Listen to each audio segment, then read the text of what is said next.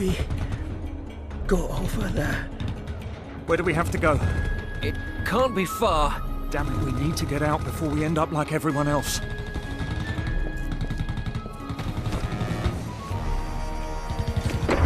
Give us cover. We're almost there.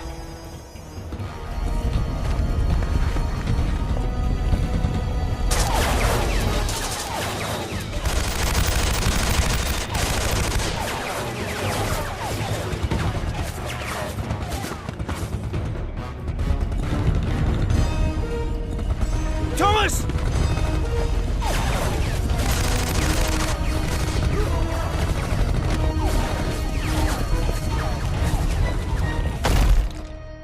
No!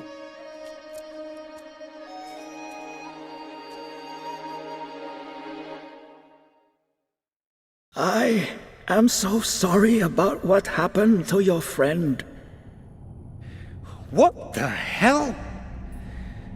Who are these people? What do they want? They are searching for this chamber. What? Why? There's nothing here. On the contrary, everything is here. We stand before a gateway, behind which the greatest treasure of all mankind is concealed. What do you mean? This monastery guards a secret that is centuries old, but the world is not yet prepared for its revelation. I tell you this only because you will shortly become the last person who can prevent the key to the secret from falling into the hands of those barbarians.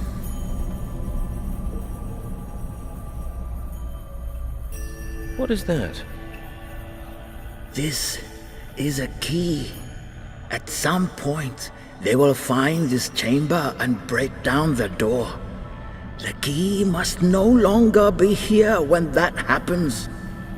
Take it, use it, and get it to the other side. Then you will understand everything.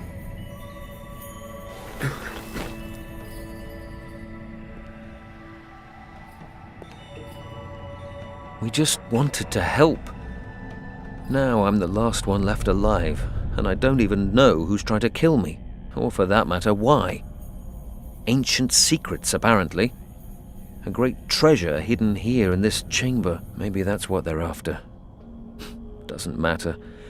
I need to get out and get in touch with England. A great many strange symbols, not one of which I understand even remotely. From what I know of Asian mythology, dragons are often guardians of doors and gates. Strange lines and engravings all over it. From what I can see, the style of these drawings is not actually typical of this region. In fact, it isn't even Asian. There's a recess in this plinth here, but nothing else interesting. It fits into the recess here. I haven't the slightest idea what that might do, but according to the monk, it's the only way out of here. I hope he was right.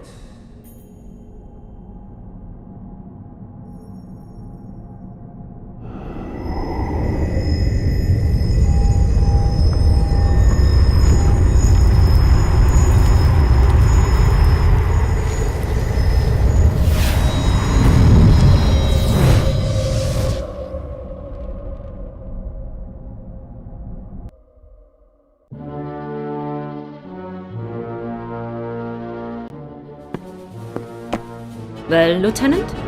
How are things progressing? All resistance has been quashed. The monastery is under our control. And the chamber? We haven't found it yet. There must be a secret passage. That is how the monk and the Tommy got out. At least, that is what our prisoner claims. And has he told us in the meantime what his unit was doing here? Yes, he was most talkative. They were here to map the region. Apparently, his lieutenant was using maps made by some Hong Kong cartographer who came this way before. Aha. Coincidence is a strange thing. Well, we managed to contain things this time, but I don't want any further interruptions. We will extend our patrols, and I have ordered that the airspace be monitored by our fighters. You are a soldier. You're happy to wait and fight. I, on the other hand, am a scientist, and I believe in preventing the fight in the first place. Send someone to Hong Kong immediately. Eliminate the cartographer once and for all, and destroy any records he may have. If needs be, pay some triads from Hong Kong to take care of the job. We need to deal with this quickly. We must do everything possible to prevent anyone from turning up here again and interrupting the operation. This mission is too significant, and we have just about reached our goal, Lieutenant. The future of the Third Reich is in our hands.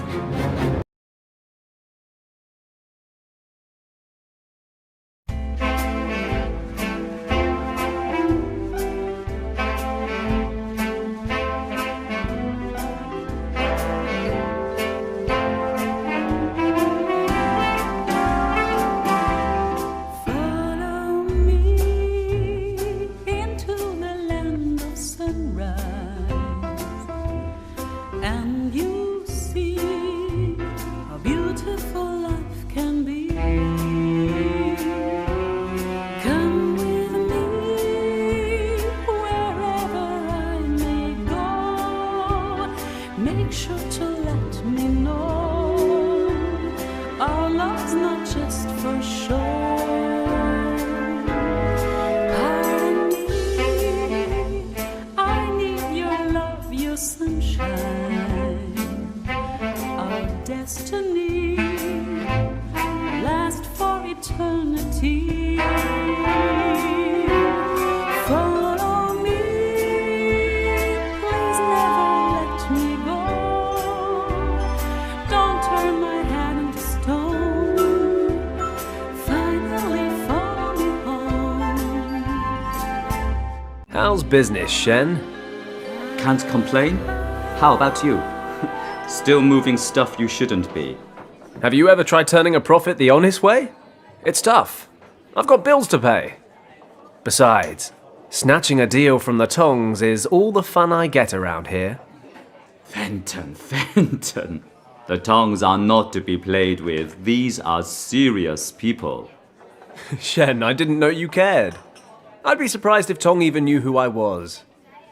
Oh, really? He was here looking for you last night. Finally, the celebrity status I've always craved. You need to relax, old friend. Fenton, you are my best customer, and for that reason alone, I'm going to give you some good advice.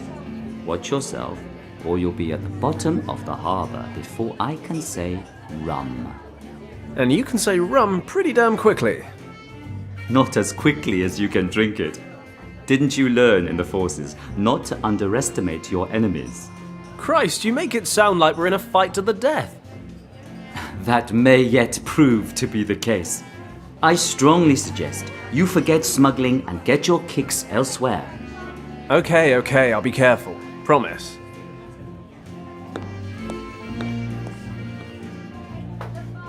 Speaking of getting my kicks, you guys have a new singer. Yes, but you're not getting your kicks with her either. She's not into men like you. A lot of guys have tried, a lot of guys have failed. Shen, that sounds like a challenge. I'll spring you my best whiskey if you get so much as a room number. Shen, I'll be back in 2 minutes. You'd better get down to the basement and dig out that bottle. Piece of cake. In 2 minutes flat, not only will I have a hot date, but an excellent bottle of whiskey to go with it. Life is sweet.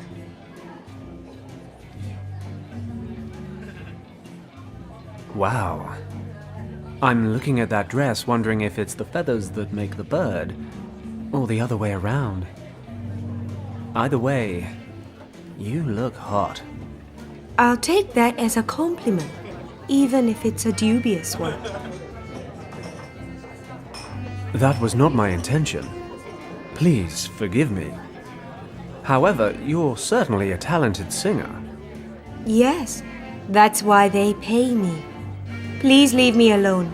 Wow, this girl is a real challenge. Well, don't get me wrong. I don't mean to be intrusive. Overwhelmed by your magnificence, perhaps I came across a bit foolish. Let's have another crack at this, shall we?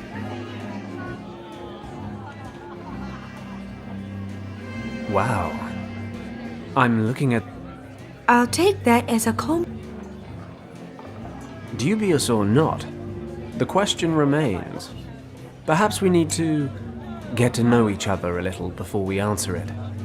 Oh, just out of interest, is that a tulip or a rose in your hair?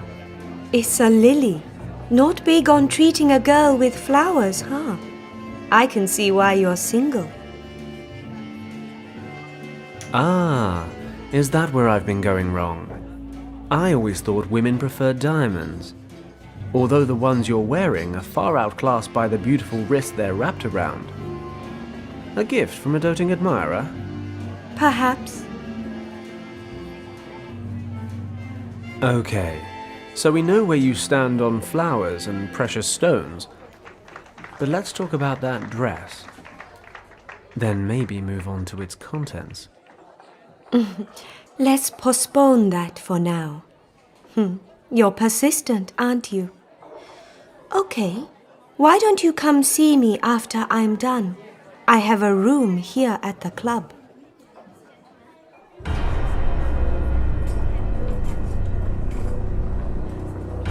Damn it. Those guys are from the Tong Triad. Looks like Shen was right. They really are pissed off. Are those men looking for you? Kind of, yeah. And I'd prefer they didn't find me. Well, I'd hate to have to hold our rendezvous in the hospital. Take the back door. I'll distract them.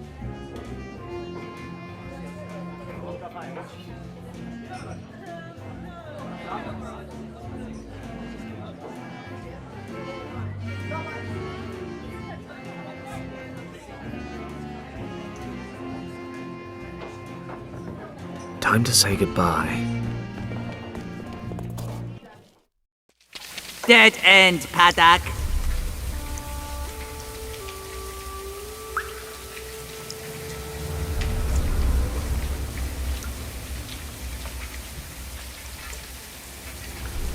My answer makes no difference anyway.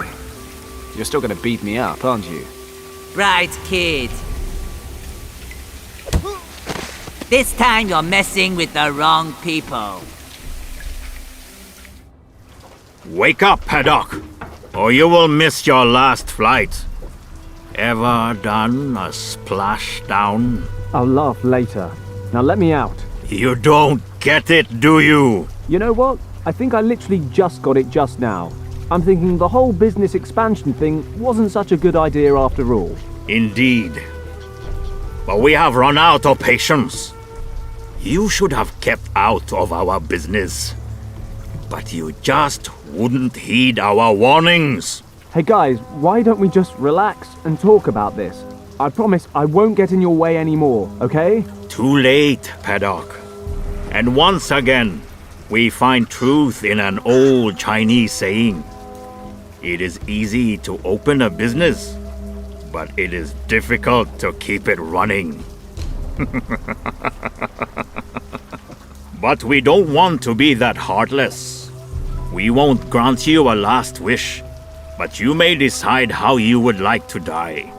Would you prefer to suffocate or drown? You don't have to decide right away, Paddock. Let me explain. Strictly speaking, your little submarine here is completely watertight. So when we throw you into the harbor in a minute, not a single drop of water will make its way inside. You'll then have about 15 minutes of air. An agonizing amount of time when you're waiting for death. Only fear and panic will accompany you during your final struggle. You wouldn't even wish that on your worst enemy. Therefore, we have drilled a hole in the lid for you. At first, you will instinctively try to plug the hole with your hand. But if you desist, you can end your suffering that much faster. Let the water flow in and everything will be over in 1, maybe 2 minutes. No, do not thank us, old friend. I think we owe you that much. I agree. Bon voyage, old friend. He won't be causing us any more trouble.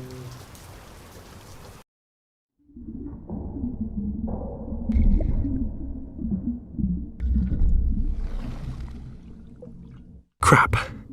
Crap. Crap. Crap. I need a solution. Quick. Crap.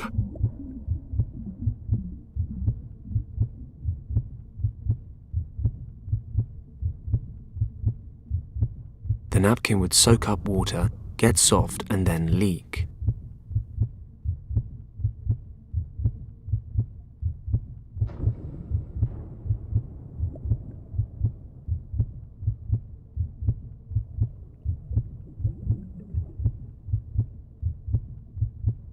I'll put the lighter down for a moment.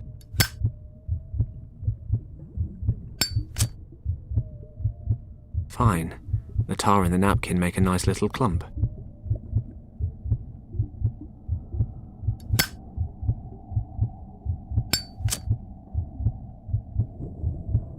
If only it were that easy.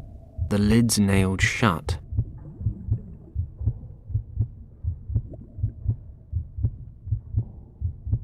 Let's see if there's anything useful inside.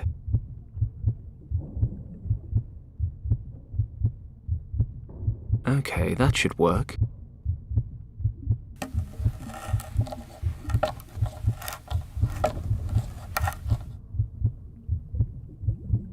If only it were that easy. The lid's nailed shut. They've sealed the cracks in this crate with tar.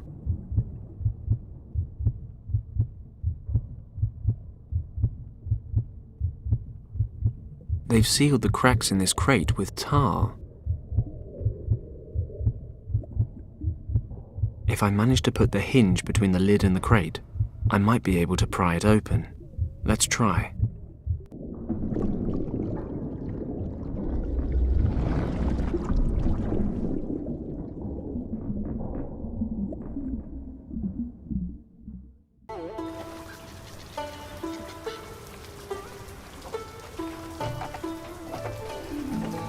Good. They didn't stay to watch the show. Usually a time like this is a time for cautious celebration, followed by raucous celebration. Unfortunately, wandering back into Triad territory for a drink with Shen is most likely inadvisable. Plus, I'm soaked. Home time, I think.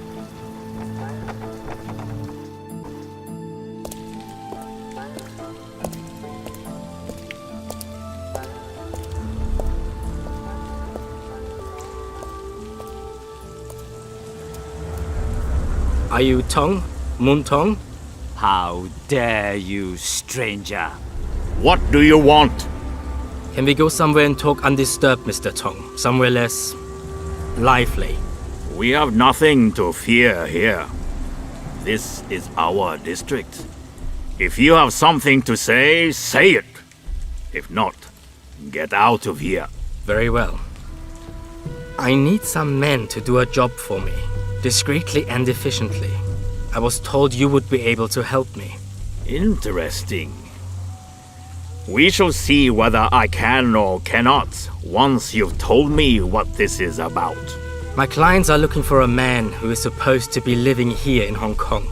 He's in possession of something that my clients desire for themselves. And who are your clients? That is not important. Find the person and retrieve the item. That's the job. Well, many people live in Hong Kong, and I'm sure a lot of them are in possession of things that other people want. If you accept this job, you will of course receive more detailed information. This sort of work doesn't come cheap. You understand? Money is no issue. My clients have the necessary means. All that matters is that the job is completed to our satisfaction. Then I'd say it's a deal.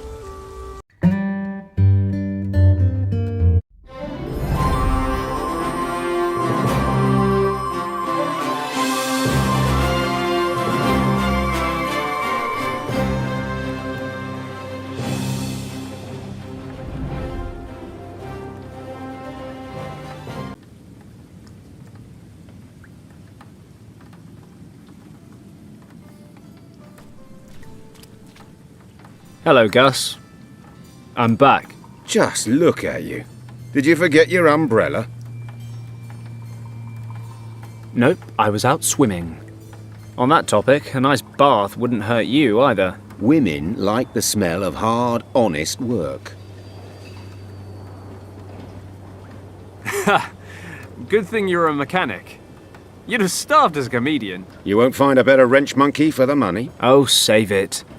You just make sure the engine starts running again. No problem, boss. By the way, there's an officer waiting for you in the office. An officer? Did he say what he wanted? No, but he said he wanted to wait and speak to you in person. That doesn't sound good. It's just not my day today.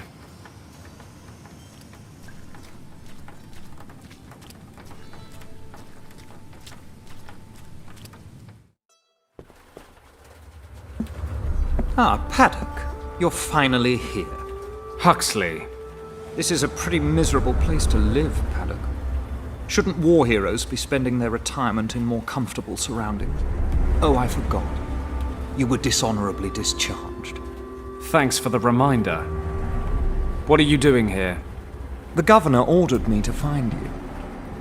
Wasn't so easy, since I hadn't the slightest idea how deep in the gutter I'd have to dig. You certainly smell like you belong here. Well, you of all people should know your way around the gutter, Huxley. Watch your mouth, Paddock. There may come a time when the governor won't be there to protect you, and I'll be able to drag you to the penitentiary where you belong. Oh, spare me. I'm a civilian now. Deal with it. I was court-martialed and have received my deserved punishment. So leave Lord Weston out of this. You are responsible for the most severe riots in the history of this colony. The Empire conceded a lot in order to regain control. In disobeying your orders, you caused damage that we still feel the consequences of today. The Chaiwang Penitentiary would be a more appropriate punishment, if you ask me. Just let me know when you're done complaining so I can tune back in. Lord Weston wishes to speak to you immediately. Make sure you get rid of that awful stench. I'll wait in the car.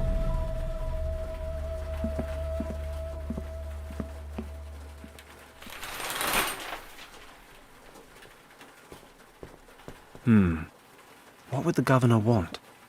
If he sent none other than his adjutant to look for me, it must be important. Better not keep him waiting. Lord Weston's always been good to me. I owe him a lot.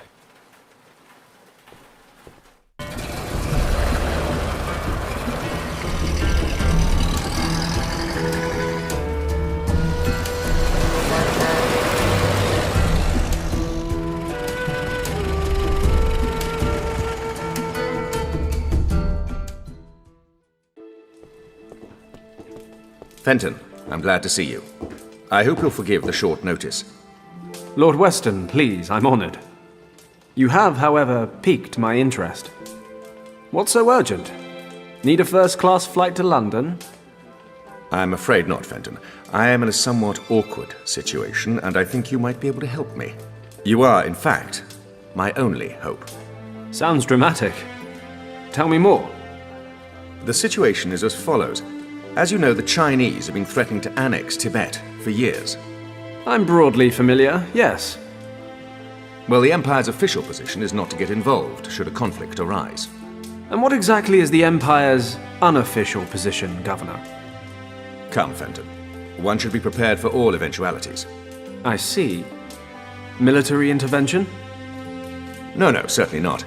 We simply wish to be prepared in the unlikely event that a military conflict arise, and that is why we need to know the lay of the land. No maps of Tibet are currently available. It is, officially, completely uncharted. And what does all this have to do with me? I'm not much of a cartographer. You have enough of your own. Quite right, Fenton. We have, in fact, already sent out an expedition. Entirely off the record, you understand? The Chinese must be kept in the dark. The last thing we need right now are diplomatic complications. The problem is, the expedition disappeared without a trace a few days ago. We haven't the slightest idea what their status might be. You sent a rescue party? 2. Both returned, empty-handed. No trace of them, not a clue. So now what? I can no longer rely on military options. Eventually, the Chinese will get wind of the situation. The matter must be handled with discretion. Fenton, I want you to find our men. Well, I'm certainly flattered. But what makes you think I'd do the job any better? You said yourself you've got no maps. And I'm far from a local expert. Come, Fenton, you had quite the reputation. You've completed, successfully, numerous missions of this nature. I, for one, have the greatest confidence in you. Honoured, I'm sure, Lord Weston. But like you said, I had a reputation. I don't regret my time with the forces. But those days are over now. When they needed a scapegoat for the winter riots, I stood my ground, dishonorably discharged. So tell me, why should I lift so much as a finger for the Empire now? I realize that, Fenton, and I predicted this response. But you should know, this is about the people, not just the army. With all due respect, sir, appealing to my sense of compassion won't work. Oh, stop being so hard on me. You'll get all the financial support you need, and perhaps I can assist you in settling your little difficulties with the local competition. Tempting, but no thanks, Governor. Any other matter, I'd be happy to help. But there's a file in my life labelled Army, and it's closed. But what if the situation weren't so cut and dried? Enlighten me. Richard, Fenton. Richard was the expedition leader. Richard? You wait till now to tell me that? Fenton, I am the governor, and Richard is an officer. That he is my son shouldn't affect the performance of my duties. That may well be, but it can damn well affect mine. You know how close Richard and I were at the academy. I have a right to know what's going on, don't you agree? You are right. I know how much Richard means to you. How couldn't I? After everything you've been through. Good. So tell me what I need to know. I'm leaving now. You'll find all the information I've been able to collect in this dossier. Thank you, Fenton. I will never forget what you've done for me. Thank me when I've found him.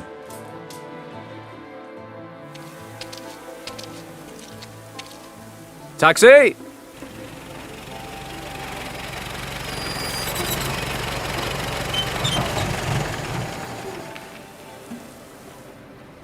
Richard, what have you gotten yourself into?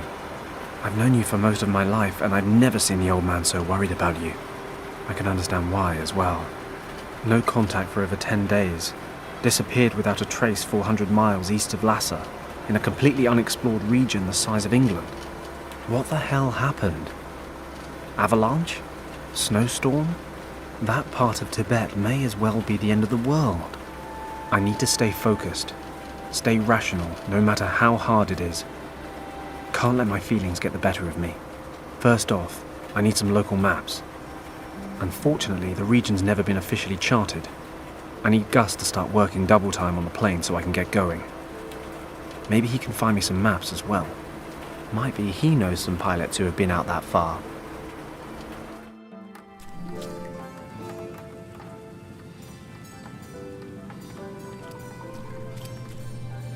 Hey, Gus. Listen, we're going to have to cancel all upcoming jobs. What's wrong, boss? Are you in some kind of trouble? You could say so. I'm going to Tibet. Tibet? What do you want to do in Tibet? Don't take this personally, but I can't talk about it. Actually, you're not even supposed to know I'm flying. Aha, well, if it's none of my business in the first place, I'll just carry on slaving away like nothing happened. I told you, it's nothing personal.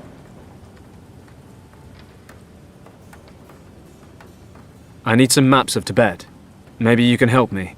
I realize it's pretty much unexplored, but there must be something out there I can use. Do you know anyone who knows his way around the country? Most pilots around here head south. You could try old Wang. Hey, yeah, he mentioned it once or twice. Once or twice? He never stops talking about his time over there. And he reckons he's mapped a great chunk of the place. Can't you think of anyone else? Oh, yeah, of course. I know hundreds of people with maps of Tibet just lying around at home. What's the matter with you?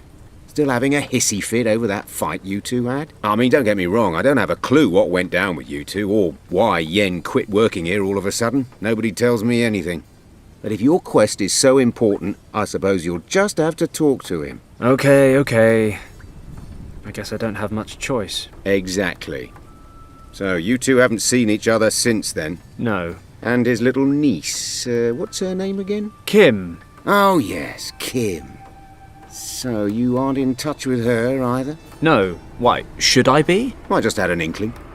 You spent all that time over there when you were younger. You're practically part of the family. And, well, are you saying she wasn't your type? Nonsense. No idea what she's been up to. You know anything new? Well, I did run into Wang at the club. Talked about the old days a bit. I think he misses flying, but he'd never admit it. He's retired now. He still lives in that old house on Victoria Road? He moved. Don't ask me where to. He never said, and I never asked. Great. And how am I supposed to find him? Maybe Shen in the bar can help you out. He makes it his business to know about the punters. Good idea. I'll drop by to see him. How's the engine coming along? I'm almost finished, but there's 4 screws left over, which is a bit strange. But I'll find somewhere to put them. I hope you're joking. When you're finished, bring my equipment on board and get that bird ready to fly. I want to leave for Tibet tonight. Aye, sir. That's all for now, Gus. See you later. See you later, boss.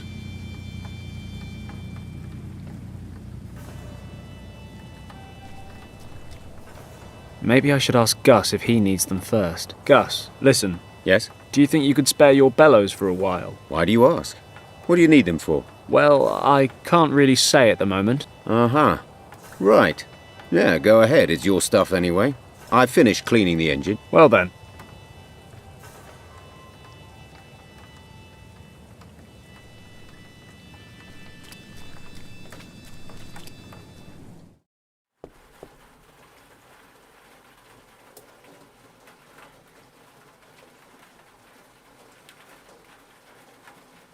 Freight documents and other old files. Not much use. My hammock. If it could talk, it'd have tons of stories to tell, mostly about how I come home drunk, go to sleep and wake up on the floor. Who knows what that might come in handy for? Something, I'm sure. I rarely use it anyway.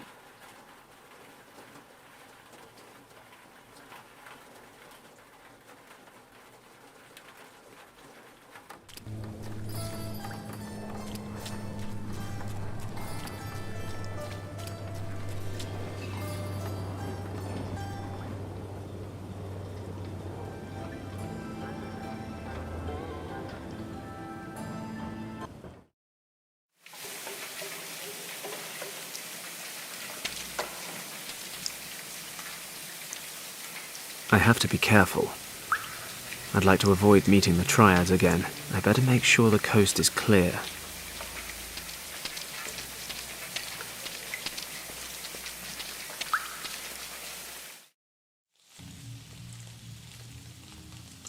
Muntong.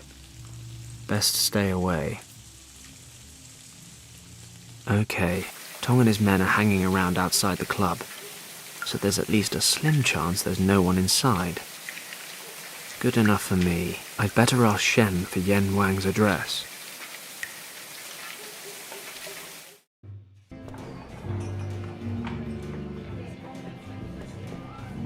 Hello, Shen.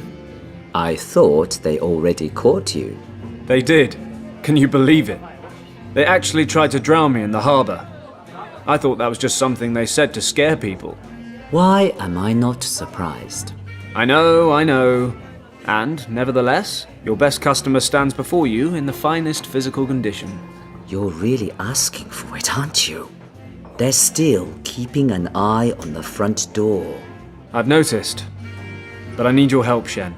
Tell me, what's going on? Do you happen to remember my old friend Wang? He used to work for me. Yen Huang? Of course I remember him. Word has it he moved. Do you know where he lives now? No idea. Sorry. Damn it. Everybody knows Wang. Nobody knows where he lives. Wait, if you're lucky, Nian Su might be able to help. He's not the youngest or the most switched on anymore, but they say he knows half of Hong Kong. And where can I find this Nian Su? Sitting at the table over there, he's on the rice wine.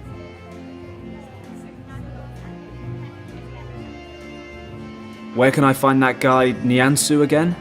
He's sitting right behind you at the first table. Thanks. Thanks for not snitching on me to Meng Tong. Like I said, I'd hate to lose my best customer. See you later, Shen. Yes, good luck.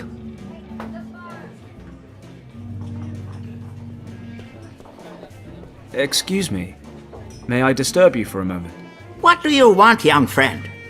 Ah, wait. Aren't you the pilot, Paddock. Fenton Paddock. Yes, that's what I said. So the barkeeper said you know half of Hong Kong. So far, that's holding true. He says that, does he? Well, maybe.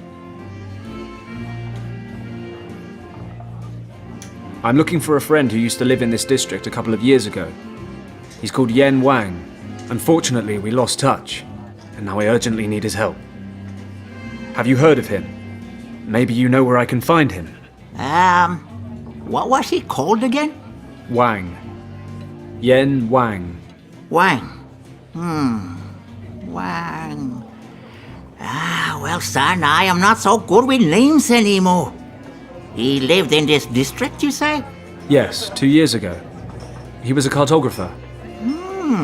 A cartographer. I am not sure. Pity. I hoped. Easy, easy. Names are for tombstones. But I never forget a face. What does he look like? Do you have a picture of him? Show me his photo, and maybe I can help. A photo? All right. Wait for me here. I think I have a photo of Wang somewhere in the office.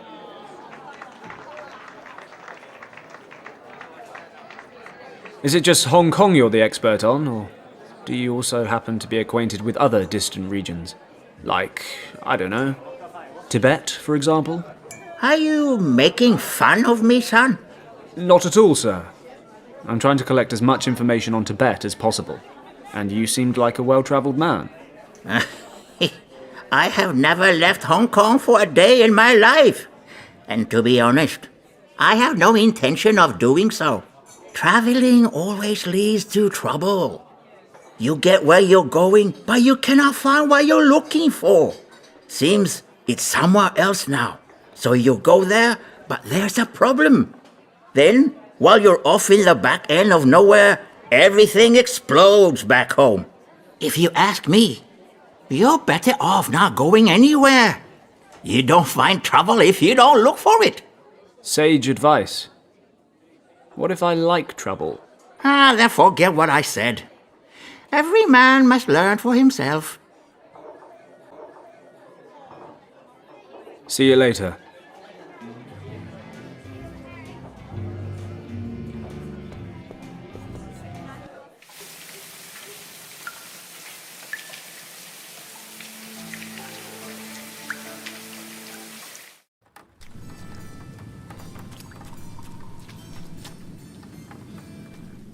Okay, now where might I have a photo of Yen Wang?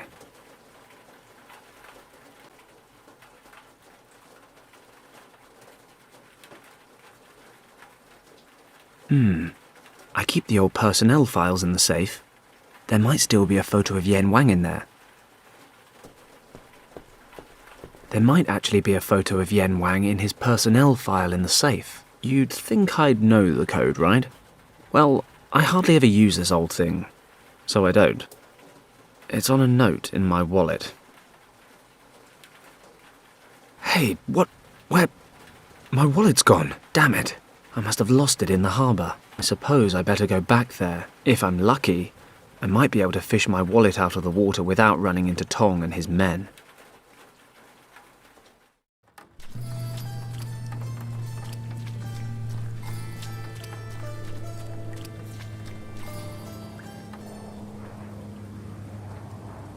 Whoa, a wallet! Happy days!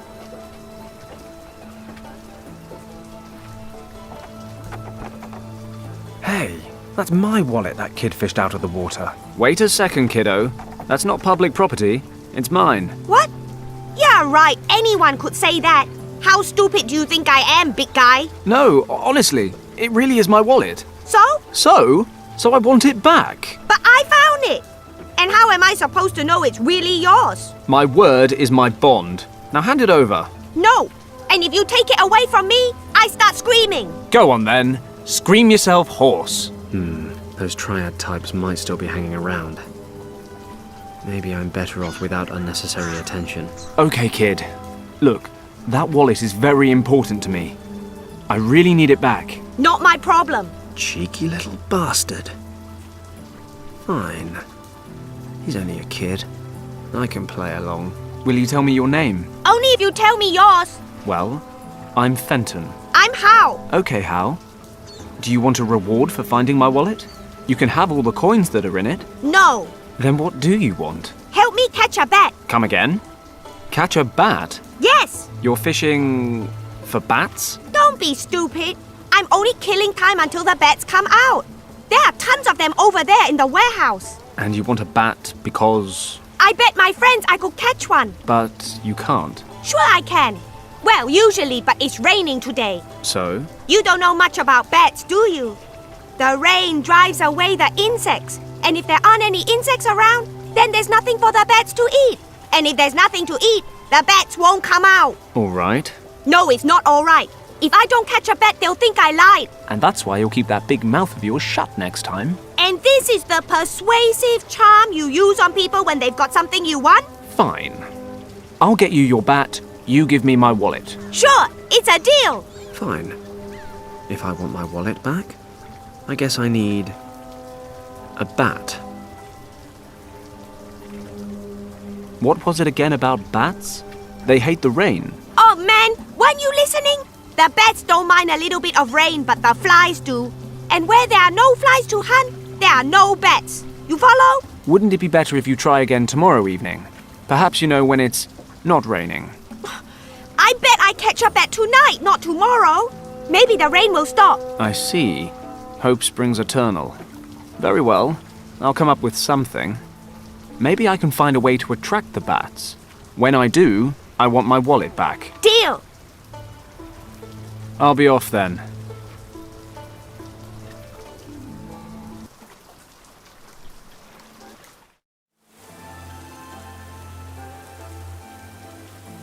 A tree cut precisely to shape. Typical British approach. We even impose our formalities on nature. Wait a moment. Is that a ball hanging in the branches?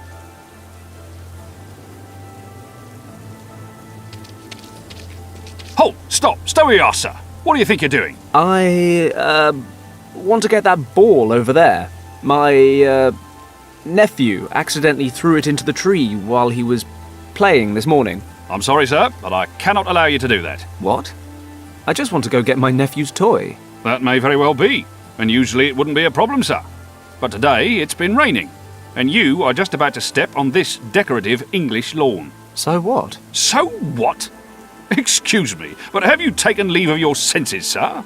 The constant rain has soaked the ground completely, and the precious blades of grass are defenceless against your brutal boots. Okay then. I'll be very careful when I walk across the lawn. I promise. Halt! If you take even one more step towards the border, I will have to arrest you, sir. Now wait just a minute. There's a million different crimes going on right now in this city. Your lawn will be just fine. Sir, I do not joke. When it comes to the protection and care of His Majesty's parks, I have full authority. After all, we represent the British Crown here. What is to become of the Empire if we are not even capable of establishing well-tended gardens in our colonies? Sir, you are preventing me from doing my duty. Either you step back, or I will be forced to take you into custody. It seems I am powerless against British conscientiousness. I can't even tell him why I'm here. I need a different plan.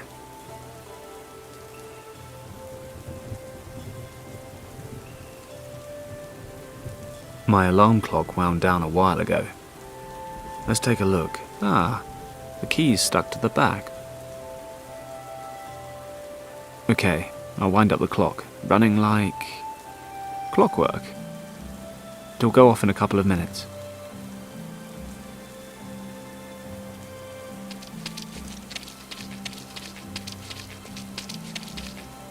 Okay, I'll place the alarm clock in the rubbish bin. Let's see what happens when it goes off. When the alarm goes off, I better not be here.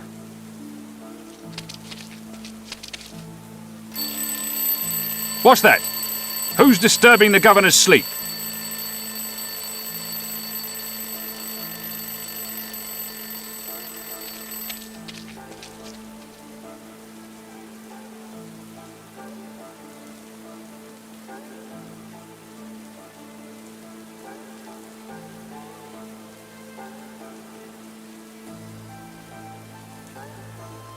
Well, can you believe that? Why would someone throw away a perfectly good alarm clock? Great. That should distract him from his duties for a while.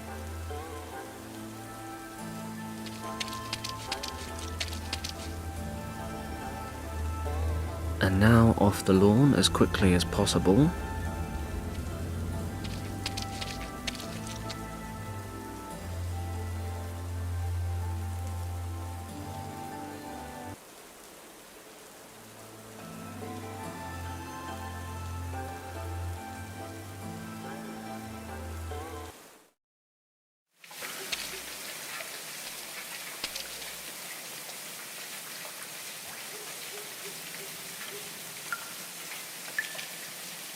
Rubbish. I don't want to rummage through the rubbish, and I don't have to either.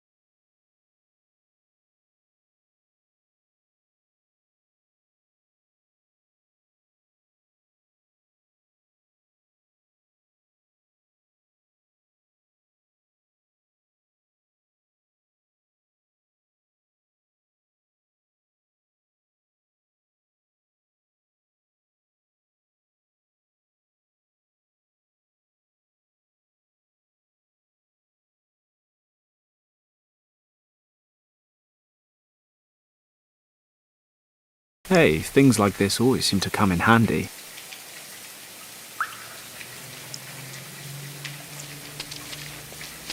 Okay, you little rascal. Let's see if your animal intelligence is any match for my person intelligence.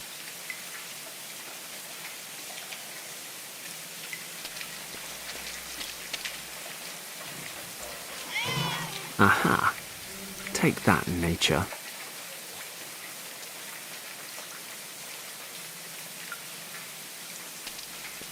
Worth a try. I should be able to suck up a few flies. My God, Fenton Paddock, legendary adventurer, pilot extraordinaire, flycatcher. Is that a step down?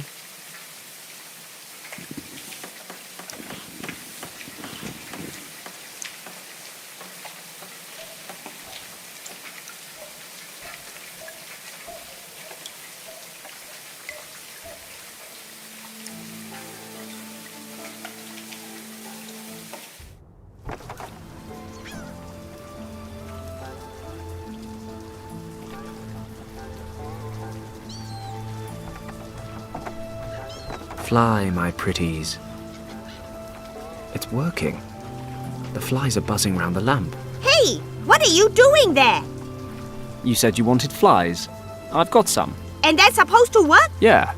The flies lure the bats, and you catch one. I don't know. At the least, it'll give you a fighting chance. I'd say I've kept my part of the deal. Okay then. Here's your wallet. There wasn't anything valuable in there anyway. Well, I was having some financial issues, you know, and... Hey, it's none of your business. Give it to me. Good luck on your bat hunt. Thanks. I think I'll check nothing's missing. What I'm about to say is actually pretty sad. Nothing's missing.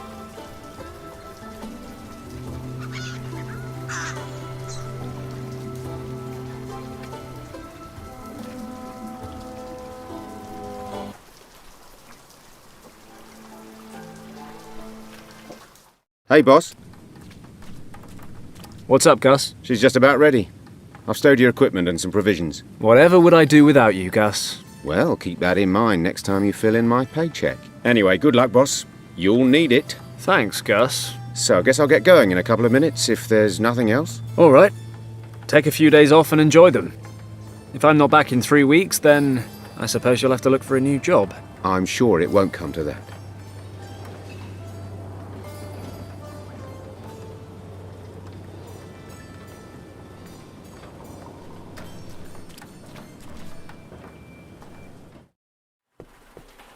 If I remember correctly, there should be a photo of Yen Wang in the personnel file in the safe.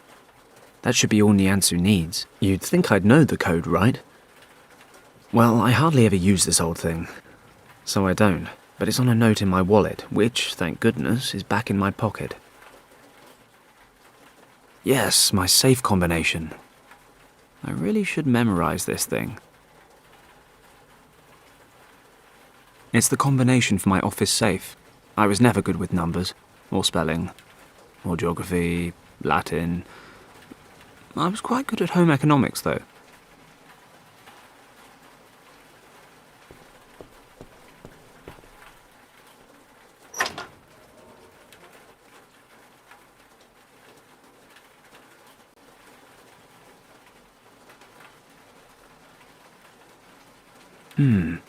I keep the old personnel files in the safe. There might still be a photo of Yen Wang in there.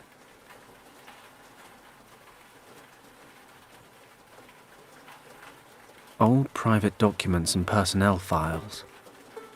There must be a photo of Yen Wang in here somewhere. These are the documents and certificates from my days in the army. A newspaper article on the 1932 Harbour riots. It says, 8 dead during riots in Hong Kong Harbour.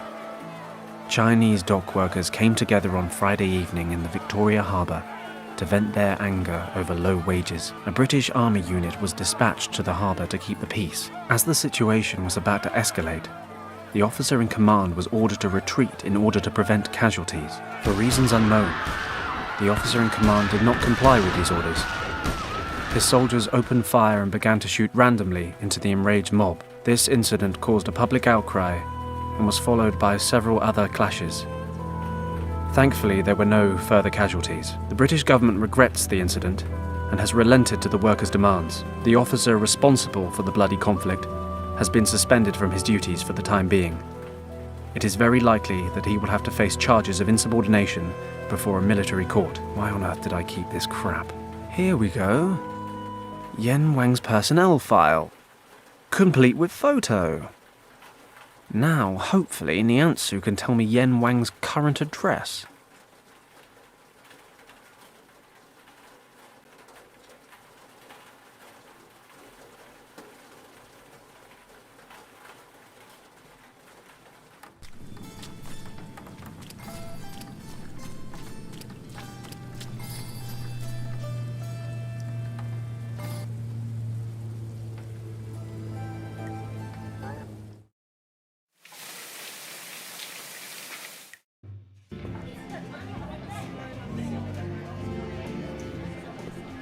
It took longer than expected, but I have the photo. What photo are you talking about? The photo of my friend. You told me to bring it. Me? Do I know you, young man? Ah, wait. You're that pilot boy, right? I don't believe it. Are you for real? Take it easy, son. You must forgive this old man his jokes. Come along. Show me the photo. Ah, yes. I know this man. And do you know where he lives? I said I'd tell you all you wanted to know. He has moved to the Won Moi district. And if I remember correctly, he lives in Wing Hao Street. Finally. Thanks a lot. That was all? Yes, that's all. You have been a great help. Perhaps I can return the favor someday.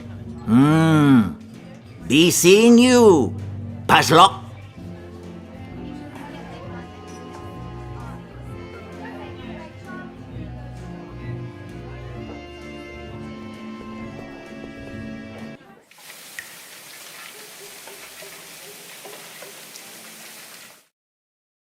Right. This must be Yen Wang's place. It's been a while. God knows how he'll react. Let's see if I can find Yen Wang's apartment.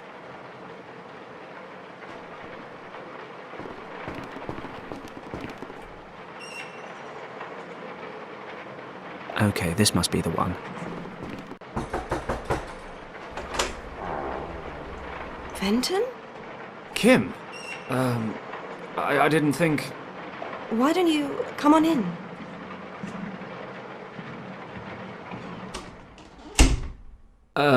Thanks. How do you know... Oh, it wasn't easy. A strange old man told me. But first he needed a photo of your uncle, then he pretended to forget who I was, and... I don't get it. It's a much longer story than it should be. Anyway, I know it's been a while, but is Yen here? You don't know? Don't know what? What do you want? Well, I wanted to see your uncle. Why? Are you in interrogations now? I want to talk to him. Why now? Why didn't you come any earlier? He waited for you for so long. Did he? Well, better late than never. Not this time, Fenton. Uncle Wang passed away a few days ago. No. He did. Very suddenly. That can't... I'm so sorry, Kim. What are you sorry about? That you betrayed him and refused to talk to him for over a year? I'm sorry that your uncle passed away, but I never betrayed his trust. No? So what do you call it? What you did was terrible. And the fact that you never told us about it, that we actually had to find out about it from someone else. Don't you call that betrayal? You worked together, you were friends. We were practically family. How did we get you so wrong, Fenton? You hear lies and conjecture. You see words in the paper and you just assume the worst without even talking to me. You call that friendship? My uncle wanted to talk to you, but you just left him standing there. You didn't explain any of it. So we're left with 8 Chinese workers shot dead that evening and a missing man. What else were we supposed to believe? You never denied any of it. You'd already made up your minds. Your uncle packed up and left work before I had a chance. Those are just excuses. You knew where we were. You could have come. Either there was nothing to explain, or we just weren't worth the effort. Kim, that's not true. I can't believe you could even think that. You were supposed to know me. You know I'm not capable of... a massacre. I thought I knew you. I also thought we could talk about anything and everything. I just can't talk about that one thing. Then why are you here? I wanted to ask Yen a favor. What kind of favor? For the notes from his expedition to Tibet. That's the only reason? Yes. I see. Why do you need the notes? I can't tell you that either. Oh, of course. Who do you think you are, Fenton Paddock? You should leave now. Kim, please. These maps are extremely important to me. Oh, really? Then tell me why. If you expect me to trust you, then you'll have to trust me too. Otherwise, get out of my sight. Kim, I don't want to drag you into this. Hello, honey. Oh, looks like I disturbed your little rendezvous. Honey? Who are you calling honey? Shut up and listen, girl. I want the maps. The ones Wang sketched on his way through Tibet. Which maps?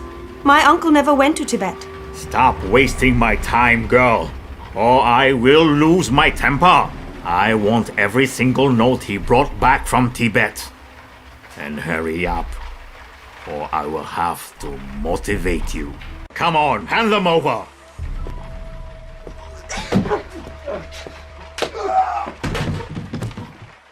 You okay? What does it look like? Who is that? Mun Tong. A triad boss. Here, take his pistol and keep an eye on him. I'll go look around outside. His crew are rarely far away.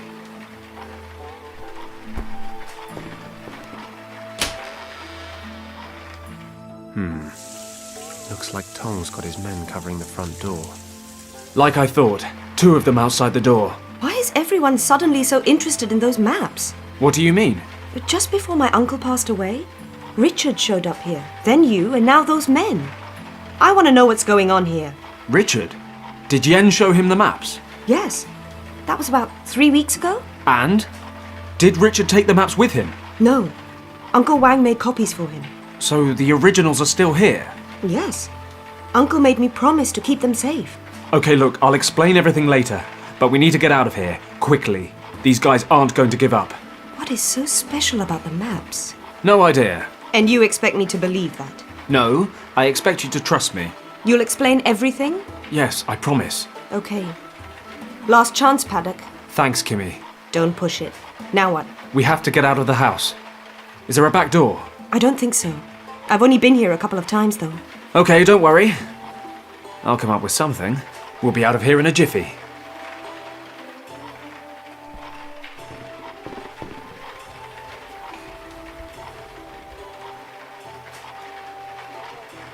The hanger fits exactly into the hollow of the bamboo pole.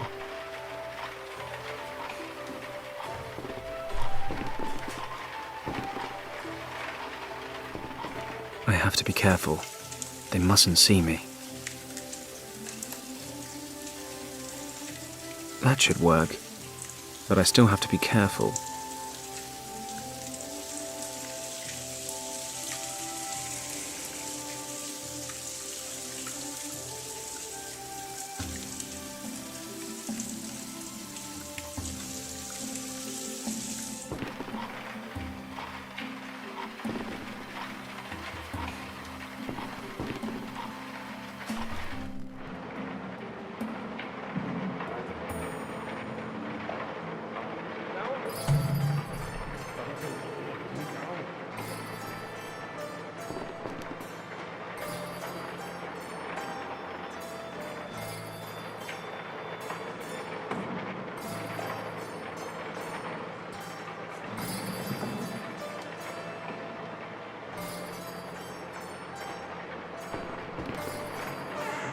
Hey, there's a window.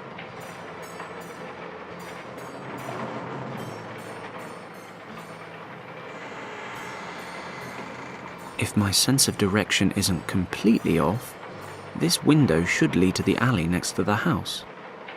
I'm no psychologist, but I doubt Kim would be impressed if I left her here. Tempting, all the same.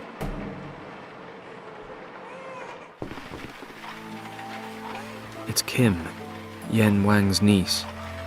We spent... Kim! There's a window out there in the hallway. Let's get out of here. Finally. He's probably going to wake up at any moment. This is taking forever. Boss should have been back ages ago. Should I go see what's keeping him?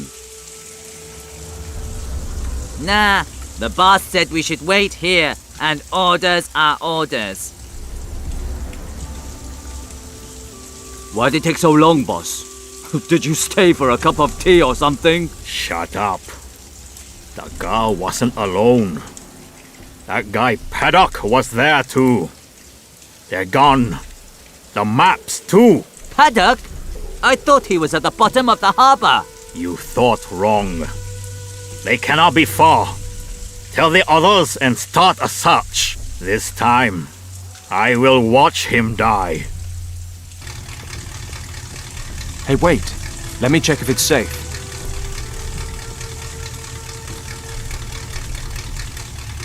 And what's the grand plan now? We have to get to the airport. We'll be safe at my office for a while. I'll explain everything when we get there. Over here! We found them! Damn! Kim, the truck's running. Jump in and step on it. I'll cover you. What about you? Drive. I'll jump in the back. They're taking the truck! I can see that myself. Get the car.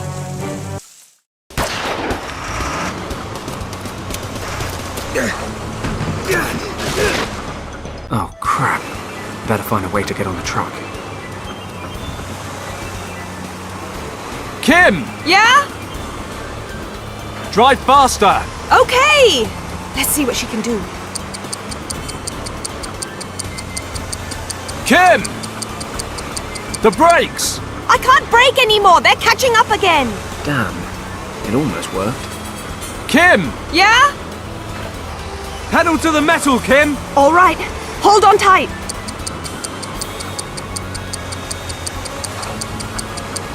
Kim!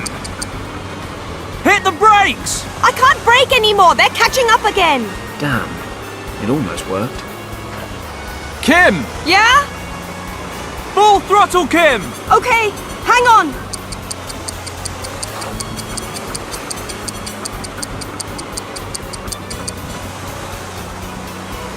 They're catching up. This thing's gonna fall apart if I push it any harder. Kim! Yeah? Drive faster! Okay. Let's see what she can do.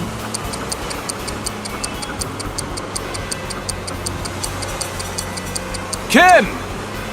Slam the brakes, Kim! I can't brake anymore. They're catching up again.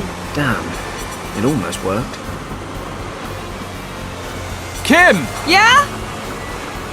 Pedal to the metal, Kim! All right. Hold on tight. Kim! The brakes! Okay, whatever you say.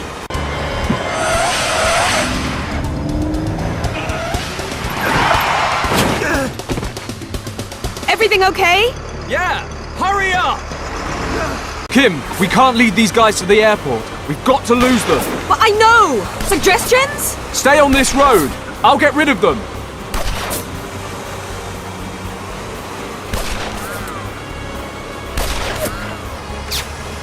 Yeah, I think I could use that to pull the piece of glass towards me.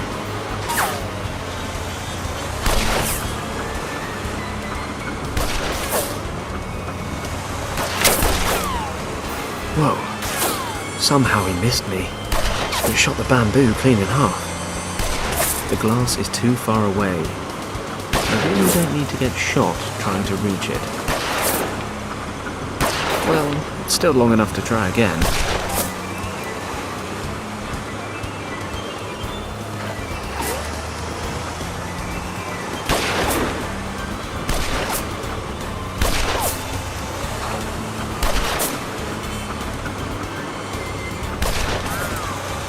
I cut off a small piece of tarpaulin.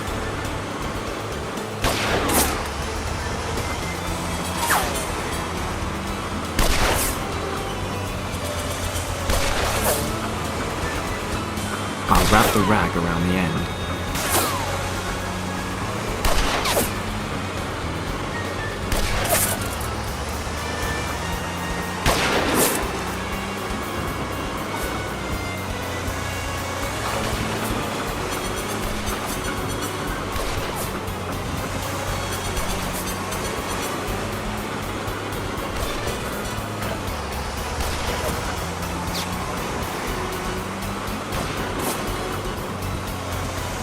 I've lit the end of the pole.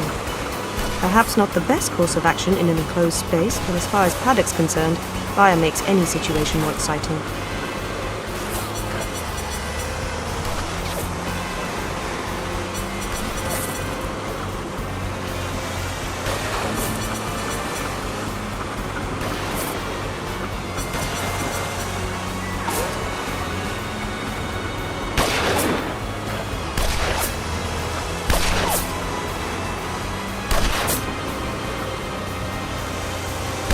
I'll take a few rockets out.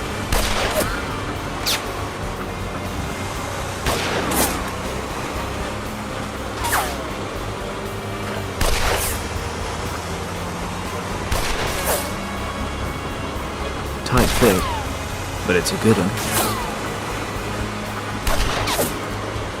Open fire.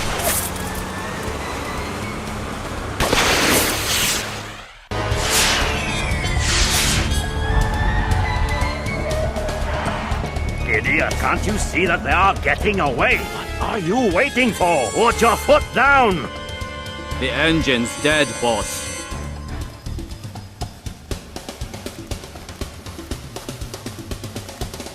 Oh, no. Oh, damn it.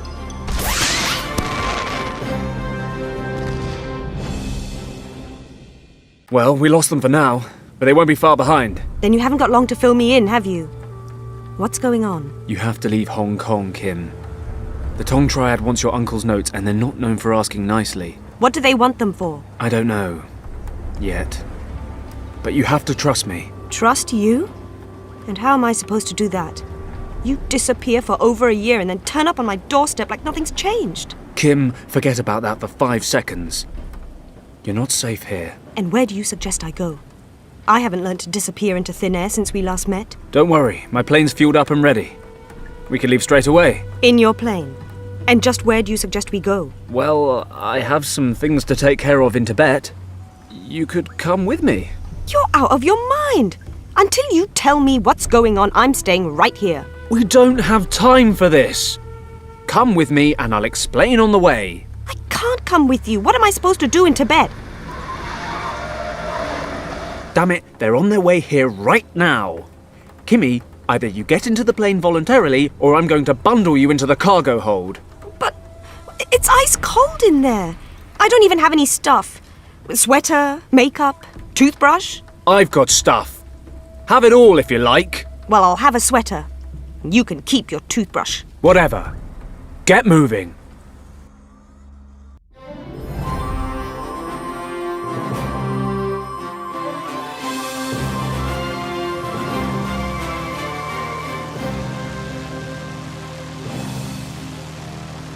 So, Fenton, I suppose we're safe now? Yes. Yes, I'd say we are. Good. Time to tell me your side of the story. Okay. What do you want to know? Where should I start? Was it your fault that the dock workers died? I was officer in command that evening. The situation was getting out of hand. The workers got violent, throwing things. That's why we wanted to pull out. Nobody was supposed to get hurt. I was about to get everyone withdrawn when Richard went down. A few of the dock workers dived on him. It was a split-second decision. I stayed, ran over to Richard. God knows what they would have done to him. Then things really got out of hand. Part of my unit followed me, and I suppose the workers thought we wanted to break them up. So they attacked us. What happened next? One of my men opened fire.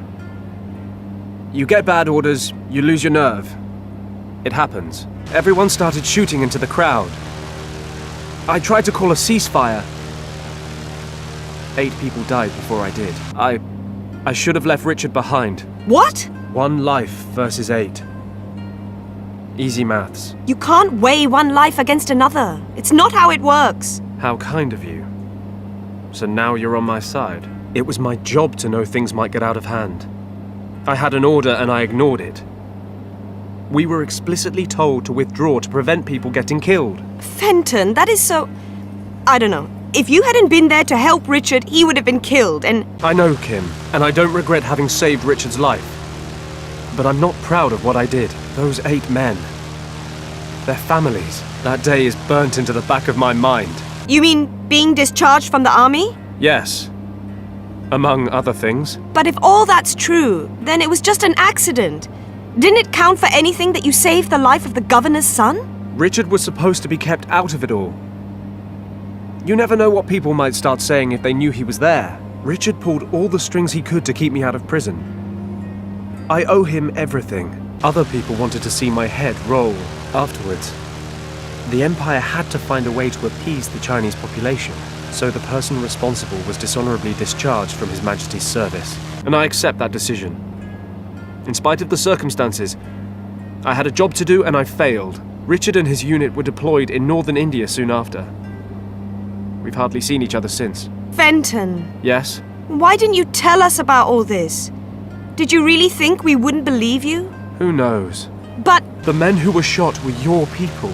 I guess I figured it would change things between us. You could have trusted us. My uncle missed you. And? Oh, nothing. So, why don't you tell me what we're doing in Tibet? Curiosity killed the cat, you know. Well, we've cheated death several times in the last few hours, so I reckon we're on a roll. Anyway, you promised you'd tell me. Okay. Richard needs my help again.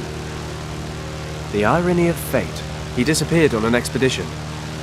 No trace of him or his men for weeks, but it's all top secret. So Lord Weston asked me to go after him. Unofficially, he knows I'd do anything for Richard. And? What does all that have to do with my uncle's maps? Obviously, Richard used them to plan his route. That's why I'm hoping the maps will help me find him. And the Triads? Are they looking for Richard too? I don't think so. But it can't be coincidence. So, what do you want to do next? Well, we're almost there. I'll drop you off in Katang before I start. You'll find a few decent hostels there. I guess I'll be gone 2 or 3 weeks. Once winter hits, I won't be able to cross the mountains. If I haven't found Richard by then... Wait. Did I miss something? You're dropping me off in Pawang? Katang. Whatever, I'm not going. I'm not gonna wait in some dump in the middle of nowhere for you to ride in on your high horse and rescue me a month down the line. Fine. What do you suggest? You're not coming with me? To say you're unprepared would be an understatement. But that's not what I was saying. I just don't want to be left behind in some mountain village. There must be some larger city en route, right? No, we're talking about Tibet. The only other option would be Lhasa, but that's too far out of the way. You're staying in Katang until I get back. I'm sorry. Maybe you didn't notice, but it's been quite a while since we last saw each other. I'm not a little girl anymore. And you can't push me around like you used to. I'm sorry, Kim. I just don't want to drag you into all this any further. The last time I tried to help Richard, things didn't go too well. I don't want that to happen again. You understand? Really, it's better this way. Great, and what am I supposed to do while you're gone? Yak herding? Every little girl's dream. And what if something happens to you? I'll be stuck there forever. Or at least until some other thoughtless gung-ho pilot accidentally strays this way and picks me up. Kim, duck!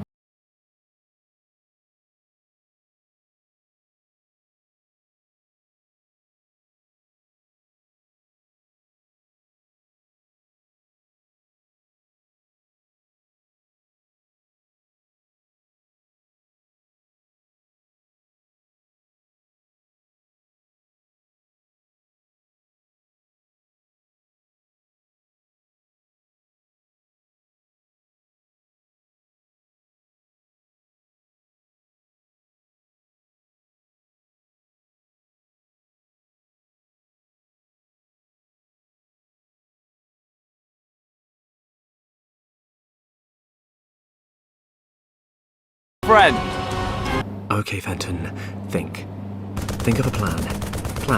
Plan.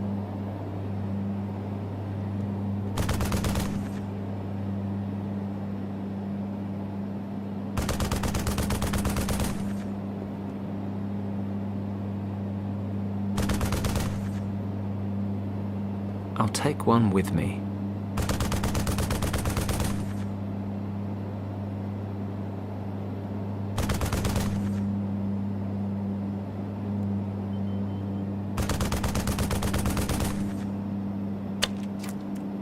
We've got some holes in this baby now.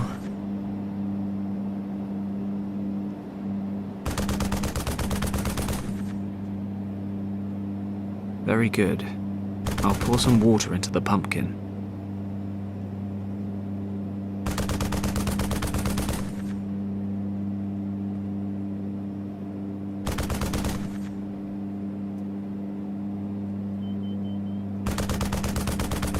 If I add butter and eggs, I could make a tasty dough.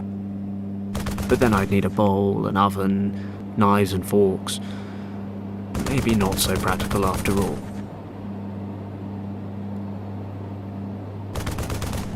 And now some more flour.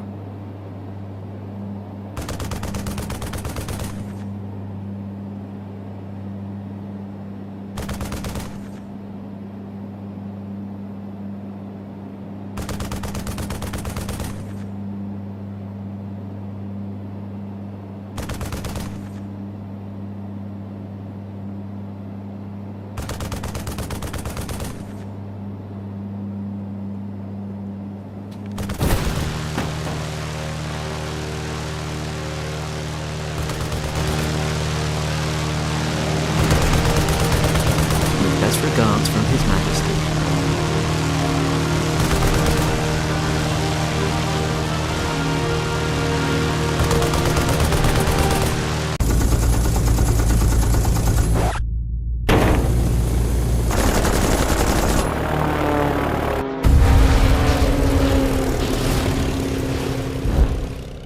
Fenton, the plane is on fire! We're on fire! Oh no! He hit the starboard engine! Don't panic! I'll switch it off and try to stabilize us. You can fly with one engine? This baby's got 3! Which means we've got 2 left. But don't worry, I'm an expert at emergency landings. Crap! I've never tried it with only one wing before. There's a field over there. I'm taking us down. Hold on tight! Fenton!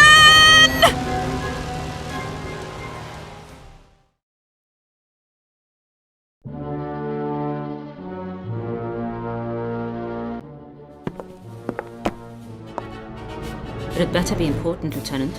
Indeed. Our contact in Hong Kong has reported back. Continue. It looks like the cartographer's records have disappeared. What do you mean? Disappear to where? And what about the cartographer? He died just recently, only a few days after passing on copies of his maps to the British Recon Unit. And the originals? Someone must have them. The men we've assigned to the job assume the originals are in the hands of the cartographer's niece.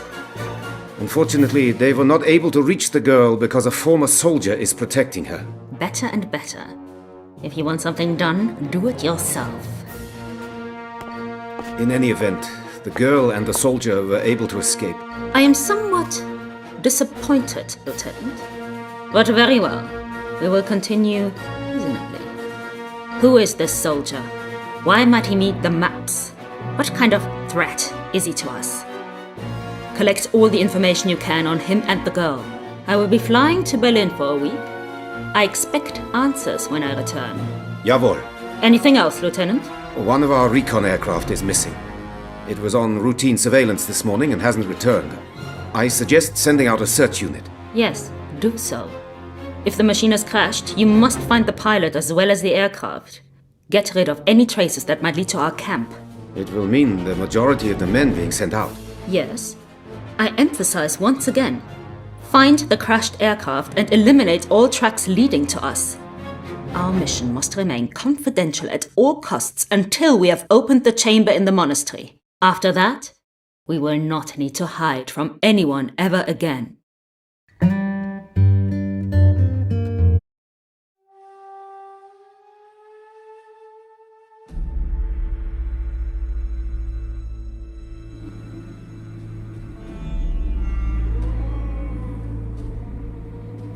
What happened?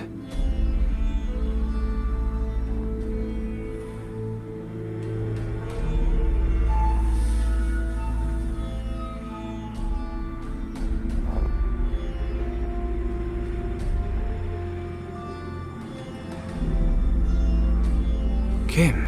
Kimmy? Can you hear me? Kim, please say something! Damn it. I need to get up there fast.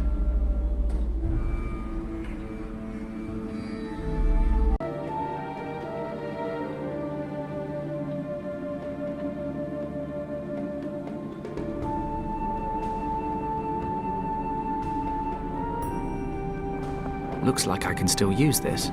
It's only the seat that's missing. I'll take it with me.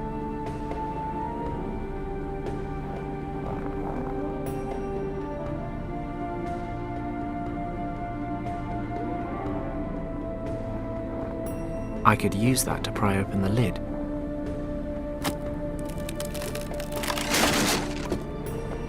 Who would have guessed? It worked.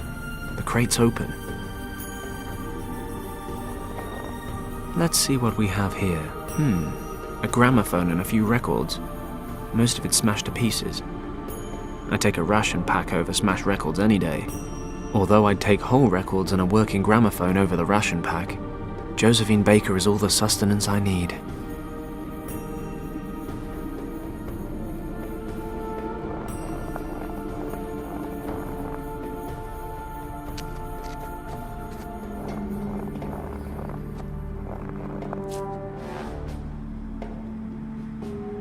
The wrecked Messerschmitt. Looks like it didn't get much further than my little ford. Good. Might be something over there I can use to help Kim. I need to get over this crevasse first.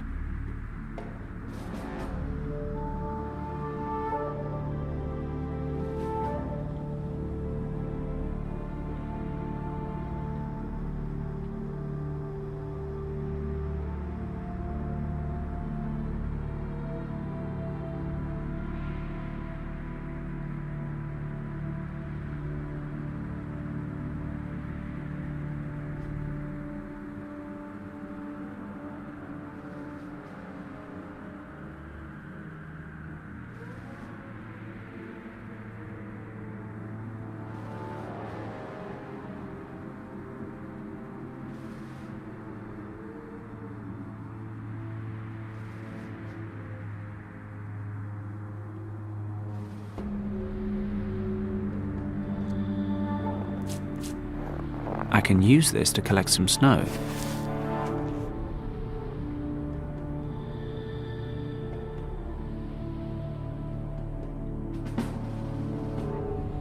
I can use this to replace the missing seat.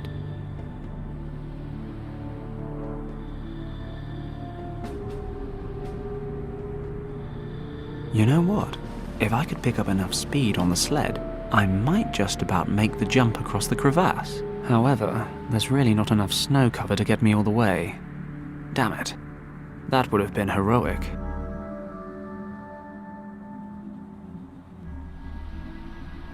I'll spread the snow evenly across the rock, but I'll need a couple more loads to get everything covered nicely.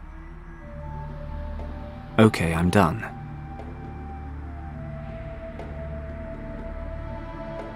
I can't believe I'm about to jump a crevasse in a sled, but it's all fixed up and there's enough snow. Made my sled better lie in it.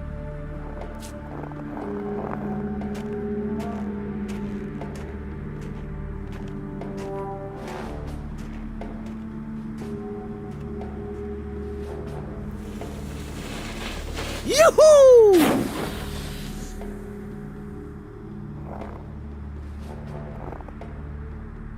Can't believe that worked. Stunning.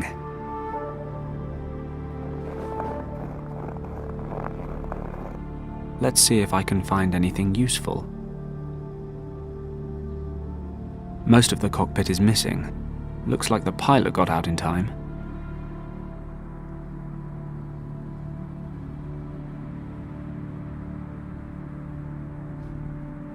Ah, that'll work. I can cut out the jacket lining to find some kind of document.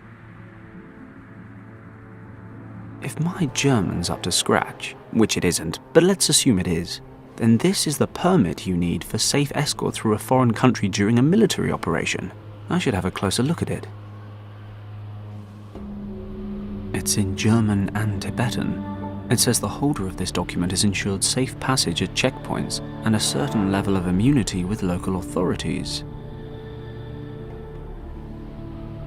It's in German and Tibetan. I can see two seals down here.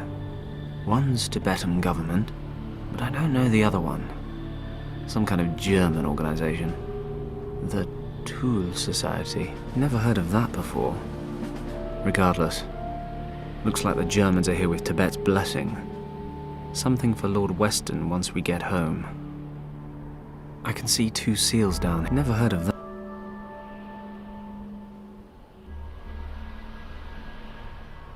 The name of the operation seems to be written up here. Vril. Ah, of course. Vril. Why, that means... Actually, no, I have no idea what that means. Something German, probably.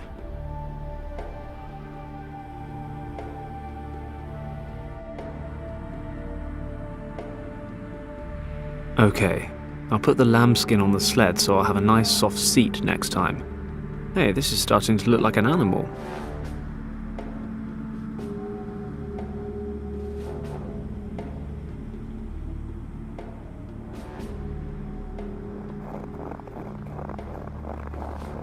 I could use that to remove the cover without cutting my hands.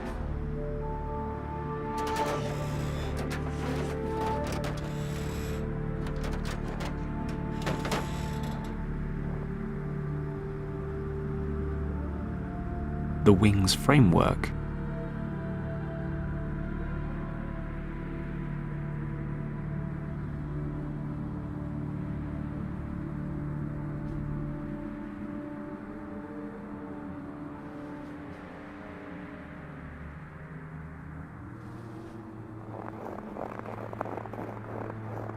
The wing is too heavy to take with me, but I can push it over the slippery ground.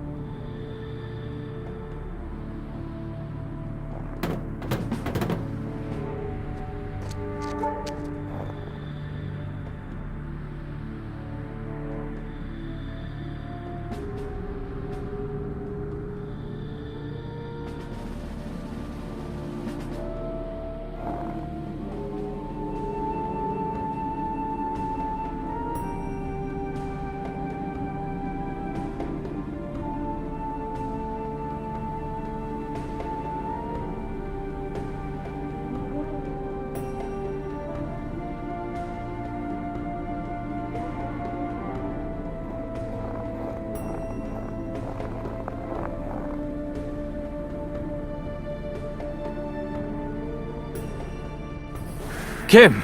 Thank goodness. She's alive. Kim! Can you hear me? Damn it, she's unconscious.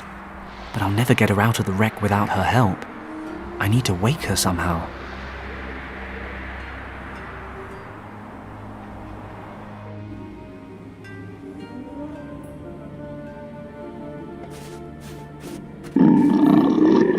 Whoa! Good boy! Good sheep!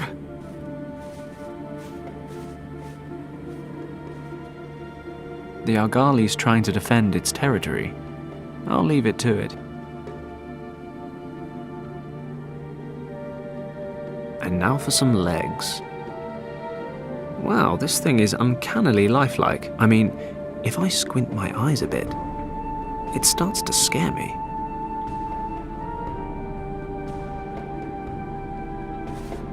I wonder what'll happen next. Ah, it destroyed my beautiful handiwork. Oh well.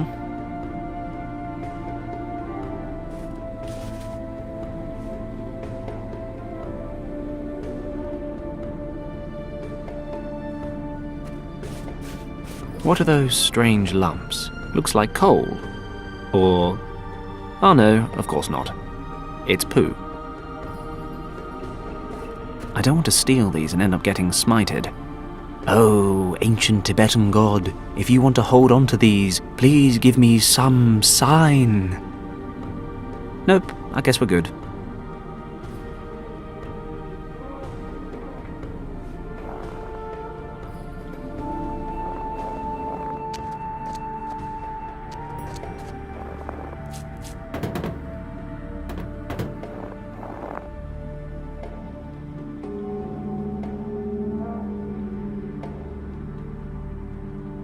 Pleasant aroma or not, this stuff is better off in there than outside, and I feel more comfortable about it.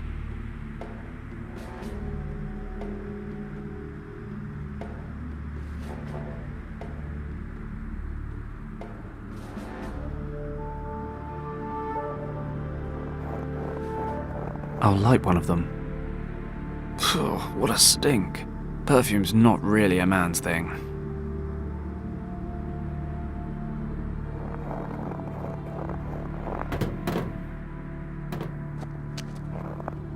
No thanks.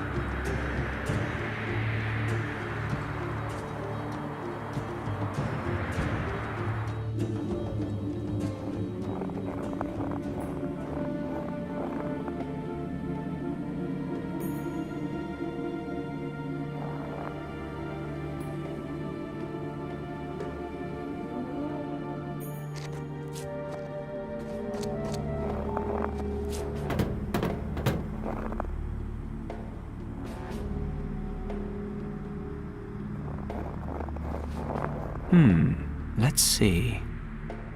That stuff actually burns. And it doesn't even smell that bad. Finally, a stroke of luck.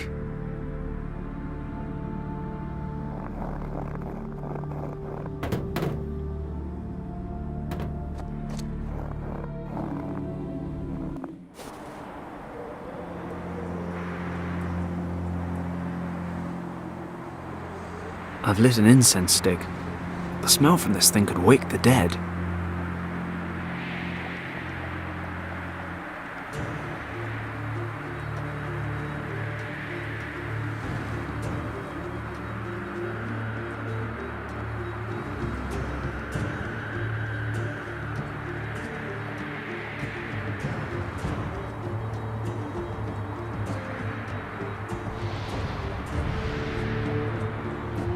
I don't think she's into that sort of thing.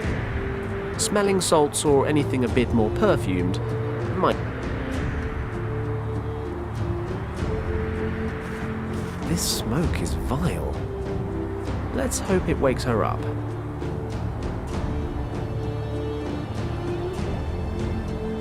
Kim! You alive? What? Yeah, I think so.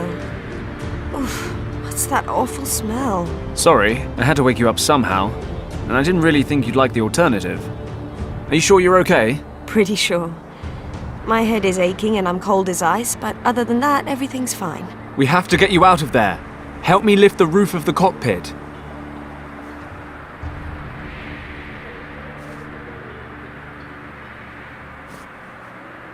Damn it! It's barely budging. Now what?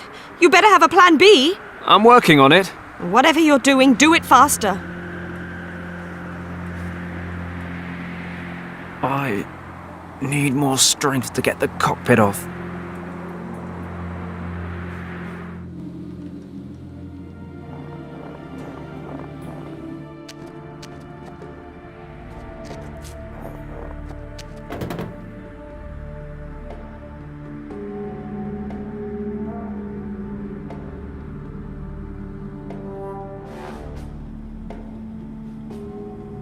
This horn broke off when the Algali went after my sled. Oh, and now the leather strap is coming off. Great.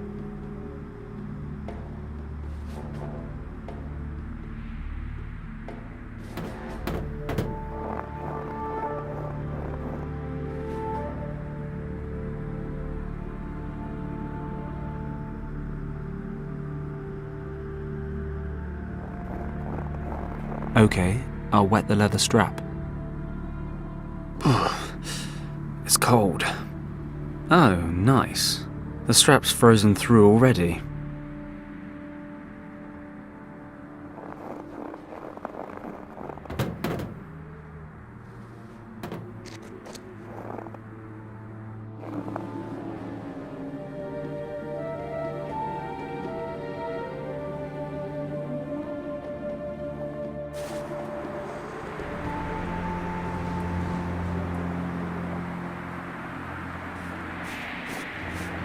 That might work.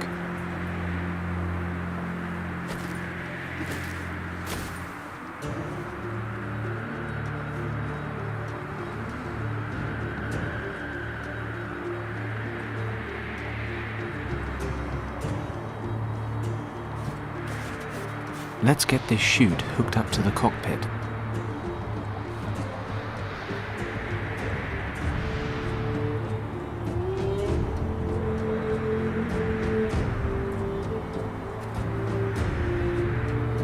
Okay, ripcord time.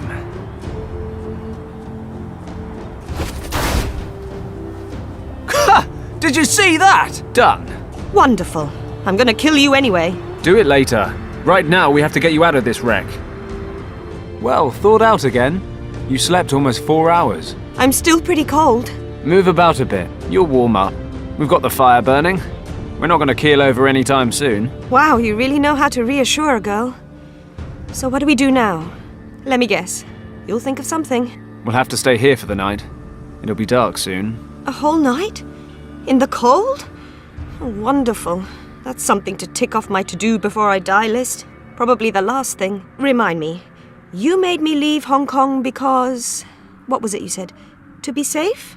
Yeah, that was it. Come with me, you said. Otherwise the Triads will kill you, you said. Kim. You're safe with me, you said. The great hero, Fenton Paddock. Kim! Let Fenton Paddock keep you safe. Absolutely no chance of being chased by Triads, shot down by Nazis, and stranded in the middle of the Himalayas to freeze to death. No, sir. Kim, shut up for a second and listen to me. While you were sleeping, I checked out your uncle's documents. So? He was traveling this region in 1922 with a researcher named Arthur Hayes. Ring any bells? Yes, Uncle Wang told me about that expedition. Many times. Professor Hayes had taken him along on his Himalaya trip as a cartographer. Well, I noticed something really strange. Most of his notes are written in traditional Chinese, but your uncle wrote some of the sections in a language I've never seen before. According to what I could read, he and Hayes were looking for a monastery, which they figured was in this region. Do you know what that means? That you can't read every kind of language? Be serious. If there really is a monastery somewhere around here, it might be a safe place to head towards. Okay. My uncle sometimes wrote certain things in a kind of secret script that only he and I could decipher. Show me the documents. Here, can you read any of it? Well, it says here that a storm hit and my uncle and Professor Hayes took shelter in a cave. We were more than happy to have found shelter in time. When we moved further into the cave, we noticed we were not the only ones seeking shelter there. In the glow of our torches, we recognized a man leaning against the cave wall. Hayes spoke to him, but the stranger did not react. On closer inspection, we realized why. The man was dead. He was frozen stiff, and it was likely he had already been there for quite some time. The man was wearing a monk's robe and presumably had an attack of weakness during a pilgrimage. Hayes brought my attention to something. The torn up and burned remains of a parchment lay beside the corpse. It is possible that the monk had used the last of his strength to build a fire.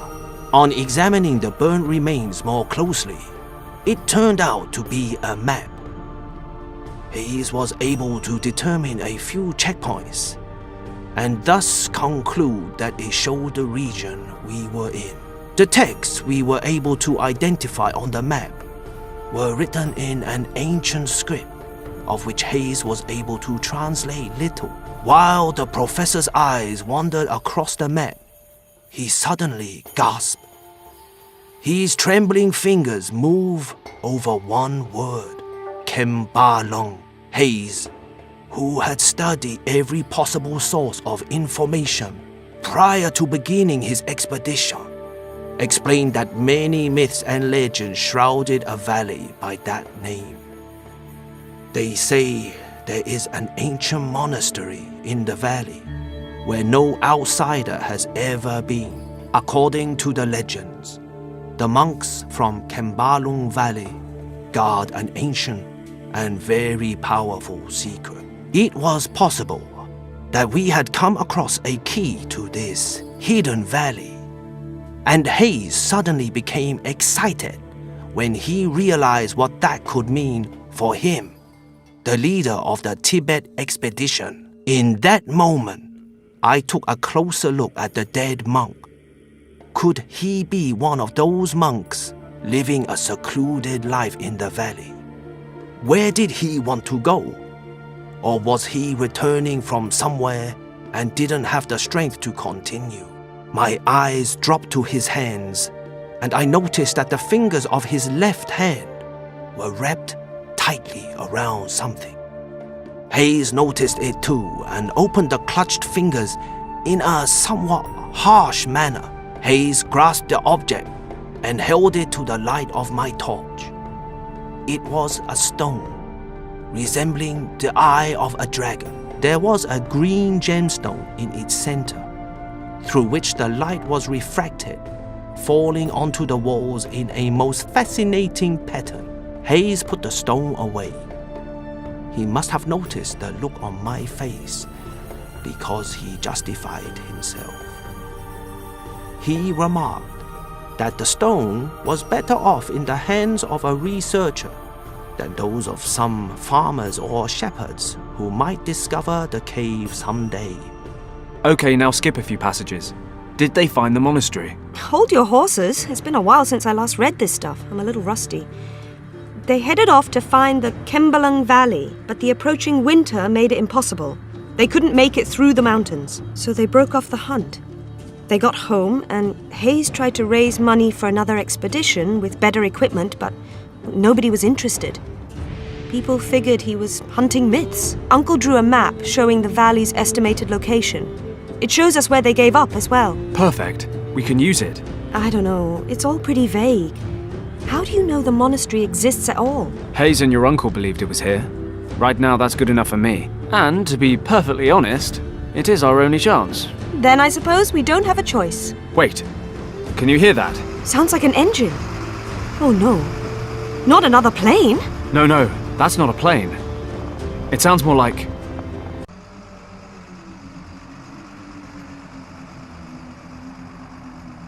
a truck. Grab your stuff. Change of plan. What? We're following the truck. It must be going somewhere.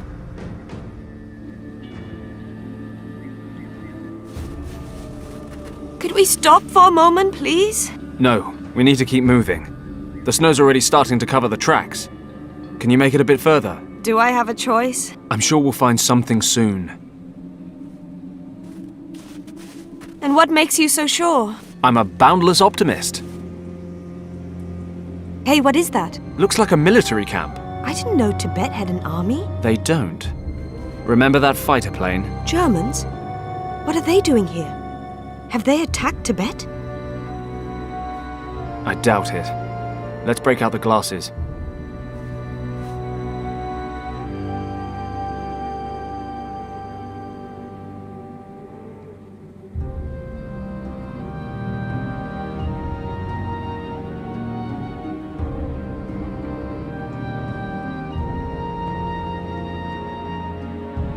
Damn it. What's going on? They're holding British soldiers captive. There's at least one officer with them. Richard? No, not Richard. But maybe someone from his unit. They must have met the Germans somewhere along the line. What are we going to do? What do you think? Rescue the officer, debrief him, find the rest of his group, and get everyone home in time for tea and medals. And we do that how? We? Forget it, Kim. You've made it this far, but you're sitting this one out. What? You expect me to just sit here and watch while you break into a heavily guarded military camp, get caught and tortured, and then leave me to freeze to death? For now, we just need to get the lay of the land. Then we'll wait till dark and make a foolproof plan. How's that? Why do I always let you talk me round? Maybe because you actually think I'm a pretty great guy. Dream on, Paddock. Okay, so far, so easy. Something tells me that's about to change. This place is bigger than it looked. What the hell are the Germans up to out here? Where are you going, Werner? To take a leak! Just make sure you don't fall down a crevasse. It's like Swiss cheese around here, you know. I'm not stupid, you know.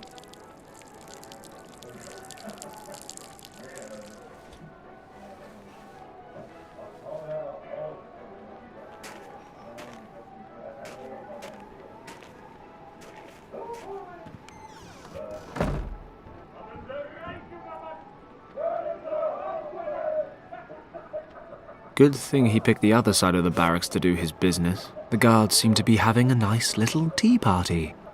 If they want to slack off, that's just fine by me. Actually, another time, another place, I might join them.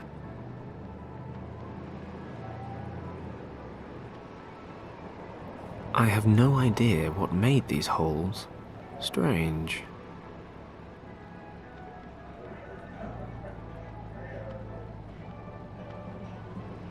What a lovely party they're having. Ah well, some of us have to work.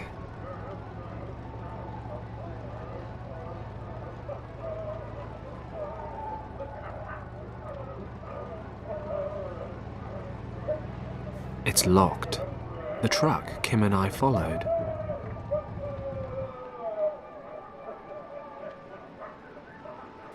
The guards' barracks.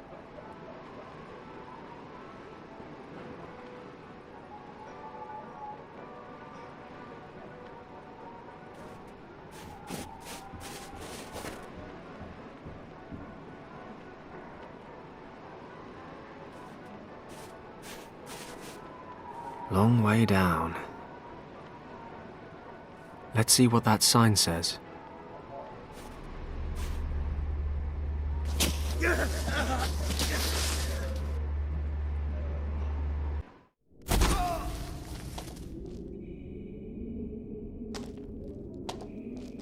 Wow, 2 crash landings in one day. Bad karma.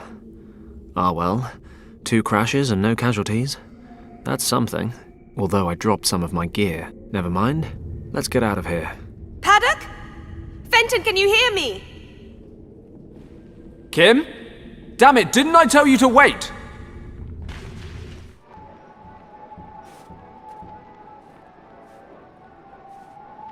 Oh, stop playing the hero. It doesn't suit you. Of course, I could always just leave you here and go back. No. Just make sure nobody sees you. Don't fret. What's it look like down there? Can you climb back up? Not through the tunnel. I've slid down about 10 meters. But there are some passages here. Shh, be quiet. Kim?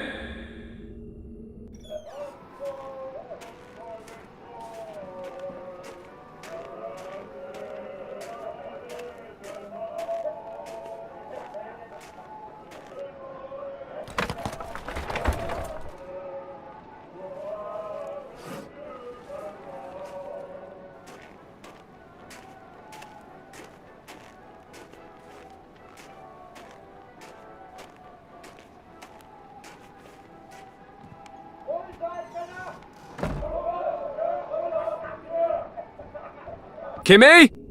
Is everything okay? Yep, coast clear. I'll take a look around up here. There must be something we can get you back up with. Okay, but be careful. Always.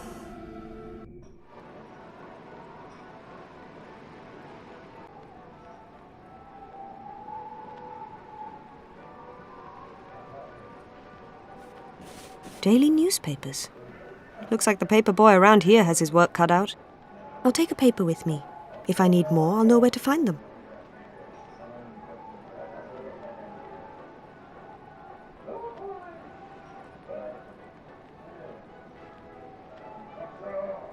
There's all kinds of rubbish in this crate. Let's see if I can find something useful in all this.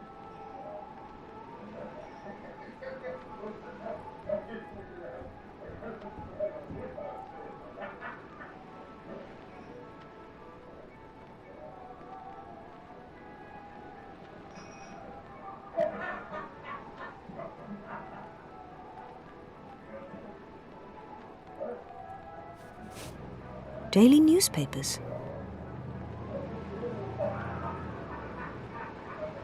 The sign warns of crevasses. Fenton ignored it.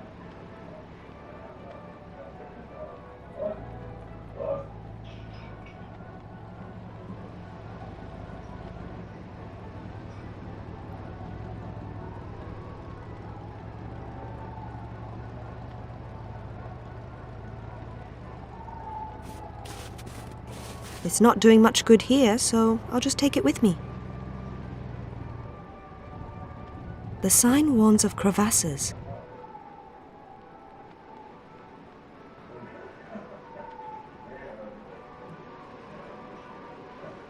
These notes belong to my uncle. Some of the text is writ. It seems he wanted to prevent anyone else from reading certain information, such as the section where he describes how he and Hayes found a dead monk who had a gemstone shaped like a dragon's eye, and a half-burned map in his possession. The map contained unusual characters in an ancient script, and the layout of a hidden valley that Hayes was desperate to find.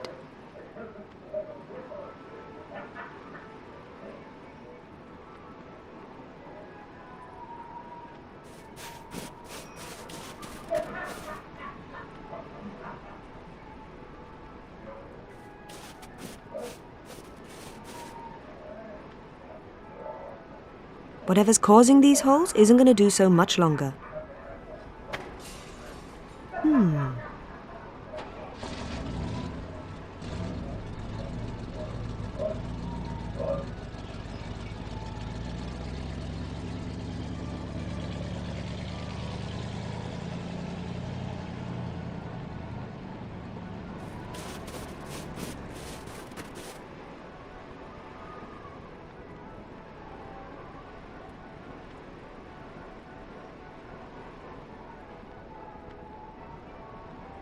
The truck we followed.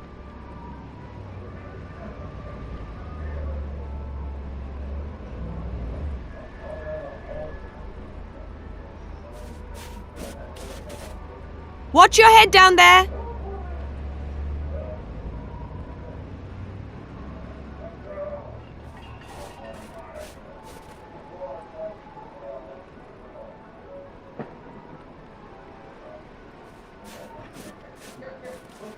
Watch it, Fenton!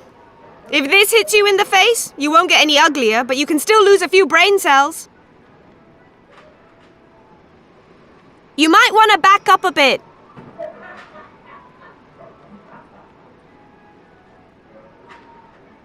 Watch out! Duck!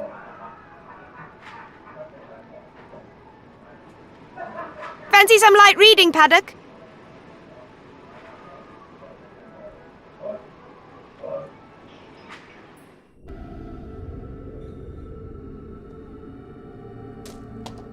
I'll grab a few smaller chunks of ice, just in case I come across any fine bourbons on my travels.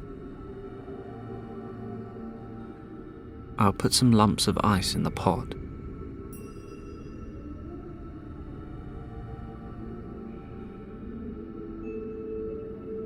I'll light the burner.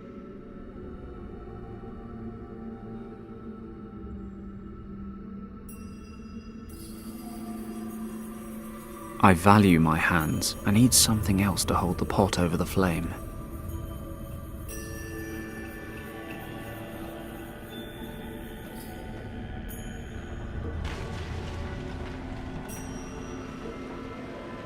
They'd certainly burn well, but I don't fancy lighting them in my bare hands.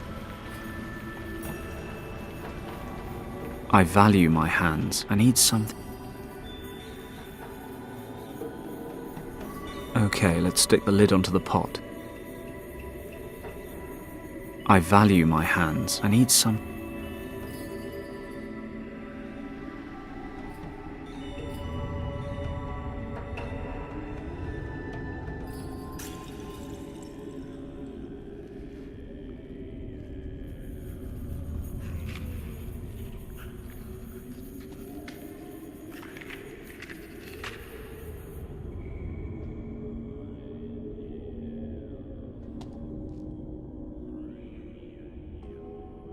It's certainly not my favorite flavor, but it's burning.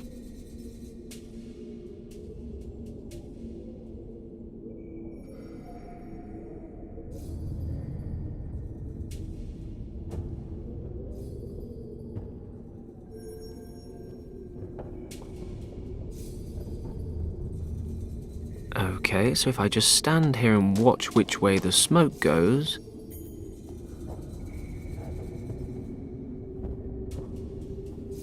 Bingo! It's drifting down the left-hand passage. Ugh, this place smells like Gus's house. I must be right under the camp. The Germans tossed their rubbish into this cave.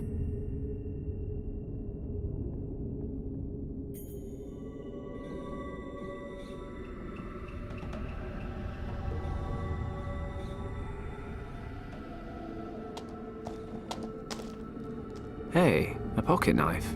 Of course. All the blades are broken off. Why on earth wouldn't they be? I should have known. Oh well, the corkscrew's still in one piece. Someone had their priorities right.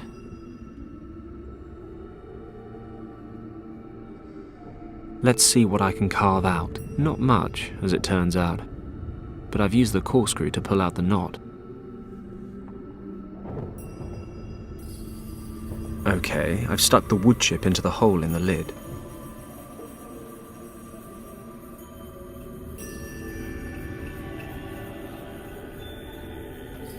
I value my hand. I need something.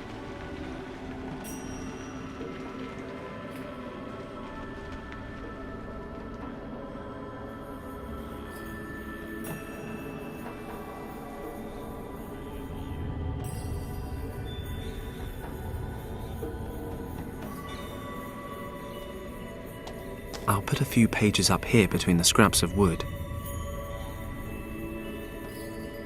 The newspapers are burning. Let's hope the rest of it catches.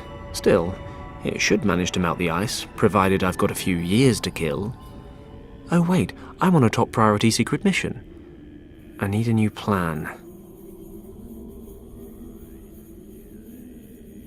Let's see what happens next.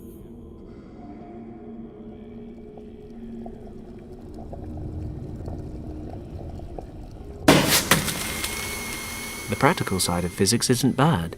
The wooden bullet thing went straight through the ceiling of ice. No, no. The little flames dancing. Dance harder, flames. Frozen rubbish doesn't burn as well as I'd hoped. I can't reach it. My word, a grappling hook. I am so resourceful.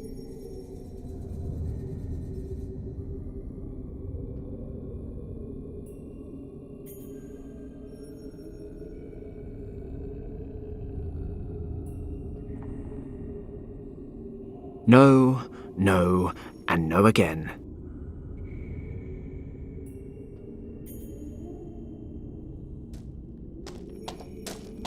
Aim well.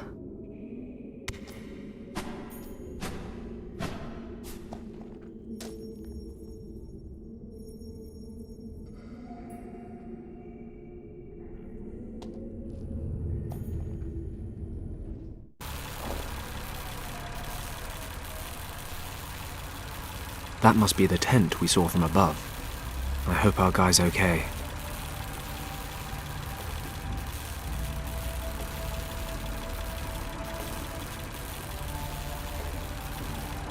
Leftover ammunition inside. Let's see if I can use any of this. Well, on the plus side, there's a grenade here. On the downside, it's most likely a dud.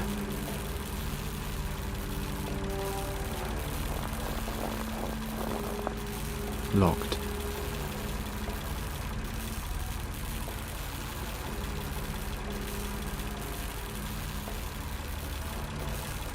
I shouldn't go any further. The guy over there might see me, and then fun time's over.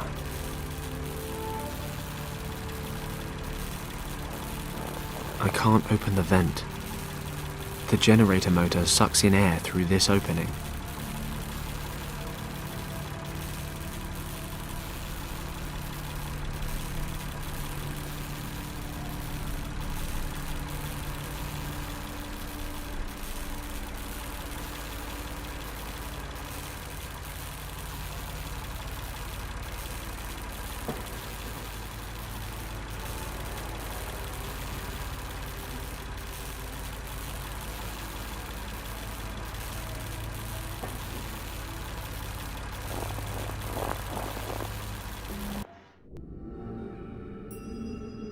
No, the little flames dancing. Dance hard.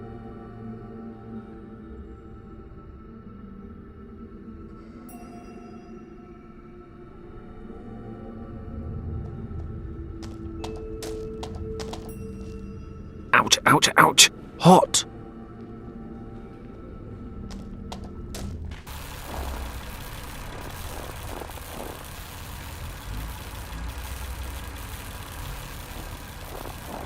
The water would cause a short circuit. Sounds promising. Mensch, what's happened now?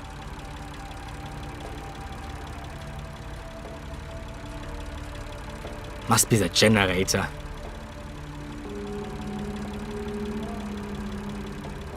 What now? You can't stay in there forever.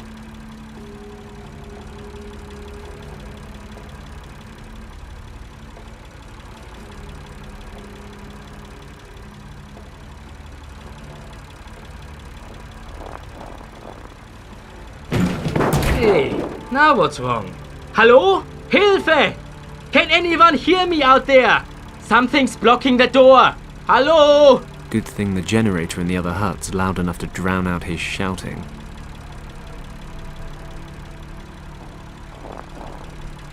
It won't budge. The lid seems to be jammed.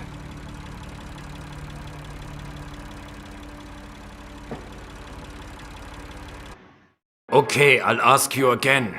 How did the monk and your lieutenant escape the monastery? Which secret passage did they use? We can go on like this for days. I have hundreds of these records, and you seem to enjoy the music. Or surely you would object. If it's still too quiet, I'd be happy to turn up the volume. My word, it's Thomas. Thomas Finch. He's an officer in Richard's unit. I knew him from the service back in Hong Kong. It looks like they're torturing him with German marching music. It's booming through his headphones. A fate worse than death. I could deal with this guard, if he wasn't as wide as a door frame. Since I left my black belt at home, I'll have to be a bit more subtle. This guy's a machine. One-on-one, he'd mince me.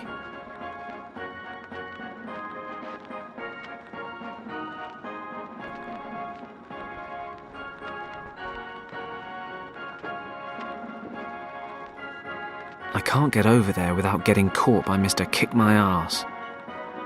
There must be, conservatively, about 5,000 German marching records here.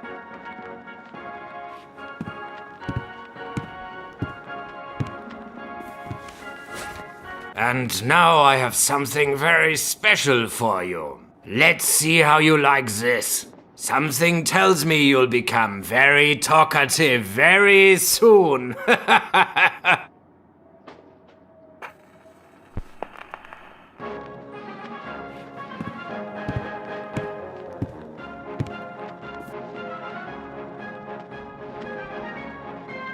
can't get over there without...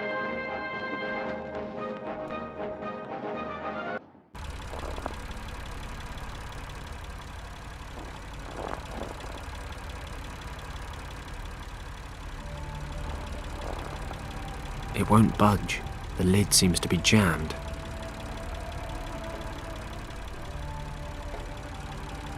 Yes, I can use this to lift the lid a bit. Let's see what I can pull out through the gap.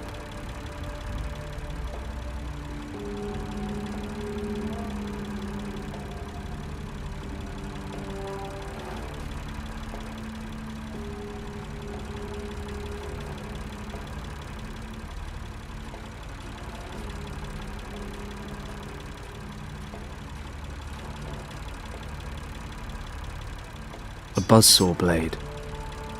I'll take it out of the cover.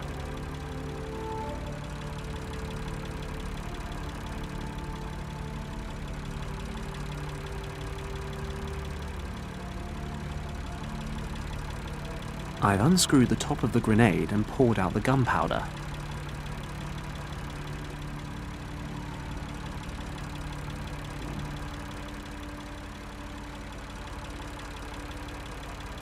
I've covered the edges of the pieces with glue. Now they just need to go back together.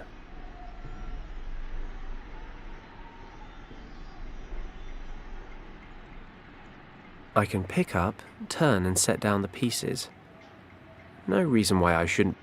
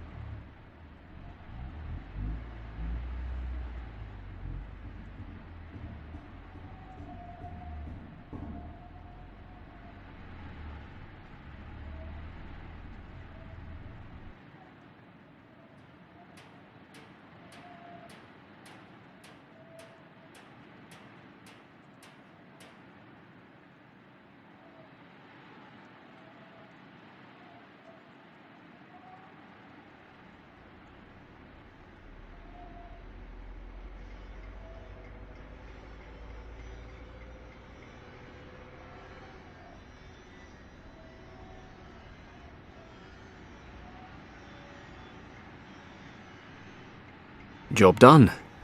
I've glued the record back together. Of course, the light-coloured glue in the cracks won't stand up to scrutiny. At all.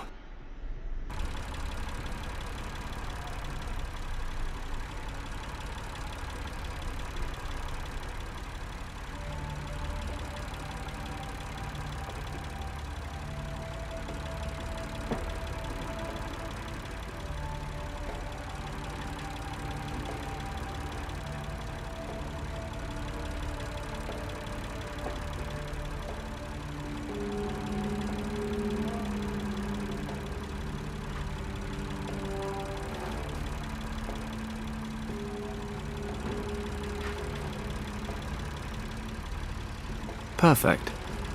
We've got marching soldiers on the front cover. The gunpowder's sticking to the glue in the cracks. You can hardly see them. The record looks as good as new.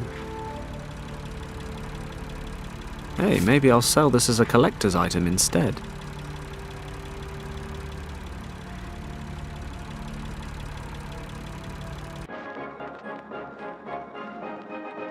If I'm lucky, Hans won't notice it's not marches. Something tells me Thomas will.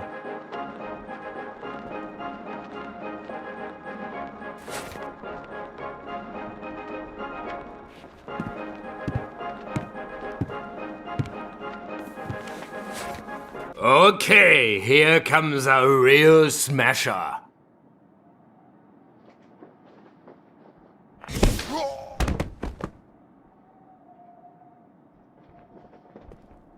Yeah.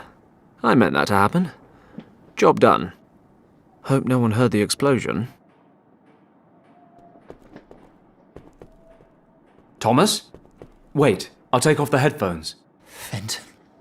Fenton Paddock? What the hell are you doing here? I'll explain later. You have to listen to me now. We don't have much time.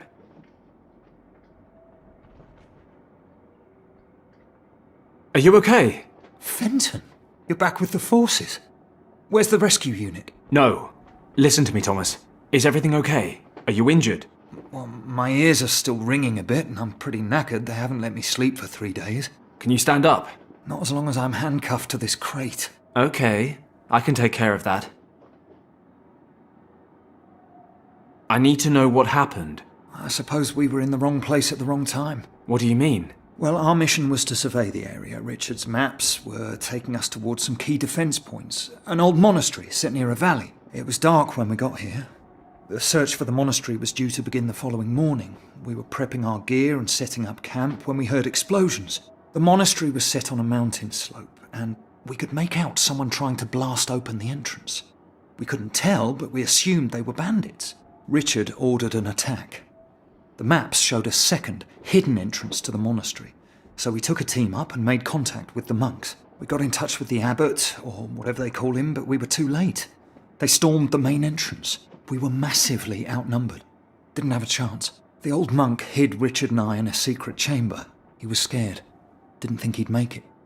He told us something we were to remember at all costs. And what was that? He said, "The door is guarded by 2 dragons, Yao the Strong and Zhao the Wise. Zhao, the mother, is twice as old as her son, Yao." Something like that. Anyway, he made it, along with Richard, but I took a bullet and wound up here. I only realised then why we were overrun.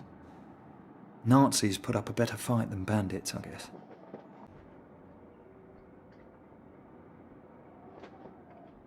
What happened to Richard? I assume he and the monk made it to the chamber, but I really don't know. So Richard might still be there? Maybe, if they had some supplies. But he might even have made it out. Well, whichever the case, I'm going to find him. That chamber. Where exactly is it? In a kind of courtyard. There's a secret mechanism on the west wall. Right.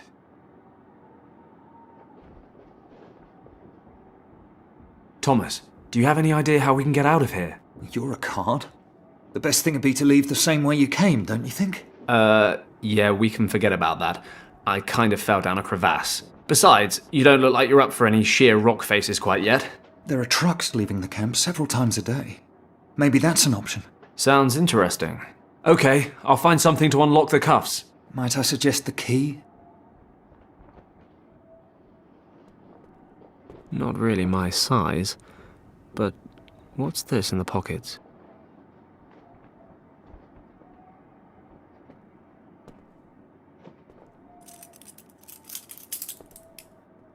Perfect. The smallest key fits. The cuffs are open. Thomas, let's get out of here. Can you walk?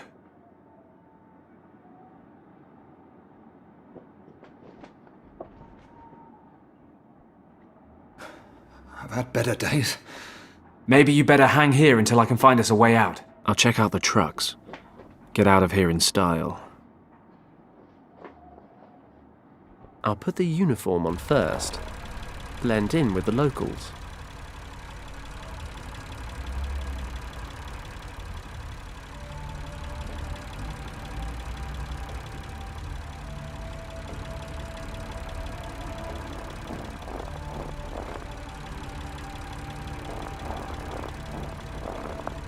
The truck is a good option, but I'm not leaving until Thomas is on board.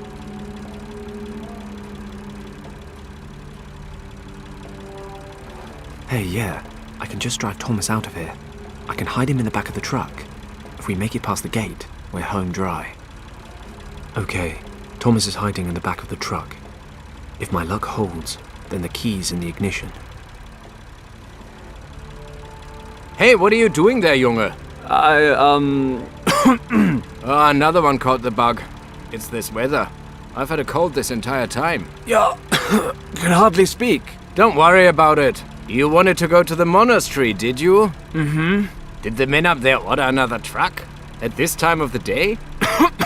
I've told those fools 100 times that I will not allow a convoy to drive up there at this time of the day. They better learn to stick to the rules. No truck leaves the base after 1600. Unless they've made a find of utmost priority up at the monastery. What's all this about anyway? What needs to be picked up so urgently? Well, what did they say on the radio? Whatever, I just need the military assignment form. Filled out in full. Have them give you one in the radio room. If the finds are particularly important, I can send you up with a truck. I'll be in the barracks. But don't come back unless we're talking really important finds. Otherwise we'll have it picked up in the morning. Very well. Radio room, form, and important find. Off we go.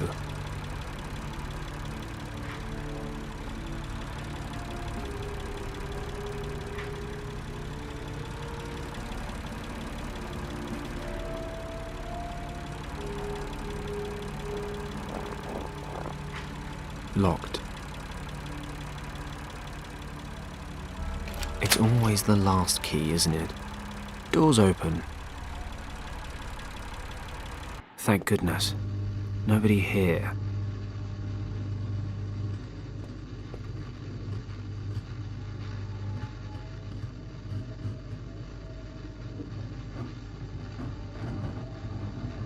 I wouldn't have figured the Germans for bureaucrats, but the number of forms here puts our police force to shame.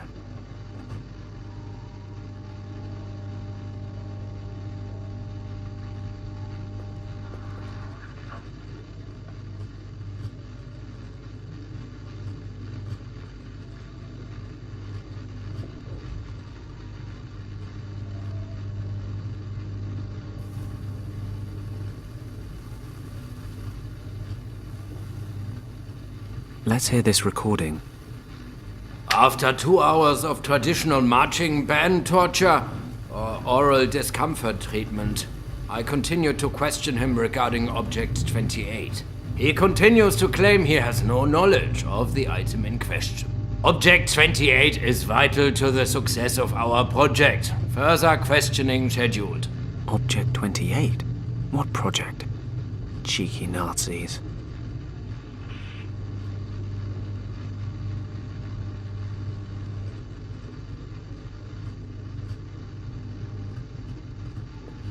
These papers here look like the special assignment forms the guard was talking about.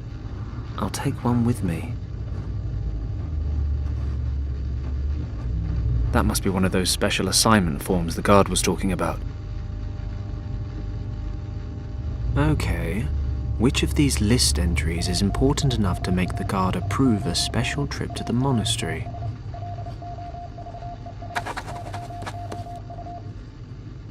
I filled in the form with one of the lost objects. I just hope the guards think it's important enough to let me drive off with the truck.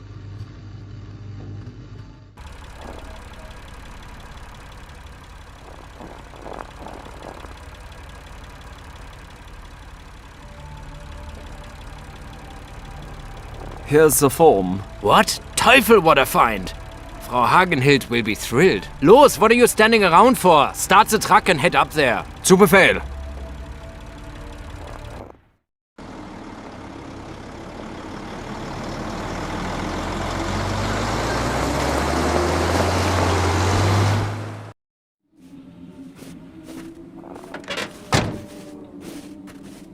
We can't get any higher in the truck. You'll have to continue on foot from here. How far is it? 800 meters, maybe a kilometer. The path forks halfway. Head to the left to reach the side entrance. Okay. You head back down the pass with Kim. Try to make it to the Indian border. When you get there, contact... Hello? Yes? This is one of your terrible jokes, right? What do you mean? This is the second time you've tried to palm me off. You're sending me away with a complete stranger? Sorry, no offense. None taken. Kim, I've known Thomas for a long time. He's not about to sell you for a camel. I, on the other hand... Oh, please. Where exactly would you be right now if it weren't for me? Kim... Impaled on an agali, stuck down a crevasse? I'm not saying you haven't helped, but this is no place for young girls. Oh, of course. I forgot. You infiltrated the German camp all on your own. Fine. My life's achievements I owe entirely to you. Is that what you wanted to hear? Close enough. So your friend here can just head on down the mountain on his own. Sorry, nothing against you. No problem. Fine. Fine. Just stop yelling before you bring the whole German army down on us. But I'm warning you, this is not playtime. It's a very serious rescue mission. You'll do what I say, when I say it, and without complaining. Deal. You better get going, Thomas. Okay. Good luck, you two. If I were in better shape, I'd be with you. Look after him, Kim. I'll head for northern India and contact Lord Weston from there. Good luck, Thomas.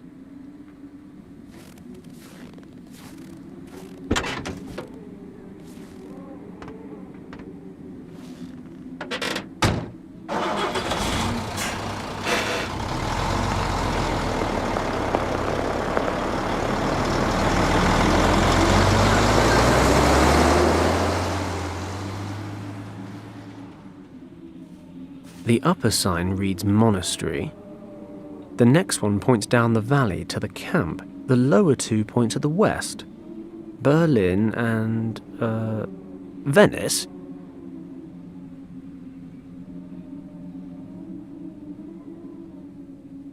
How is it that a tent peg is more multi-purpose than a penknife? I've levered the signs off the post. Now the Germans will never know how to get home.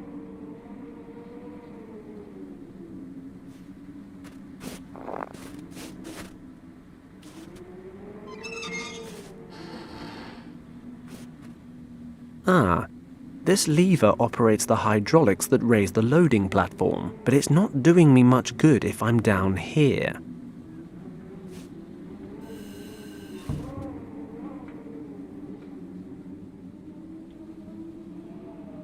They must use this pulley system to transport equipment up to the monastery. That container's been loaded with gear, but I guess someone bunked off before sending it up.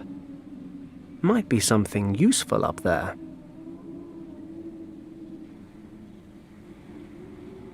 Damn, these Nazis sure do know how to organize and carry out an expedition. This lift was installed recently. It leads up to the monastery.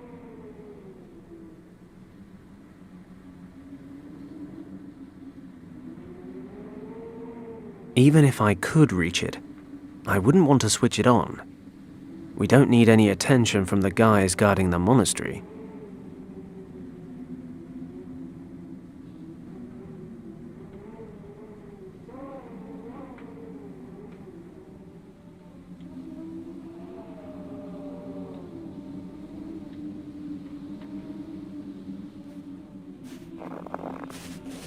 Hey, Kim. Yes? Please don't get in a mood. I do appreciate what you've done. I'm just worried about you. I'm not a little kid anymore. I don't need a babysitter. Besides, I'm not in a mood. No, I'll stay right here like a good little girl and wait for your instructions. just like you told me to. Right. Then listen. I could use your help. Well, well. How about that? Really? Really. And you can start by stopping the Madam Act. We're supposed to be saving Richard. Okay, okay. What do you need? You see that container up there? If something's out of reach, it's worth having. Need a leg up? Tempting, but no.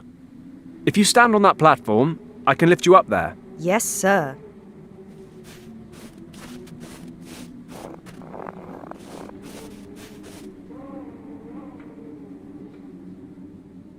Okay, then. Here we go.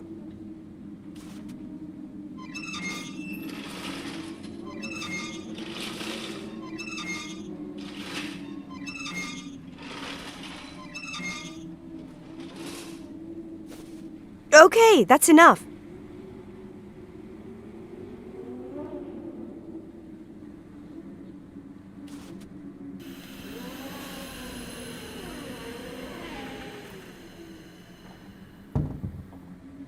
Hey, you were right. This stuff will come in handy. It's some wood and a packet of white stuff. Sheesh. Hey, I saved our lives with a bag of flour and a pumpkin not long ago, so don't be too hasty. Oh, you're welcome then. I'll just go stand back over there so I don't bother the master at work.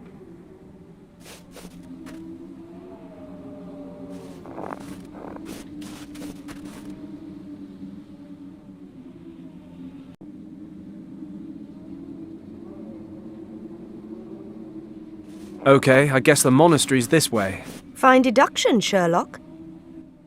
Look, there's the secret side entrance to the courtyard. Well, given the liberal scattering of grenades all over the place, I'd say it wasn't so secret anymore. So what do we do now? Can you disarm them or something? Shh! Be quiet. And? Anything to report today? Any special instructions? No, nothing unusual. The chamber is still sealed. We'll probably have to blast tomorrow. Oh, finally. It's not like the Countess to hesitate this long. Be careful what you say. This job's going to require great care. If we overlook even the smallest detail, the mission might fail. This should worry me? I'll be happy when the whole thing's over and we can go back home. I hate the winter. I hate the mountains, I hate night watch, and more than ever I'm beginning to hate you. Well, if you hadn't failed your aptitude test, maybe you wouldn't have been assigned night watch. You'd better watch yourself, Hagen. Oh, I will. I'll watch myself all the way back to camp, where I will watch myself drink schnapps all evening, and then watch myself crawl into a warm, cozy bed. Oh, good. You enjoy yourself.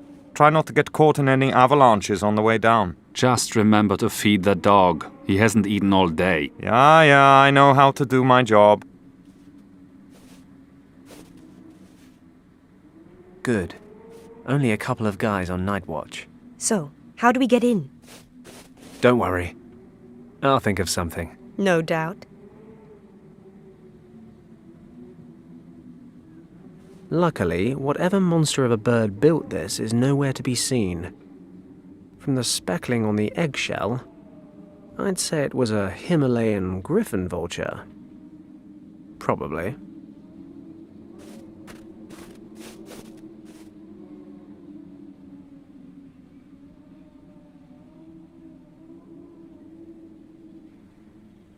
The planks only reach about halfway across.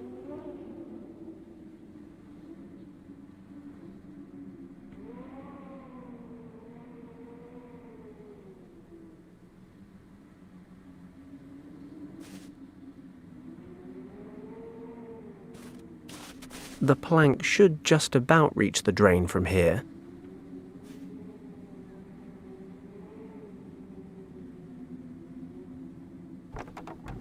Perfect. Let's get over there.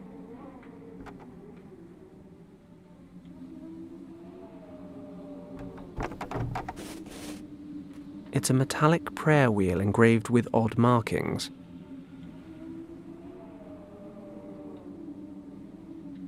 This must be the side entrance to the courtyard that Thomas mentioned.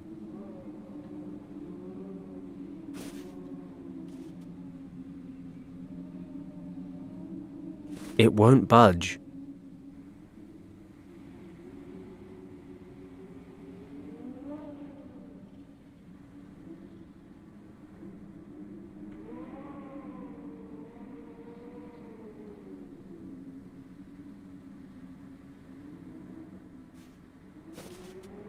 Does this count as desecration of religious artifacts? Come to think of it, I did fall down a crevasse immediately after sealing those incense sticks.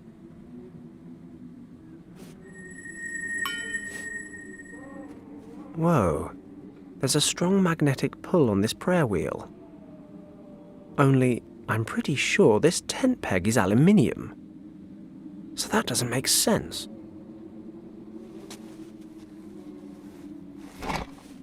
Done. I've got it.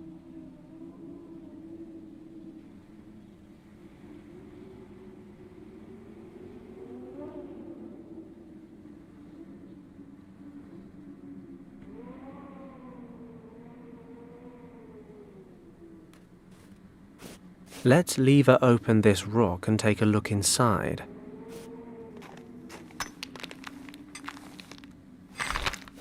Well, what do we have here? It's a wooden wheel mounted on an axle deep in the rock. There's a slot in the front here.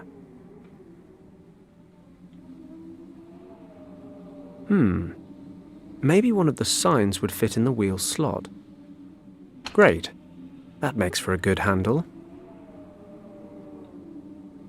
There's already a sign in the slot.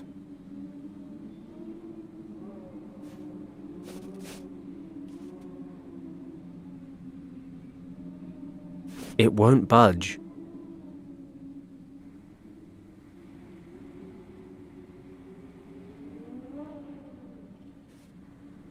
The sign makes a decent makeshift handle.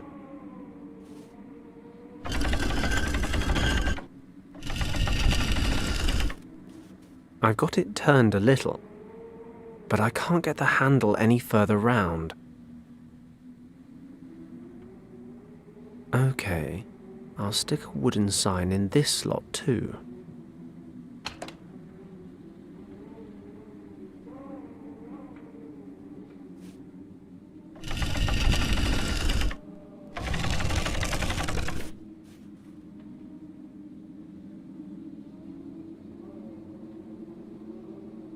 And another handle is set.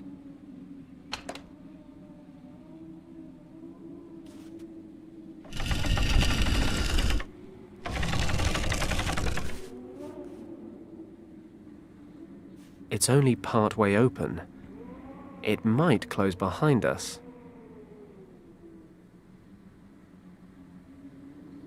This must be the side entrance to the courtyard that Thomas mentioned. Well, that's the last sign.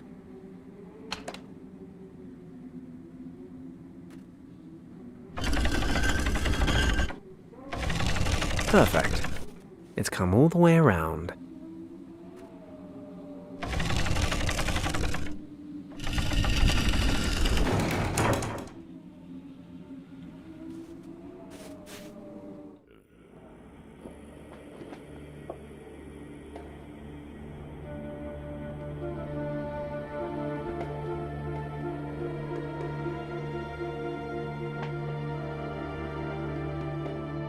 Shh! Quiet! Oh, you think? I mean even quieter than before. There's a guard dog down there. It's probably more intelligent than the Germans we've come up against. Relax. You're the one nattering away. Well, we're definitely in the right place. This must be the courtyard Thomas talked about. According to him, the entrance to the secret chamber should be in the western wall. So what now? Same as before. You stay put, and I'll come up with something. I'm giddy with anticipation.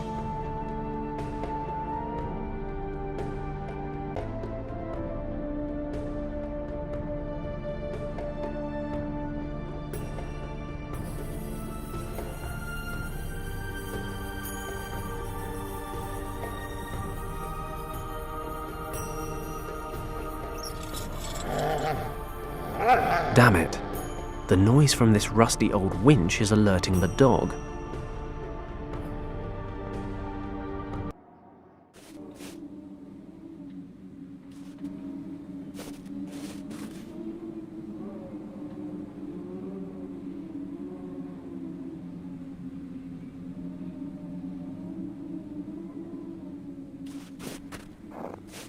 I'll try to collect some oil in the eggshell.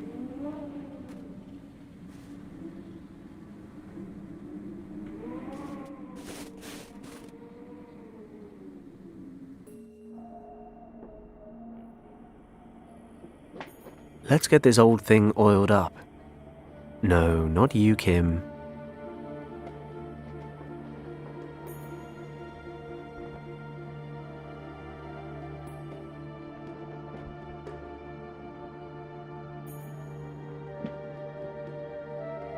I could hang it off the pulley hook, if I could get at it. Let's give it a crack.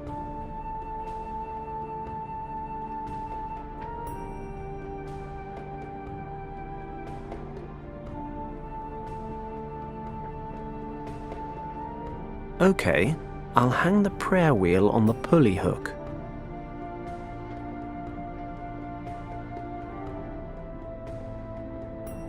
Let's see what we can catch.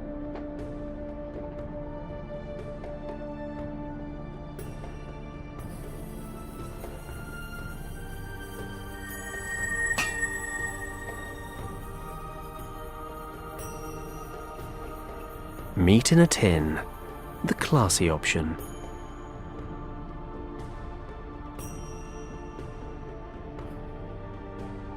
This is how they used to open things in the past. You'd think they'd invent the tin opener at the same time as the tin.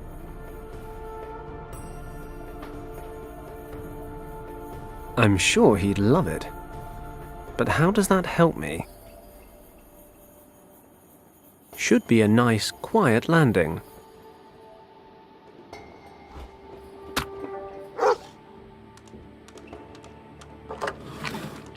Great. Magnetic prayer wheel fishing. I love rescue missions.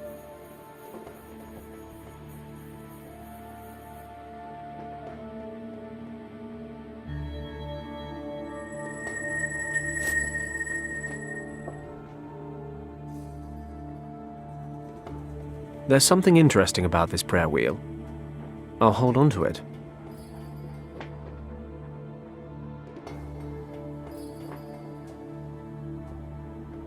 Let's see what's in this knapsack. A gas mask, a canteen, a compass, and a torch. Smells like fruity tea. These Germans know how to ruin a gentleman's drink. Let's have a sip.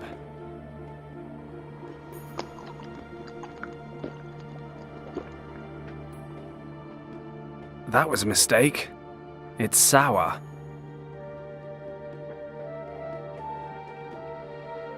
Always experiment in hopeless situations. The baking powder's bubbling and fizzing.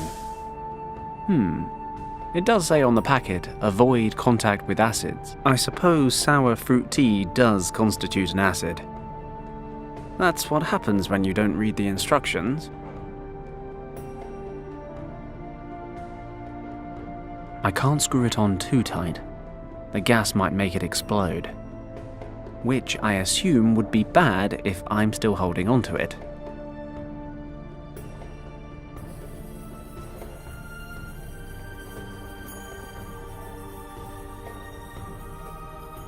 I'll spread some glue on the broken pieces of glass from the torch.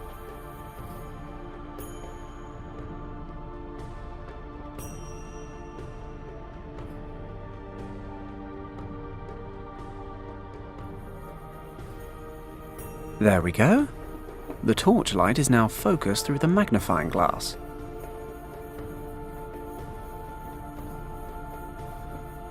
All right, let's get this bugger back in his house.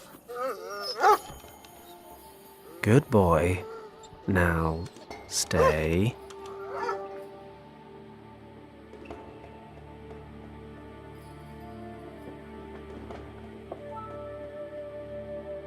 With the lid sealed tight, the canteen should blow in a few seconds.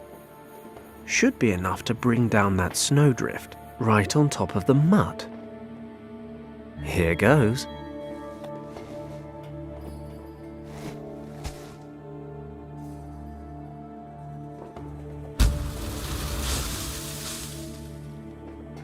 That cat in Hong Kong seems a long time ago now, but nonetheless, this makes the score Fenton 2, Animal World 0. You're more intelligent than a dog. I can't think of any possible way to express my admiration more clearly. Just hang on my every word.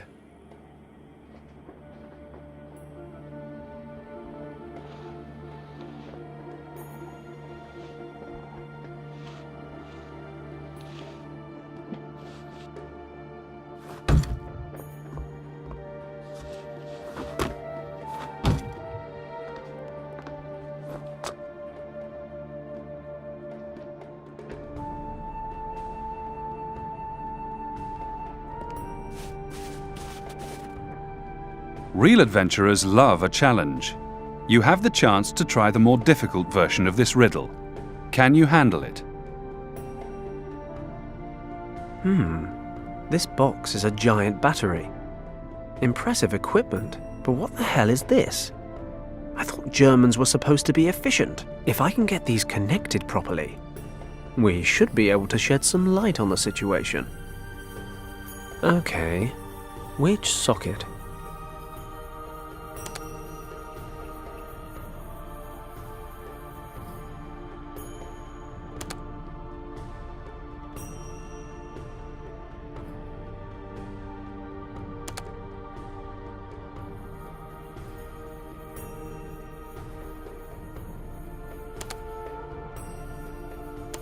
And then there was light. I'll give this to you. You do get there, eventually, despite all sensible evidence to the contrary. I'm ignoring that. Now, this secret door must be around here somewhere.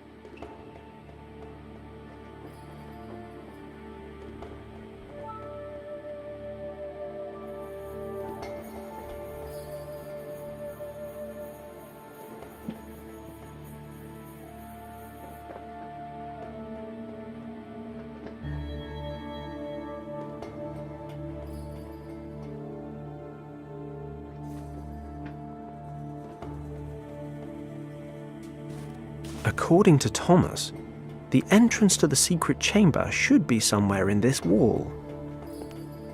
Nothing out of the ordinary. I suppose that's why it's a secret door. Just these small round ornaments in the wall.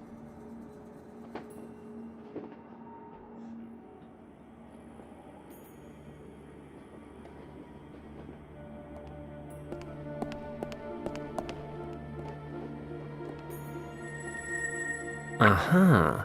The magnetic force has swung open the metal plate.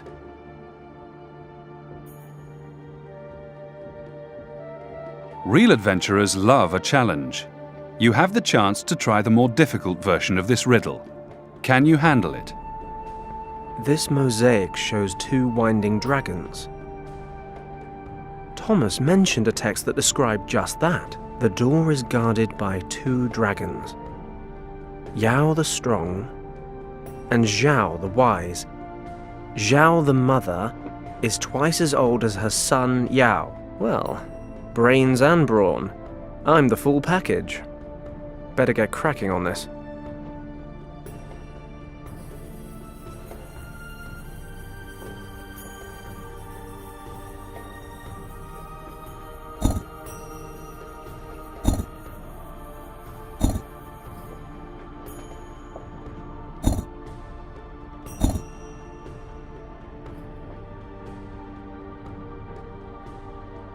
Each stone has a piece of the dragon on it, but it can be shifted around to show different pieces.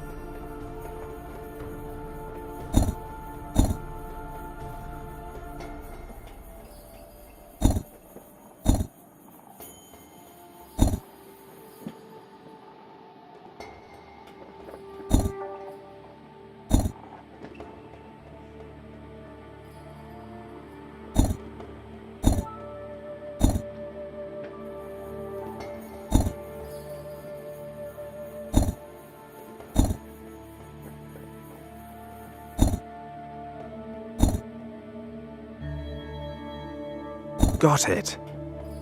The body of the mother dragon covers twice as many tiles as her son's, twice as old. So that's what it meant. Ta-da! You're beginning to scare me. Come on, let's go.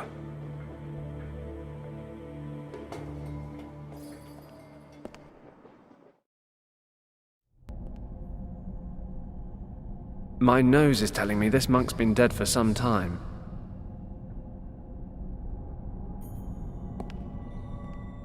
Richard? Richard, are you here? Where are you going? Wait here and don't touch anything. What's that? A belt pack. Richard's? Must be. So where is he? I'll have a look around. Maybe there's another exit.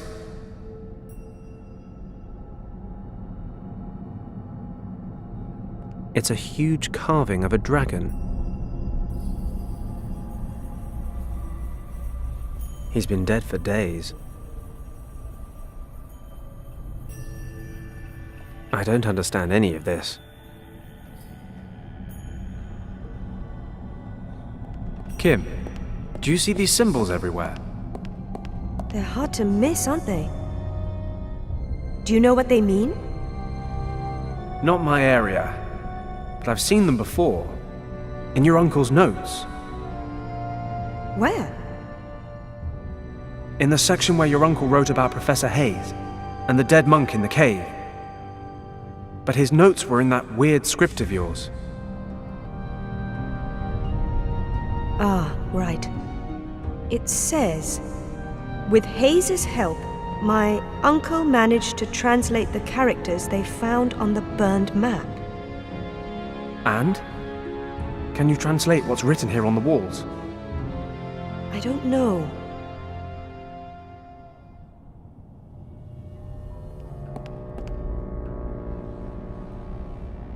Hayes thought these weren't really hieroglyphics in the truest sense of the word, meaning he didn't think the pictures actually represented words. So what are they then? He believed they may have been the first real writing system, a proto-script. Okay. Is that good? That's good, right? You can translate it. Can't really say until I've taken a good look at it. If I'm going too slow, feel free to take over. Sorry, I just don't know how much time we have before the guards notice the open door. Okay. So according to Hayes, the characters don't represent individual words. They represent complete sentences. Really? Yes. The characters aren't arranged in horizontal or vertical lines. They're organized in squares. How practical. I think the characters over the door read, behind the gate in this room, the sleeping dragon is hidden. So there is another exit. Where? Maybe there's something about it here.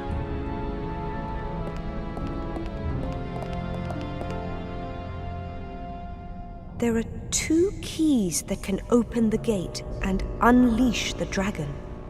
One is protected by the guardians of the gate. Hidden in a far distant place, the other key is waiting for those who, in the coming age, will have the power to confront the monster. Looking through the eye of the dragon reveals the hiding place on the keeper's map.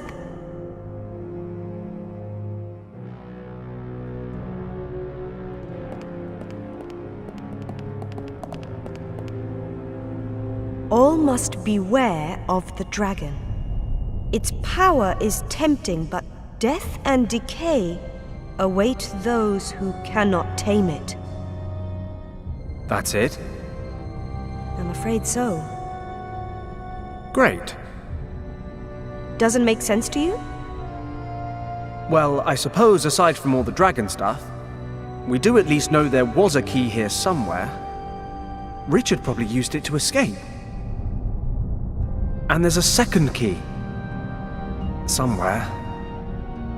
So, to sum up, Richard disappeared through a door that we can't unlock using a key we don't have to a place we know nothing about. Wait a moment. What? The way to find the second key's hiding place is written right here. The location is recorded on a map. We'll be able to see it when we look through the eye of the dragon. Great. Unfortunately, I don't have any dragons on me right now. Think about it. When Hayes and my uncle found the monk, they said he had the remains of a map, along with A gemstone resembling the eye of a dragon. Great to see you're keeping up. Do you know what happened to the stone and the map? If we believe the notes, then Hayes took the eye. Then Hayes might still have both. It's possible. Wherever this gate leads, Richard must be on the other side. We need to find Hayes. It's worth a shot. Do you know where he is? In Marrakesh. I'm sure that now that his meaningless career has finally failed, that pathetic excuse for a scientist is still hanging around there, selling cheap junk to tourists. But your conversation just now renders him essential to the cause. The Eye of the Conjure. According to legend, the green dragon eye will show us how to open the gates to Shambhala. We have been looking for it for days now. Your help has been invaluable. It seems the eye was removed from here years ago. It has been in Professor Hayes' possession ever since. We shall convince him to cooperate with us, and he will open the gate to Shambhala. Stay close to me, Kim. I really must thank you. You've delivered both the cartographer's notes and the perfect translator for the job. You have my gratitude, Mr. Paslock. Oh, do forgive me. I haven't properly introduced myself. I am Hannah, Countess von Hagenhild, leader of this expedition. Well, it's been lovely to meet you, Countess. So, unless you need us for anything else, we'll just let ourselves out. I'm afraid I'm unable to allow that. You must understand the importance of this location. Sure. So important you had to murder a load of innocent people to secure it. I wouldn't expect you to understand. Unfortunately, you won't live long enough to see the wonders of Shambhala with your own eyes, nor the power that these wonders will give us. I'm certainly not going to make the same mistake as our somewhat amateur friends in Hong Kong. I won't keep you alive any longer than is absolutely necessary. Which is around about the next 30 seconds. Take him outside and execute him. Whoa, whoa, whoa! I'm sure there's been some misunderstanding here. Maybe we can help each other. I'm not trying to make friends. I plan to annihilate my enemies. But take heart. My decision affects you alone. The little girl stays alive. For now. She will be very useful in helping us to translate the cartographer's notes. Grasser, take the girl down to the camp and see to it that she is made comfortable. Then send a telegram to Berlin informing the minister that we are leaving for Morocco to take possession of item 28. And tell the museum that we need to examine the original Piri Reis map. They shall make the necessary preparations. Jawohl, Countess. And you two, why are you still standing here? I want this man coloring the snow red.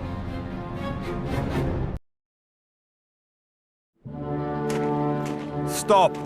That's far enough. Sometimes you've got to embrace death before escaping him. Here goes nothing. Halt!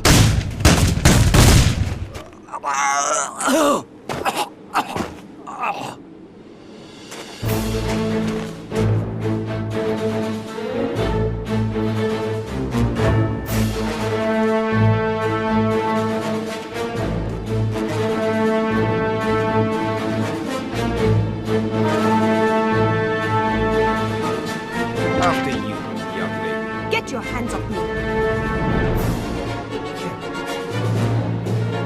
Let's go. Back to the camp.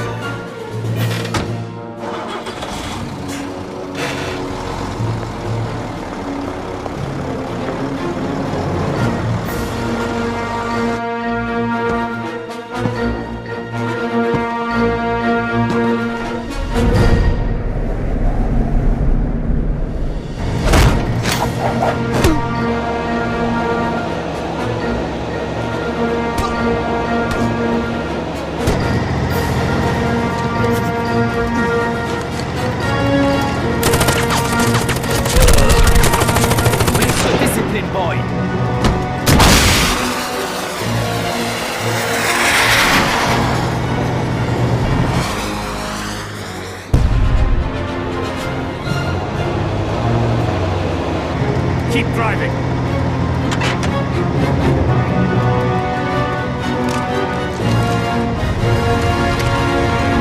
Christ!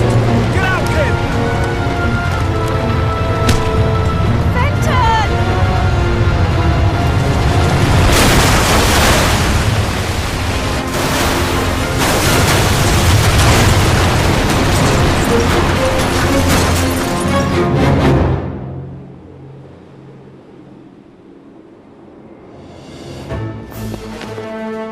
Kim! No!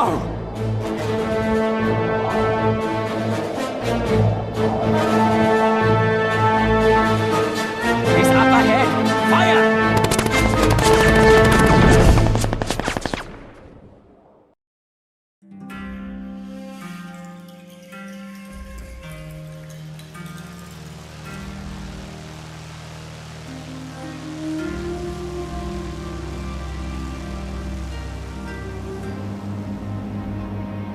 Your whiskey, sir. Thank you. Excuse me for asking, sir, but are you okay? What? Why do you ask? I have a glass of whiskey, a beautiful view of the clouds. What could be wrong?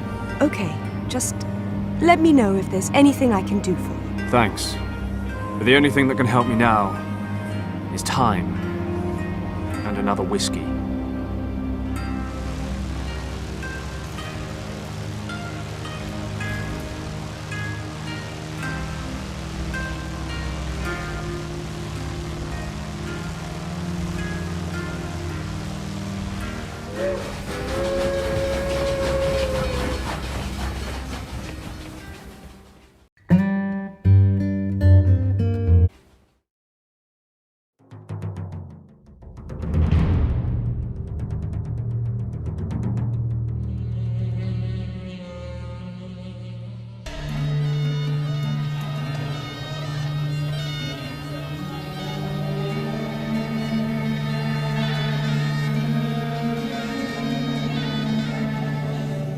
Hello?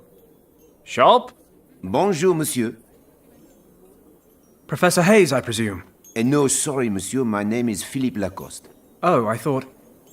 Well, I was told that this was Professor Hayes' shop. That is, in fact, true, monsieur.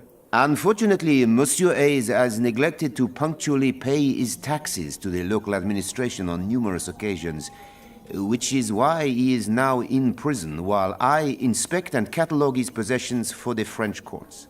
If you're here to assert claims against Monsieur Hayes, I'll have to ask you to wait until I have a complete overview of his possessions. He does have something I need. Can you tell me where I might find him? In the gendarmerie not far from the Medina. If you exit the bazaar through the northern gate, you cannot miss it. Thank you. Au revoir, monsieur. It would have been too easy anyway.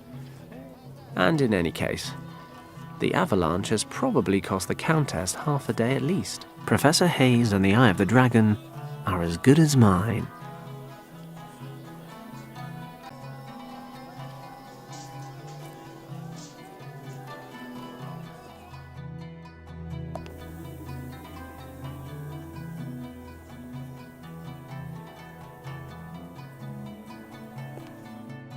That's the gendarmerie.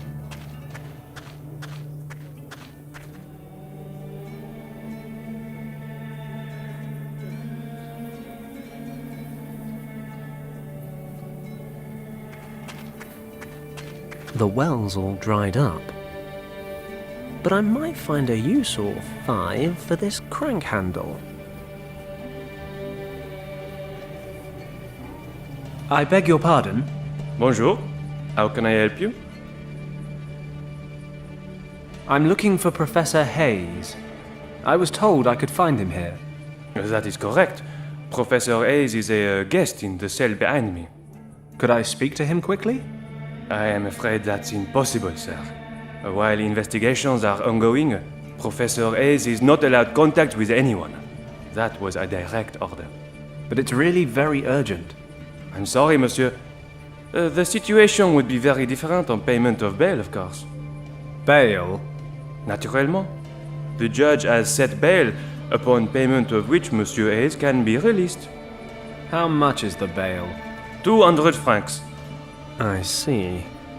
That's 200 francs more than I have. I assume you have the funds. Don't worry. I'll raise the capital somehow. You may bring the money to us any time. The bail money is 200 francs. Oui, 200 francs. And what if I ask really nicely? Monsieur, we may be on African soil, but this is not a bazaar. It is the gendarmerie of the French Republic. An honorable judge has set the bail at 200 francs and it shall stay there. Oh well, worth a punt. Do you have any other requests? That handsome vehicle outside. Ah, the pride of the gendarmerie. 35 horsepower, 3 gears, and 0 to 60 in 45 seconds. You certainly seem to like it. That's everything for now. I wish you a pleasant day, monsieur.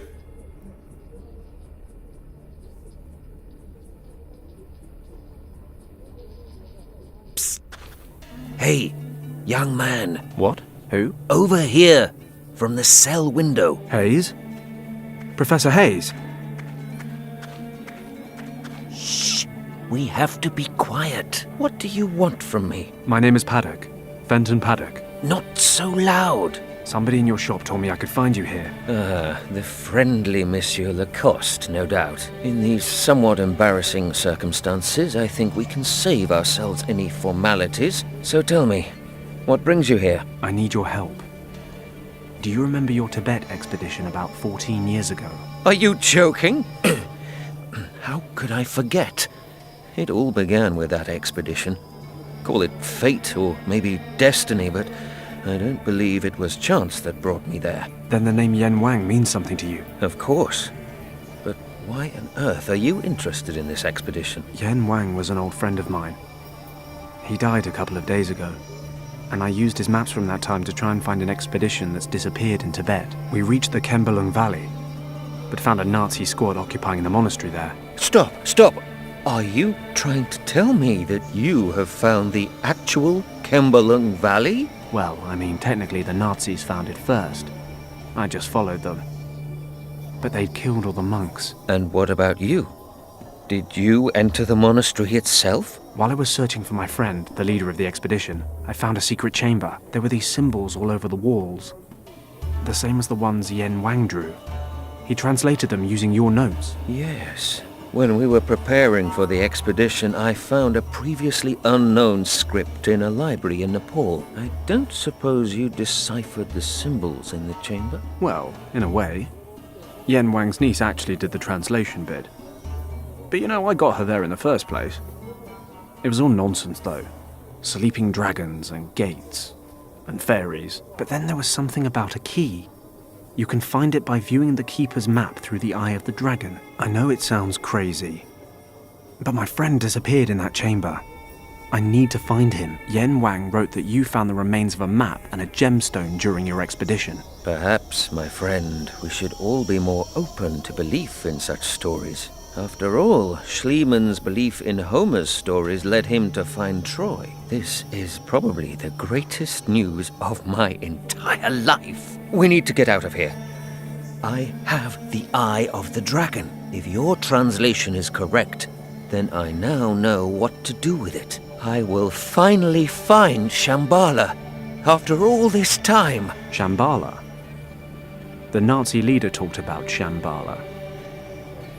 What is a Shambhala? The Buddhists call it Shambhala, but it's much, much older than Buddhism or any other religion on this earth. The Nazis want to find it as well. How ironic. For years, no one believed me.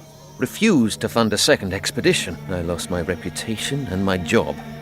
But I knew I was in the right. And now, the Nazis of all people are drawing the same conclusions as I did. Even if only a fraction of what I found out about this place is true, it would be a major catastrophe if the Nazis were to find Shambhala. Do they know about me and the Eye of the Dragon? Already on their way. My, you do bring a sense of adventure with you, don't you? Get me out of here, and I'll tell you everything that I know. Not a second has passed over the last 14 years when I didn't think about finding Shambhala. Oh, my heart. Oh, this excitement is too much for me. Are you ill? Not ill, but not young either. Could you do me a favor? There is a small case in my shop with an ornament on the lid. My heart drops are in there. Please get it from the cost. What about the dragon eye thing? Isn't that more important? Forgive me, young man.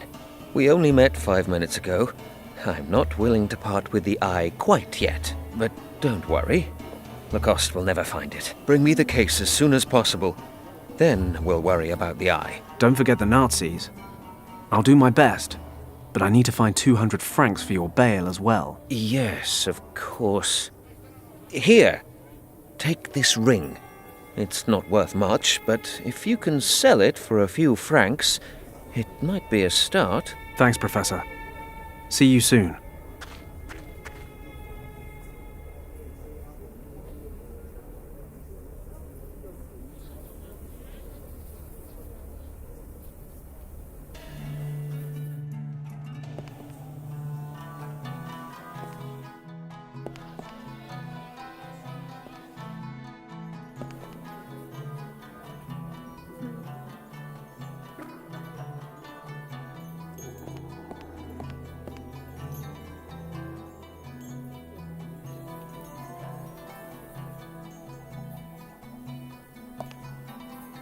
Monsieur Lacoste.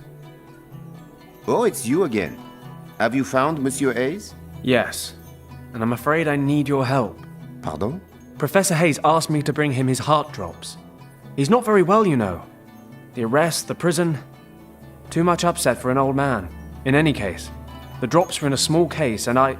Excusez-moi, monsieur. Before you go on, I have to stress once more that I cannot possibly hand over any piece from this shop before I have catalogued everything in it. Listen, this man has heart problems. He needs his medication. You can't call red tape on me. Believe me, I've had my fill of red tape in the last few days. You misunderstand me, monsieur. All of Monsieur Hayes' property has been confiscated. However, I can give you an application form. In certain cases of hardship, personal possessions of particular importance may not be seized. Now you see, I would think that vital medication would be one of those items of particular importance. I am not disagreeing with you, monsieur. However, I still need official permission. Present your case to the authorities and get this application form stamped.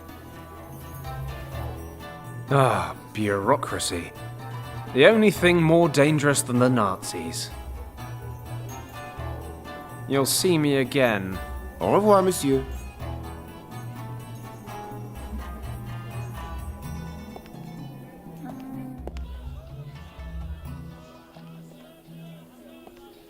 Stop!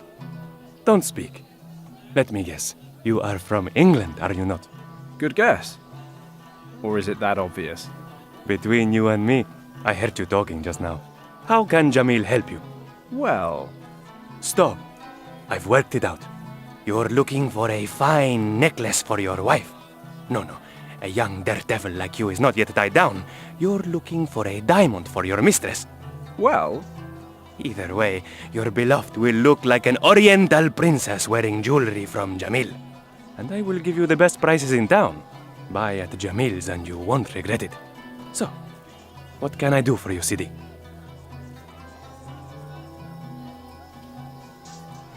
Listen, Jamil. How much would you give me for this ring? Let me have a look. It's clearly made of gold, and the stone seems to be real as well. But I can see some wear and tear, and the overall design is not of a particularly high quality. Don't play a player, Jamil. Stop trying to lower the price. Look, Englishman, I like you, and I wish to be honest with you. You won't get any more than 3 francs for a ring of this standard. When I subtract the rent I pay for my shop and the upkeep of my 7 children, I can offer 2 francs at the most. And even this will, how do you say, break the bank. Jamil, I can see not 1 foot from my face that you're selling silver rings for 15 francs. Ah, a wise heart is like a rich treasure. Okay, 5 francs, final offer. Because I like you and we are celebrating our jubilee soon, I can also give you a free coupon. If you need a necklace repaired or want some jewelry polished to a shine, Jamil will do that for you for free. Take it or leave it. I hate haggling. God knows why I'm a smuggler. Okay, fine. Give me the 5 francs. Frugality lasts forever. And don't forget your coupon, Sidi. You have lovely jewelry. Thank you, Sidi. Jamil learnt the trait from his father and uses selected materials only. I bet. Jamil also accepts jewelry as payment, for a reasonable price, of course. He will repair, restore, and clean your jewelry. Your wish is Jamil's command. I appreciate your business philosophy. How's business? Marrakesh is the pearl of the Moroccan imperial cities. And now, with the Berber rebellion in the past, we attract visitors once more. Berber rebellion? I am not an information center, Sidi. I'm a jeweler. I see. Unfortunately, I have no money. I'm going to have another walk around town. See you soon, Sidi.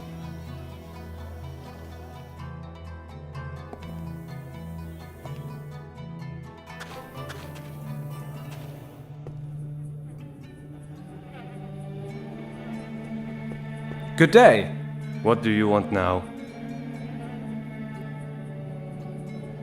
It's about Professor Hayes. I've known him a long time now, and I know he suffers from heart disease.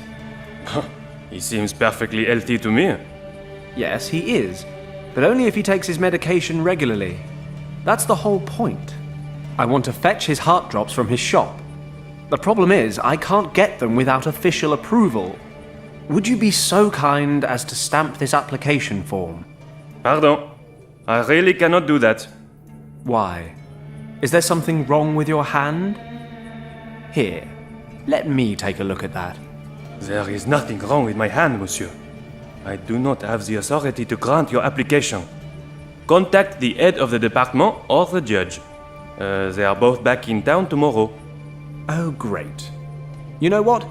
I don't think I'd give you any authority if I were them either. And if you were them, monsieur, you would know better than to insult an officer of the gendarmerie. Now, excuse me, s'il vous plaît.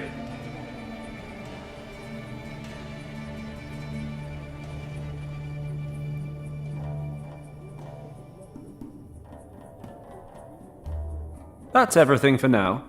I wish you a pleasant day, monsieur.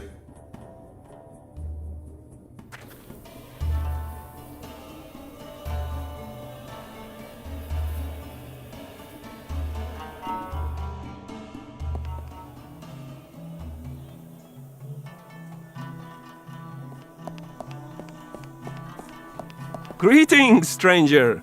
I have the freshest and juiciest fruits from far and wide. Thanks, I can see that. Can you recommend something special? I just got these juicy figs a short time ago, and the dates are also very fresh. Oh, no thanks. They're not really my thing. How much do these oranges cost, for example? 10 francs per pound. Well, that's a bit much. What about the pineapples there? 8 francs each. My word, that's more than back home. How long do I have to stand here and bargain till I get these goods at the non-foreigner price? I can't go any lower, I'm afraid. These fruits, they don't grow locally and are transported here by caravan. It's a long journey from here to the coast. This drives the prices up, as you can imagine. If you're short of money, come back this evening. I sell the old fruit at half price before I close my shop. Wasn't planning on being here that long. I'm sorry, but I have nothing to give away. Oh well, who has? What can I buy for 5 francs? 5 francs will not go far these days. How about half a melon? It's from yesterday, but I can give you a good price. Or do you want some peppers? They're not the freshest either. I'll take the half melon. Here you go.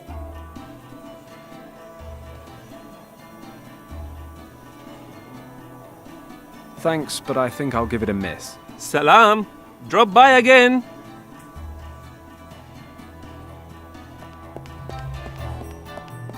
Assalamu alaikum, my friend. Come and have a look at my local produce.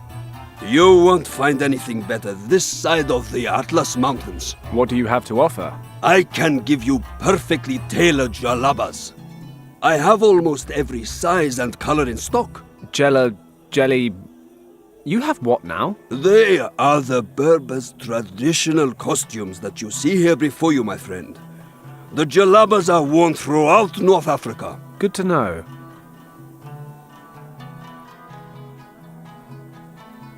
What does a jalaba like this cost? We can discuss prices later, my friend.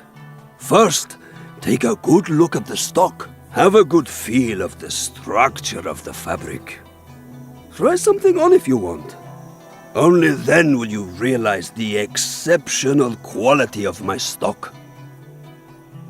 That's all for now. Perhaps I'll come around again later. Salam.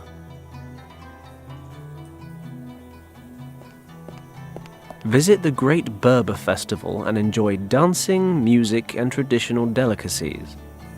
Just north of the town and easy to get to.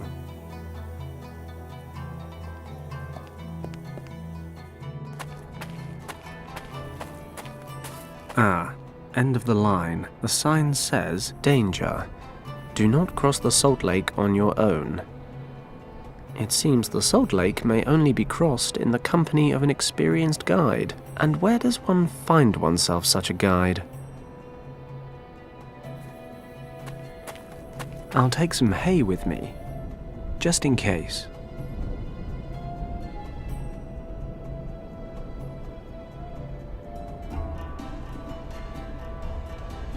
There's another tent on the other side, but I can't see anyone over there either. This must be where the lake guide waits. Unfortunately, he's not here.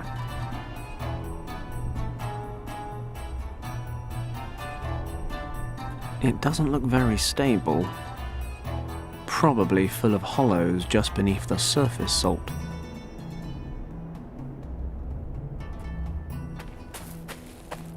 I can't break it off with my hand.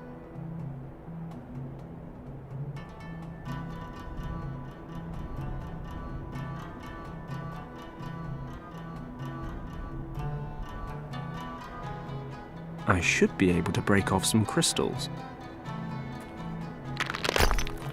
Got it. I've levered off a piece of crystal.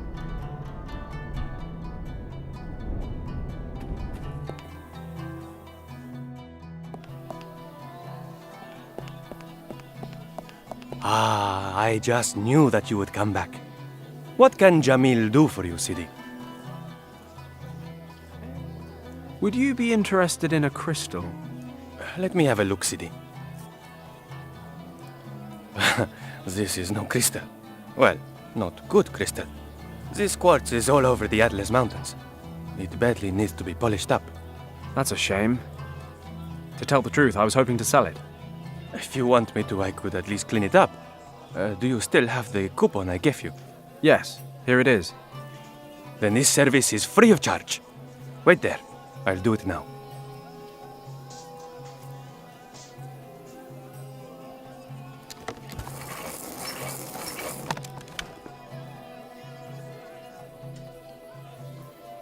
Your quartz, sir.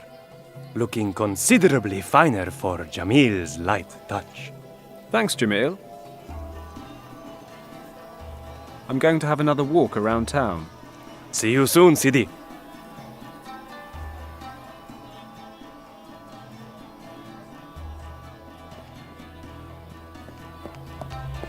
Good day. May I interrupt you briefly? A tourist. Assalamu alaikum. Can I interest you in a demonstration of my art?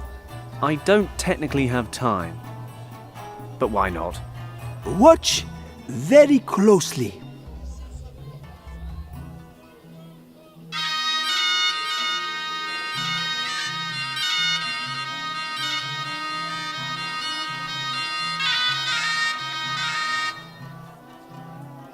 Nice job, I'm impressed. Thanks, Sidi.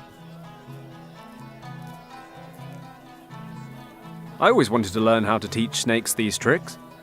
I mean, how long on average does it take to teach a cobra to move to the rhythm of the music? I shall be honest with you, stranger.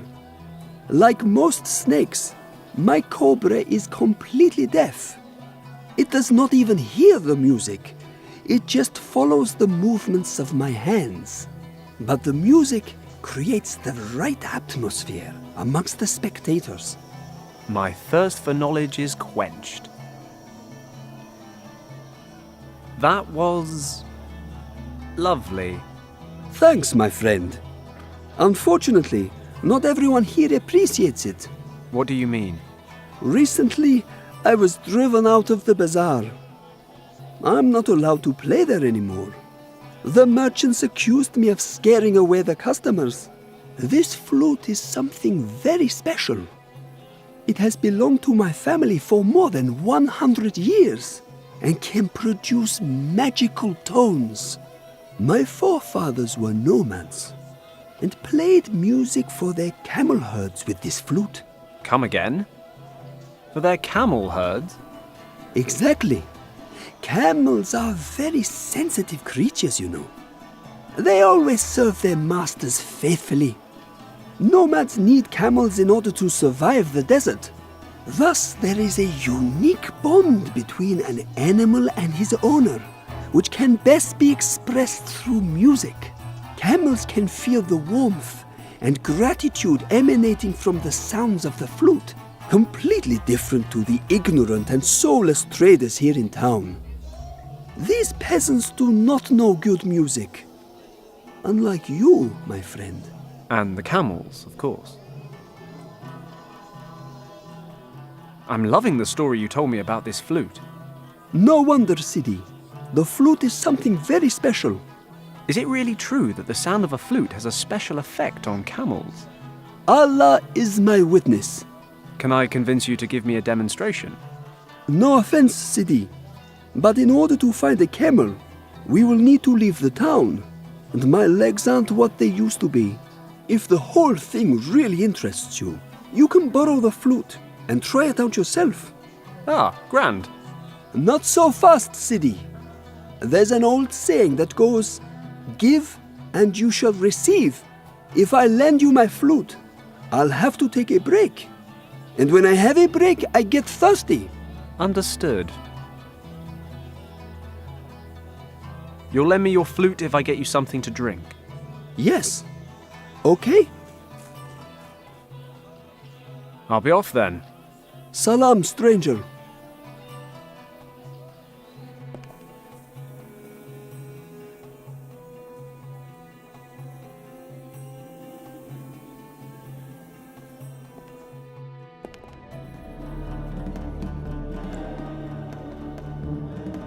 Take that, melon. I won't be choking on any more seeds.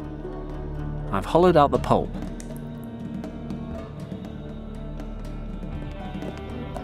Hello. May I interrupt you? Welcome to my dye factory. What brings you here? What exactly do you dye here? Oh, simply everything. Cloth and clothing, fabrics, wool, skins, leather. How do you produce these dyes? They are all natural colors. We extract them from plants, fruits and minerals, amongst other things. The red color here is made from iron-rich clay, and the green is made from lichen. For some colors we use ingredients of animal origin. Very good colors come from a certain species of aphids and snails. The purple color there comes from fluid secreted by a particular snail. Wool takes this color very well. Nice! So you can cuddle up in your lovely woolen jumper made from snail secretion. Perhaps your standards in the West are somewhat more backward. I've something else to see to. Salam. Salam.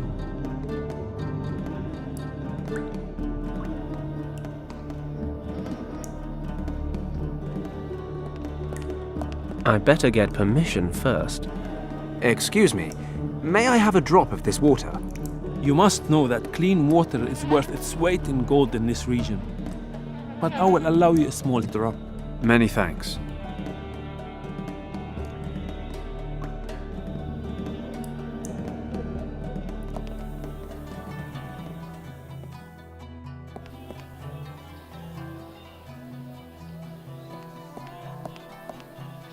I've got you some water in a beautiful and rustic melon-style container. Thank you, Sidi. Please, take my flute and enjoy yourself. But do not get spittle on the mouthpiece. Thanks. I'm very excited. And don't forget to bring it back. I promise.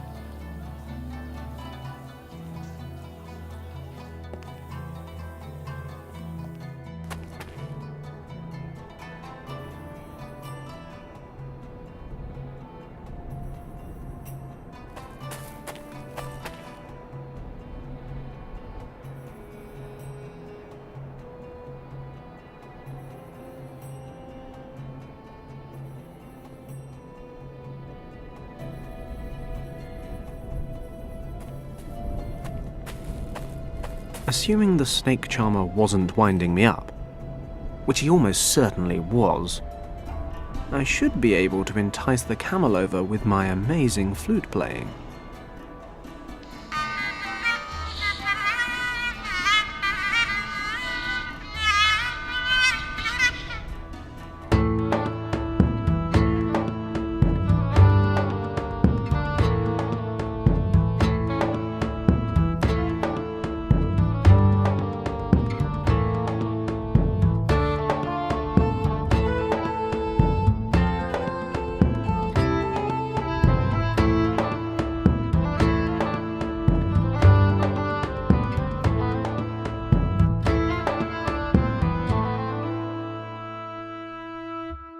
Hey, he wasn't kidding. Camels do love these tunes. There it is, stuffing its face. Gee up! Forward! Come on, move! He's rooted to the spot, stubborn animal. I miss Kim.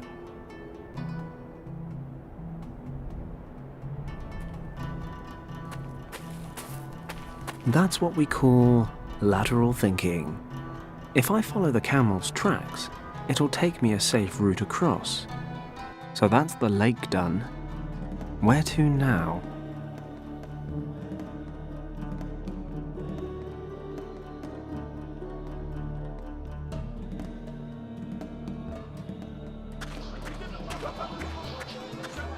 Assalamu alaikum. Welcome, stranger. We are happy to have new faces join in our festivities. Festivities, eh? Then I'm the right stranger. What's going on? We celebrate our forefathers banishing the demons from the mountains you see in the distance. Every year we hold a festival in their honor. And today everything is really, demon-free. Have no fear, stranger. Our ancestors were very thorough. Nobody here need worry about demons anymore. Great. So what do you guys do for fun? Wrestling matches are the most popular events. You are a big Western man. Maybe you could challenge our champion Aziz. It is years since he has been defeated, and anyone who ends his run can claim prize money of 100 francs. Did you say prize? And money? And 100 francs? Yes, stranger, but, be warned. Aziz will most likely tear you limb from limb. In actual fact, I strongly advise you against challenging him. Perhaps you lack the physical requirements to face Aziz. Hey, I'm bigger than I look. I'm not entirely sure that makes sense, but you don't need to make sense when you're as big as me. Besides, I've done stupider things than this before. It's your life, stranger. I'll take a closer look, at any rate.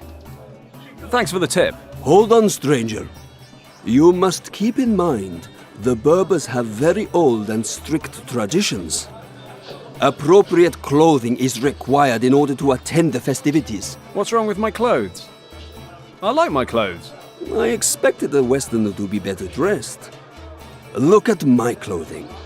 This is called a jalaba, and you must wear a blue one in order to enter the festival. Ah, but brown would better match my eyes. Just kidding. Of course I respect your traditions, but I don't have a jalaba, and I'm having some cash flow issues. Are you sure you can't make an exception? Yes, but do not worry yourself. Take this garment ticket and go to the bazaar in town. You can hire a jalaba there. Fantastic. Thanks a lot. Sorry, I just usually expect these things to be more convoluted. Get yourself a blue jalaba and come straight back. I don't want to miss a fight between you and Aziz. See you later. Salam.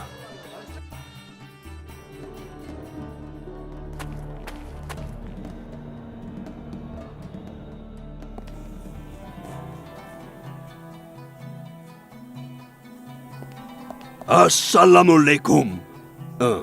It's you again. What can I do for you? I'm more of a quantity, not quality guy. How much? Before I give you a price, you must realize I only manufacture using the finest materials. You won't find better textiles anywhere this side of the Atlas Mountains. Yes, you said that before. I see that shopping for the Western man is not the art it should be. But I like that about you. You are a worthy opponent. A man with character and a strong mind. I'm glad someone sees that. I just wish it weren't you. No offense. None taken, my friend. Perhaps the lady too will see these things when you wear such fine clothing. I shall offer you a special price, my friend. I like you. I think you really want to wear it. And I think that it is made for you. But you must promise me not to tell anyone about the price. Scout's honor. Good. Then listen carefully, for I can only make this offer once. I will give you this jalaba for just 300 francs. No joke! Do we have a deal? How can I put this politely? Not in a month of Sundays. Sorry, I'm just somewhat financially challenged right now.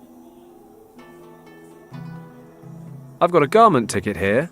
By Allah, this agreement with the Berbers will be the death of me. Okay. What do you want to hire? Do you have a blue jalaba? What? While the Berber festival is on? Blue jalabas have been sold out for weeks. All we have left is what you see here in front of you. Damn it.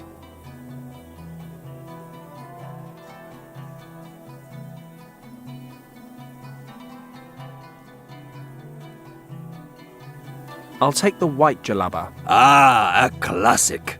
You could not make a better choice. That's all for now. Perhaps I'll come around again later. Salam.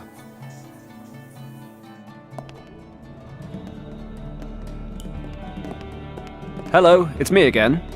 Welcome back. How can I be of service?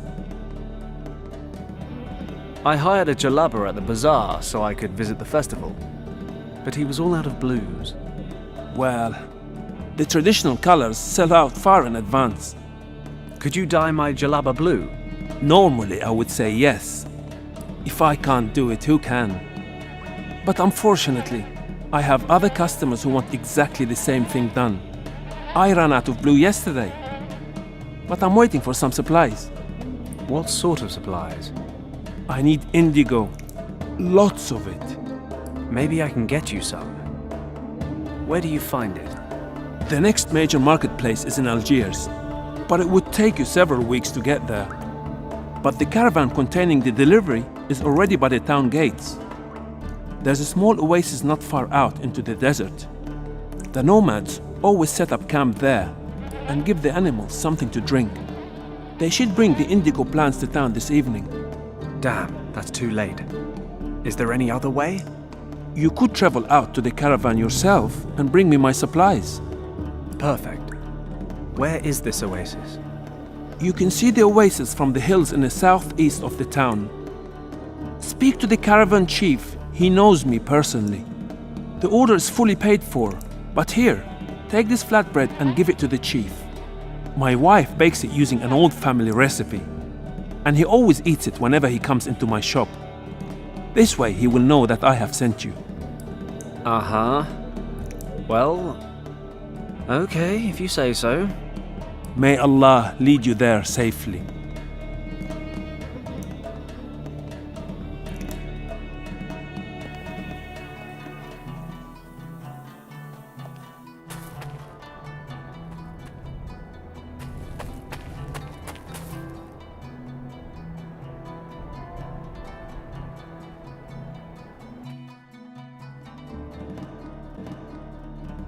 Phew, that's some heat. Ah, perfect. The caravan's still here.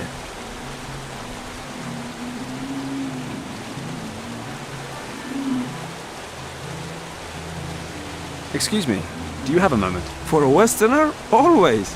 Come closer. Are you part of the merchant caravans from Algeria? I certainly am. Can you take me to your chief? He stands before you. How can I help you?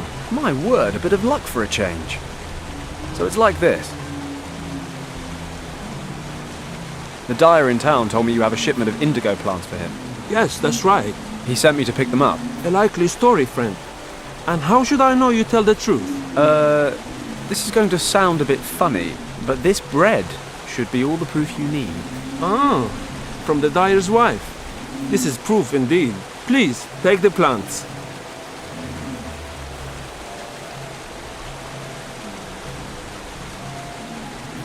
I thank you. This has been a most efficient transaction. I wondered why you stopped so close to the town. The city gate is only a few hundred meters away. You don't know much about caravans, do you? Is it the flight jacket that gives me away? We have almost 40 camels in our caravan, and they are all fully loaded with goods for the merchants in Fez, Rabat and Marrakesh. If we pass a town along the way, we cannot possibly ride through the souks with all our animals. Souks? The rows of alleyway stores. Gotcha. We now load the goods bound for Marrakesh onto a few camels for transport into the city. Makes sense. But there is more. You must realize that we are nomads. We move from one place to the other and never settle anywhere. The hectic confines of a large settlement are often unbearable, which is why we only travel into town after dark, when things are quiet. Hey, I think I just learned something. Thanks for your help. I'll be going now. Goodbye.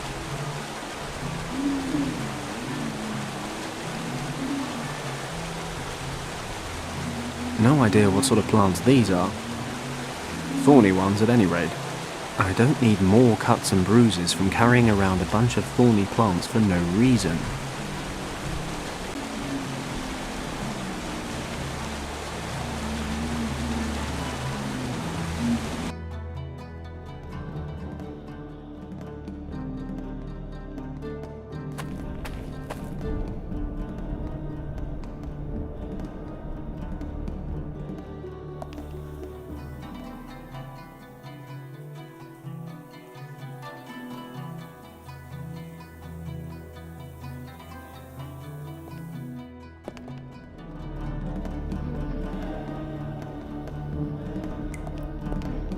Hello, it's me again.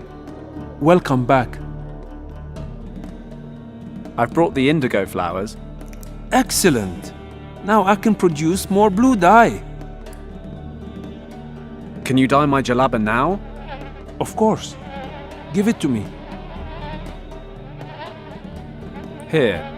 Pure white. Yes, I can dye this jalaba blue. It should dry quickly in this heat. You can wait here if you want. It will be ready in half an hour. Thanks.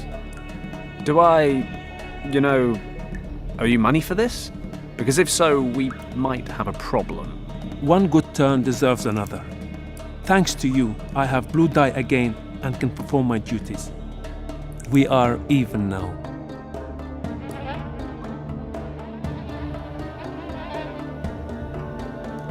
Okay, got myself a blue jalaba. I need to get on with things now. Hagen, Hild & Co. can't be far behind. I have to get the bail money as soon as I can. I should probably go back to the Berber festival. Maybe I can pocket that 100 francs.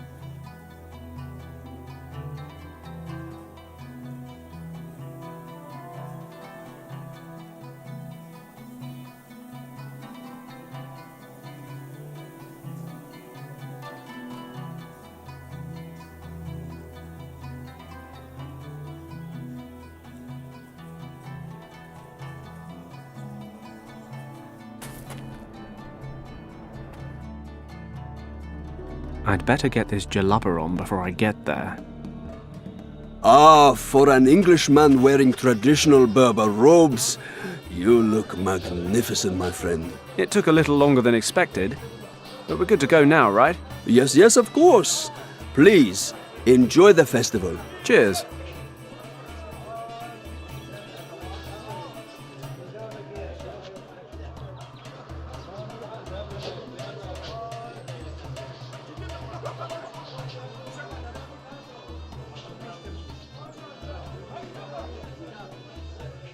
I am looking for a challenger for Aziz the Invincible. Who has the courage to challenge Aziz? 100 francs for anyone who can bring Aziz to his knees.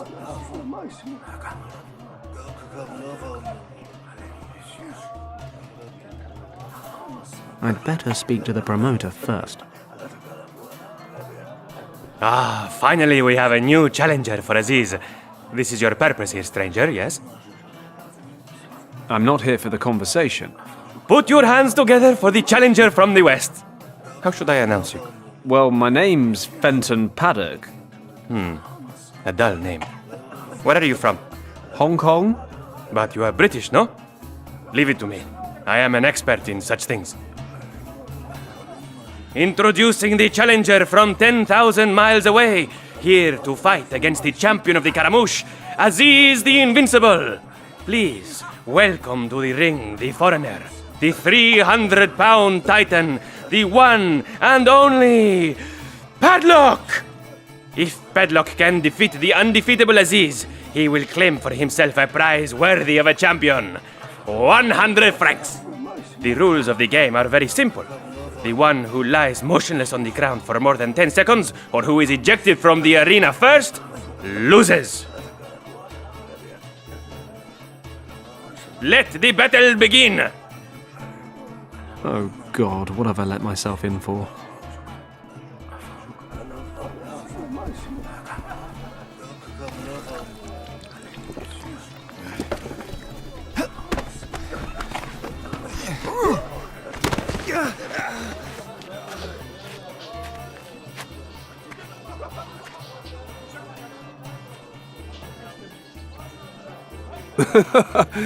I did warn you about Aziz. I'm just trying to lull him into a false sense of security.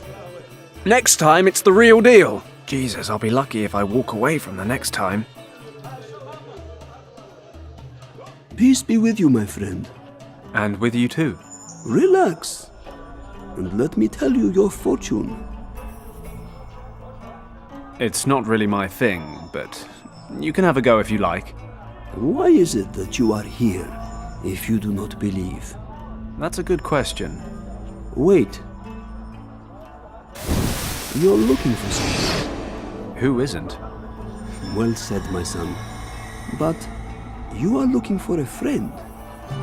But along the way, you have already lost much. Granted. My plane, my booze, my artificial sheep.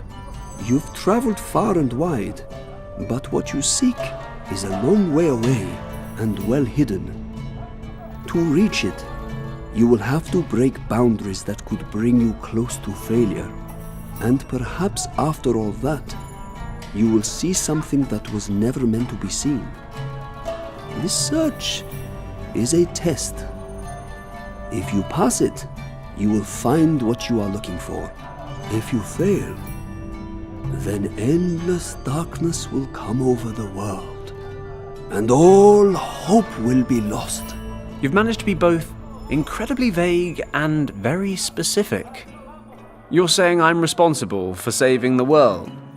All I'm really after is my friend Richard. Both questions lead to the same answer. If you succeed, you will find your friend.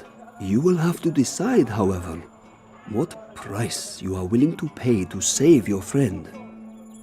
If you fail, it will be more than his life at risk.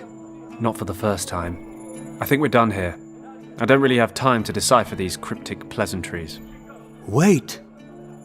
I see something joyous as well. Shortly before you reach your goal, you will find something that you do not seek, because you believe it to be lost. You mean I'll have a full set of cufflinks again?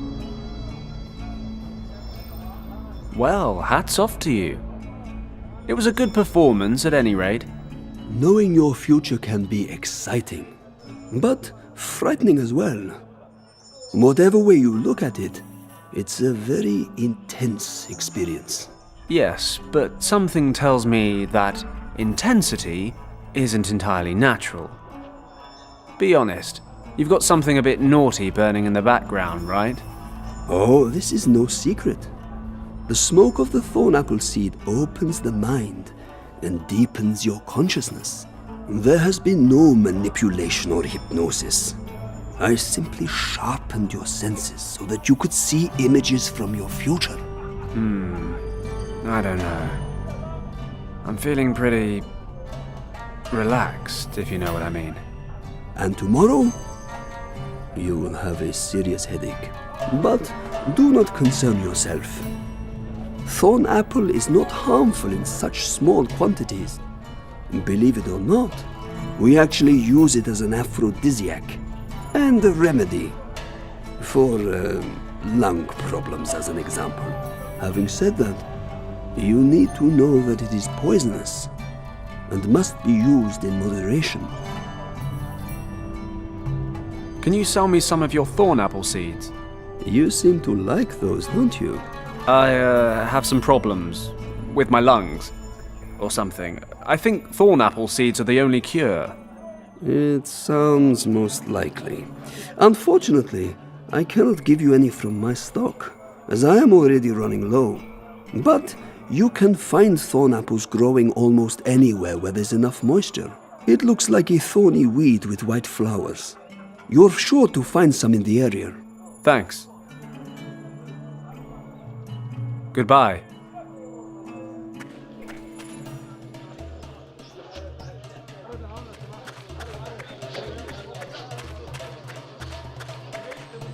Can't wait to get this robe off. Blue's not my color.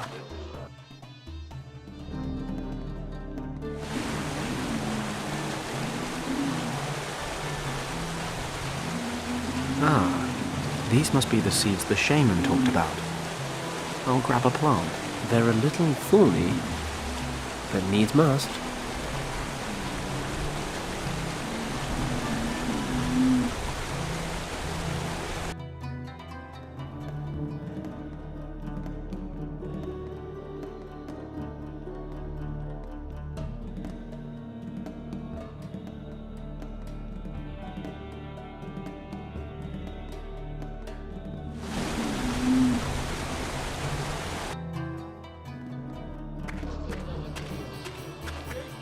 Is there nobody here who would like to challenge Aziz?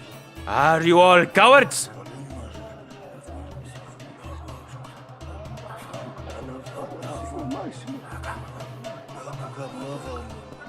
Bad, Fenton.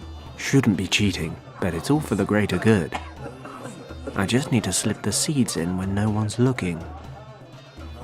I am looking for a challenger for Aziz the Invincible. Who has the courage to challenge Aziz?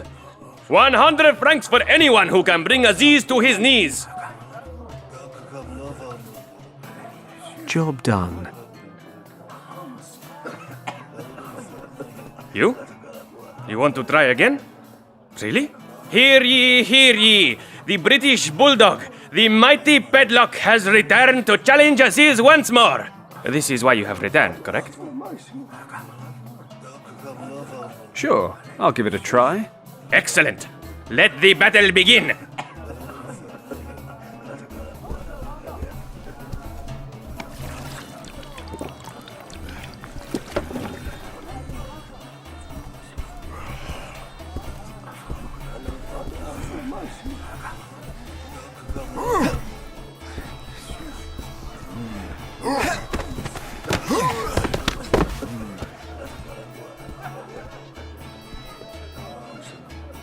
Unbelievable! How did you best this? I am the mighty Padlock. Do you need more explanation? I am certainly impressed. We will need to retire as is very soon, I think. Please, take your 100 francs. Thanks very much.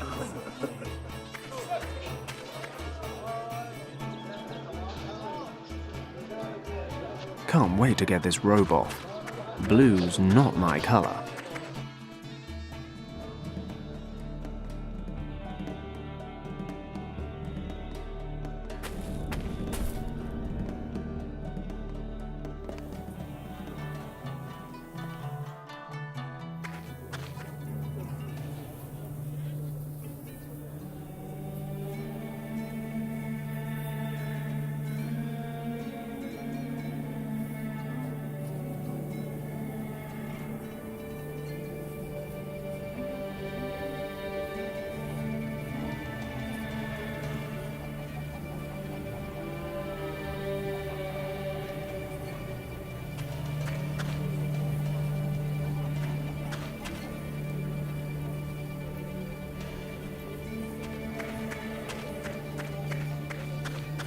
Ah, the quartz fits perfectly. The sun's being refracted? Anyway, it's forming a beam straight through the crystal.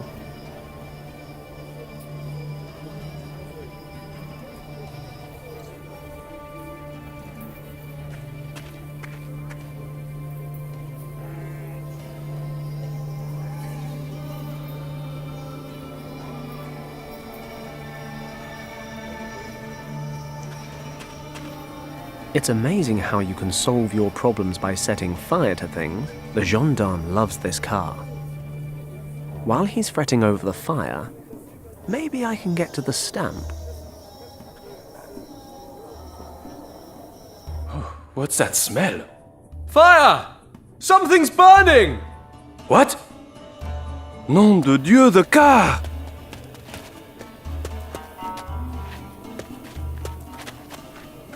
Sacre bleu! Oh, children in this country can never be trusted. I've got to put this out! Professor Hayes. Yes?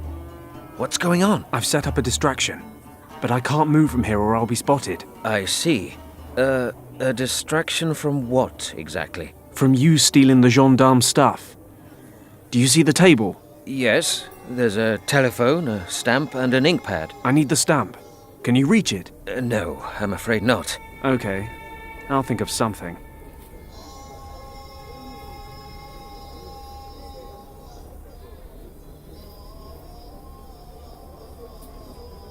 Professor, try to pull the stamp towards you with this. Okay.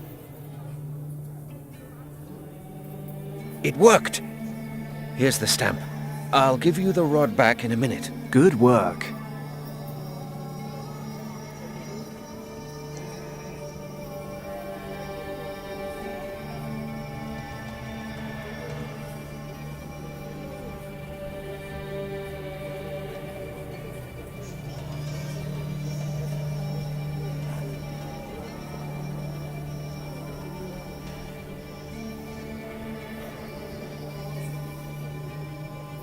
Okay, that's one more stamped form.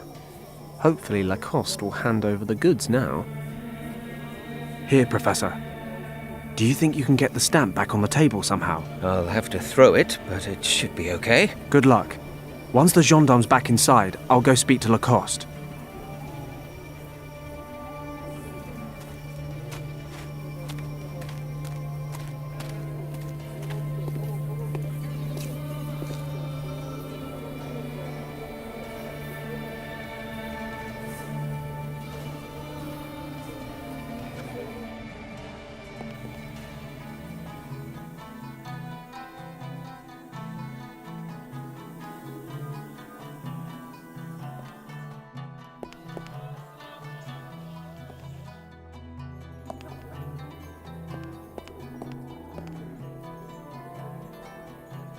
Monsieur Lacoste.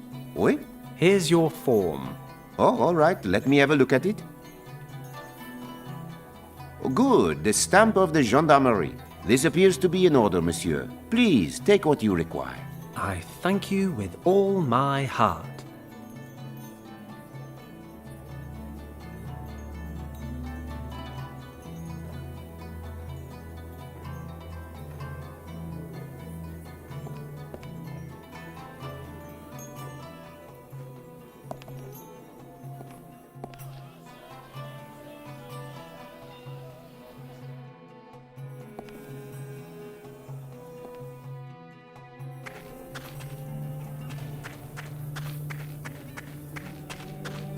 I have your drops, Prof. God be with you. I'll just take my drops. Hold on to the case for me. I don't want the gendarme to see me with it. What's this instrument in the case? Ah, my gold detector. I have a physicist friend who developed it for me. It measures the gold content of certain objects with the help of a weak electrical field. I use it to check the gold content of artifacts people are trying to sell me. Take good care of it. It's very unique, you know. Not a problem.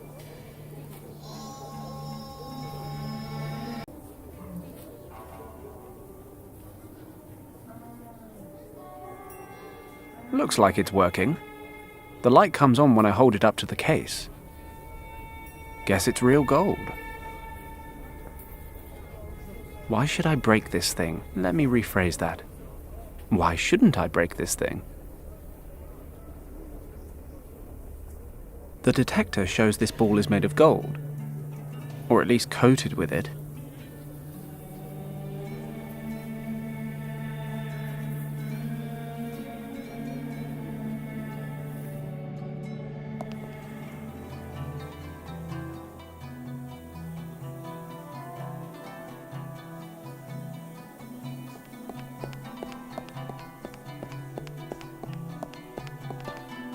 Come closer.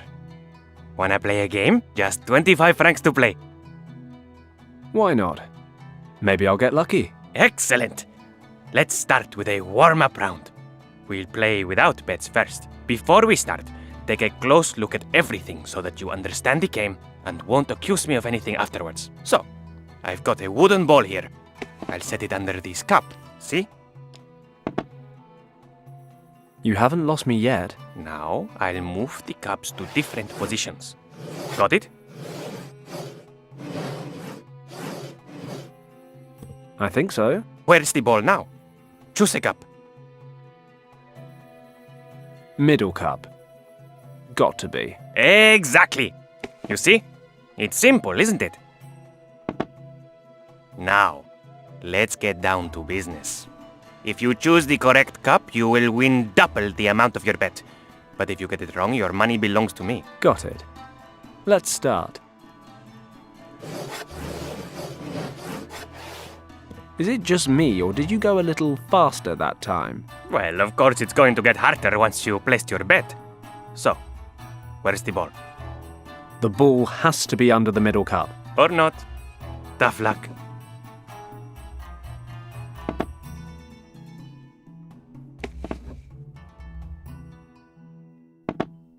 Damn.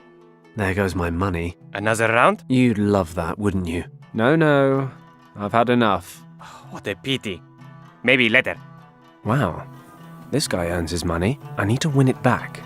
But I get the impression it's not exactly a fair fight. I need a way to track the ball's movements.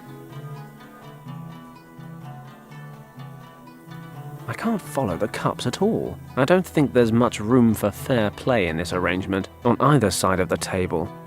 Ah, it's you again. I knew you would want to give it another try. I'll play again.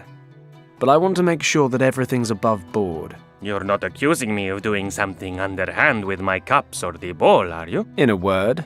Don't worry. I've got nothing to hide. I'll prove to you that I'm not cheating. I'll use any suitable item that you give me.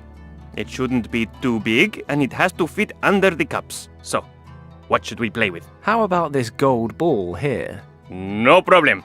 We'll play with that.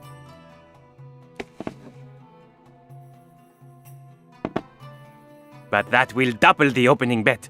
Each of us will put in 50 francs. Okay. Then let's get started. So, which cup is hiding your golden ball?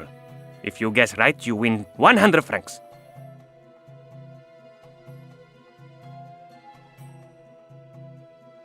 The detector isn't showing anything. Guess the ball's not under there.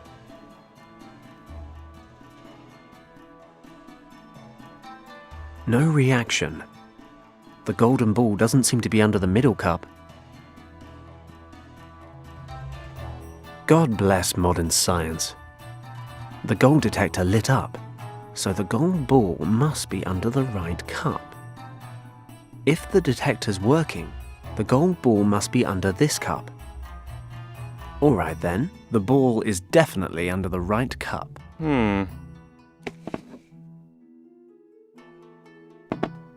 So it is. We have a winner. Must be my lucky day. You can say that again. Here are your 100 francs. How about a rematch? Why not? Seems like I'm on a real lucky streak right now. Excellent. We'll double the ante again. That means that each of us will wager 100 francs. If you guess correctly again, the 200 francs will be yours. Otherwise, I will be the lucky one. Okay? Okay. It's a lot of money, but I feel unbeatable today. All right then. I'll set the ball in the middle again. Fine by me. Feel free to make it a little harder this time. Now, where is the golden ball?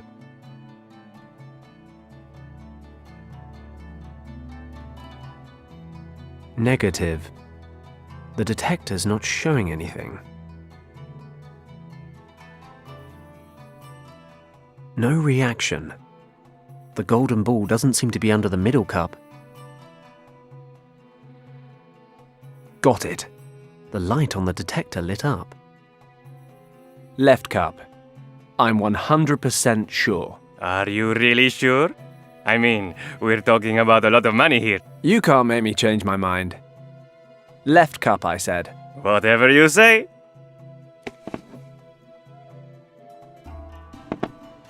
Damn, you got lucky again. Unbelievable, eh? Here are your 200 francs. I've had enough for today. My wives will kill me when they see my till. Don't want another rematch? Nope, not today. Your lucky streak will ruin me. Well, no hard feelings. I'll get out of here. Yes. I suppose I don't need to wish you good luck. I finally got the bail money.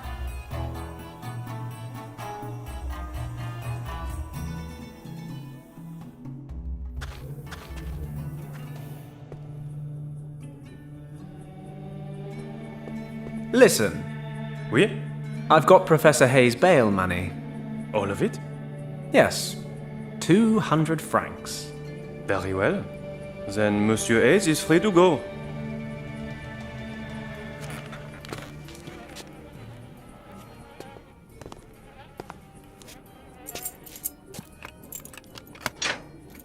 Come on, Hayes. You've made bail. Au revoir.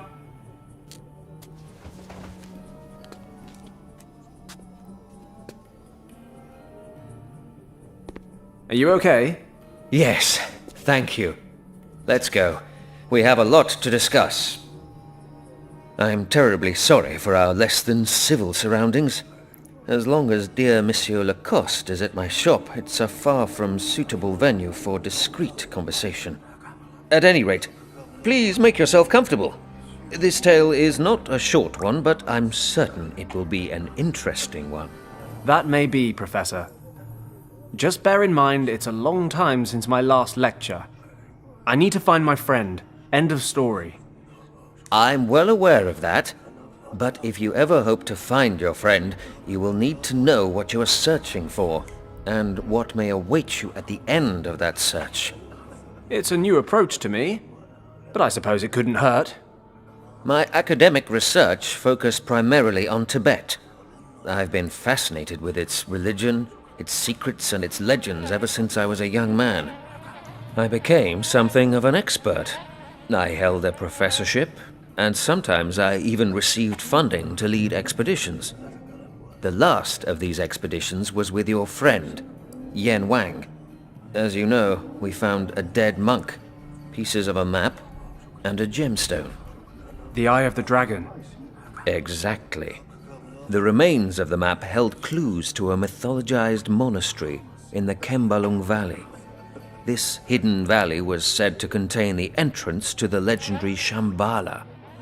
At that time, however, I only knew that the Buddhists believed Shambhala to be a kingdom where a dynasty of enlightened kings safeguard the most secret teachings of Buddhism.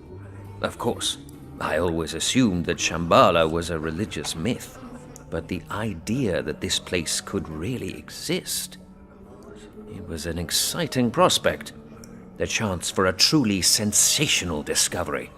Unfortunately, the early onset of winter upset our plans, and we had to give up. I was never able to return to that search. Regardless, I compiled all the knowledge that existed on Shambhala. I studied all the available sources, retranslated old texts.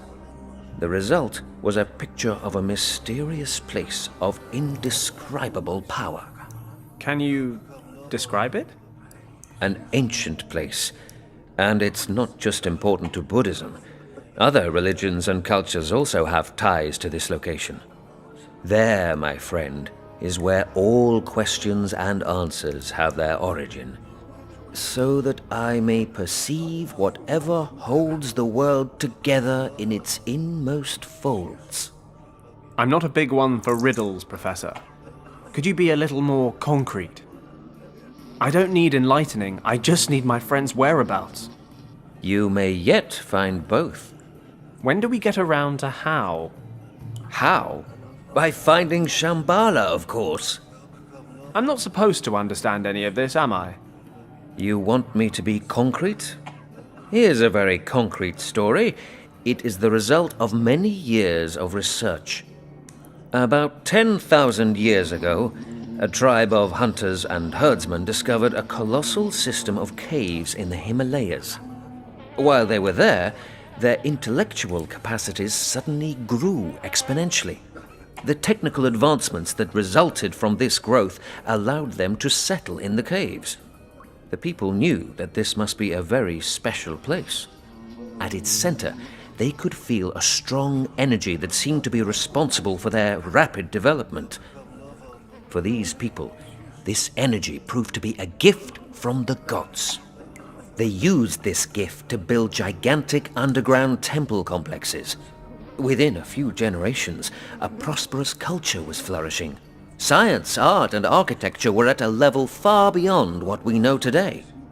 The people developed both a complex language and the first complete writing system. The energy itself, in combination with the rapid tempo of medical advancement, allowed the people to live to an extremely old age. Illness practically ceased to exist. And these caves are supposed to be Shambhala? Yes, I am thoroughly convinced that this is the case. However, you can certainly call it something else if you prefer a different name. I don't know. Even without the dragon, it all still sounds like a fairy tale. Well, the dragon... I personally believe that the dragon is merely a symbol, because the story continues. Go on, then. Something must have happened, because Shambhala was abandoned. I don't know the exact reason why, but what could have caused the people to leave this wonderful place, apart from a true catastrophe? You mean they got attacked by dragons? In a way. The dragon seems to be a metaphor for this sudden catastrophe. I can only speculate on the exact nature of this event. However, I believe it has some connection to the energy of the place. Okay, so they abandoned Shambhala, but why is the entrance still locked up? Only a few people survived the catastrophe, and they certainly had good reasons for keeping their knowledge of Shambhala a secret. They trained a sworn caste of priests who passed on this knowledge from generation to generation, and who continue to do so today. Actually, I think the Nazis killed them all. But there would be more. The caste of priests established 2 monasteries, far from any other settlements in which to safeguard the secret. The first monastery was built directly over the only entrance to Shambhala. In the Kembalang Valley? Most of the priests stayed in this valley, along with one of the 2 artifacts that can open the entrance. So you really believe that this secret chamber somehow leads to Shambhala? But that would mean that Richard is already... Indeed. But if he's there, can he still be alive? I mean, the dragon metaphor thing. There's only one way to find out. We need the second artifact, which is in the other monastery, right? We can only assume so. The second group of priests hiked over the peaks of the Himalayas, the so-called Lost Horizon, until they reached the region that is part of India today. They hid the other key there, in a temple complex. Unfortunately, I never found out exactly where this temple complex is located. But we have the Eye of the Dragon, and the engravings in the monastery say it'll reveal the location of the second key. Only if we have the Keeper's map. And, alas, this is something I've long searched for. The only clues I've found refer to a remarkable map drawn up in 1513 by an Ottoman admiral named Piri Reis. For example, this map depicts the ice-free perimeters of the Antarctic. As you know, that continent was first officially discovered in 1820, more than 300 years later. So how could Piri Reis have known back then how the Antarctic continent looked without ice? The admiral, who had a talent for languages, made handwritten notes on the map. According to these notes, he used sources from many thousands of years ago when creating the map. He came across these sources during a trip through the Far East. Unfortunately, only a small fragment of the map still exists today. And the Nazis have got it. What? When you said the Admiral's name, so-and-so Reis, I've heard that name. Piri Reis? The German expedition leader, the Countess. She was talking about a map in a Berlin museum, and she mentioned that name. Piri Reis. My word. Sensational. It's a chance at any rate. If we can get to the map before the Nazis do... You want to go to Berlin? We don't have a choice. It's the only way we can get at the map.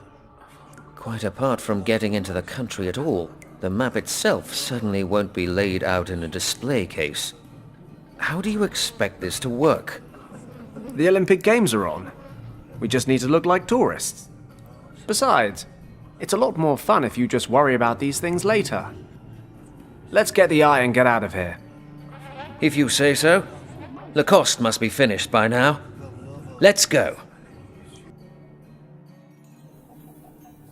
Please wait a moment.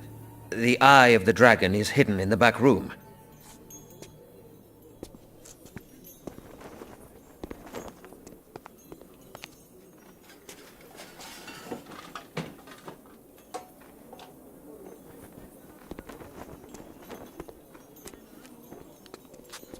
Here it is.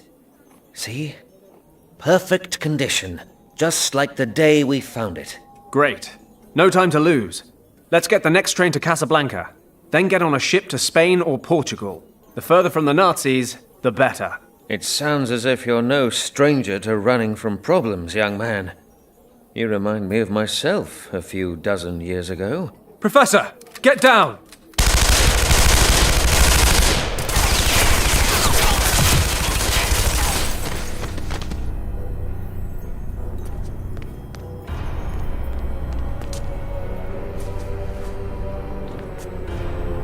Leave him. We have the eye.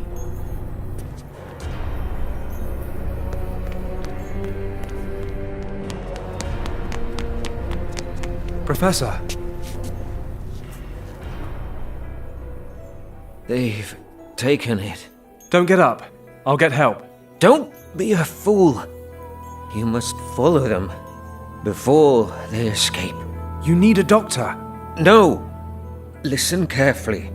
If you are found on the crime scene, you will be arrested. You cannot help me anymore, my boy. But help yourself and the others recover the Eye of the Dragon. Now it's up to you, you alone, to prevent the Nazis reaching Shambhala.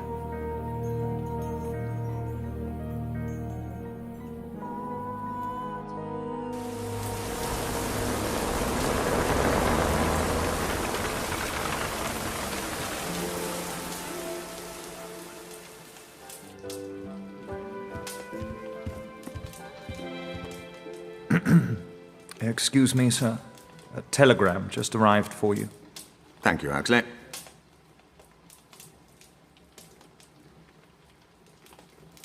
Anything else? No, sir. I just wondered... I don't need anything else at the moment. You may go.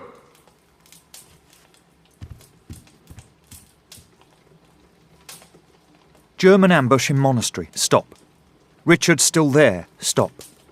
Paddock to the rescue. Stop. Now in India. Stop. Send reinforcements. Stop. Waiting at Camp Hadley in Rangpur, North India. Stop. Signed Lieutenant Thomas Finch. Stop.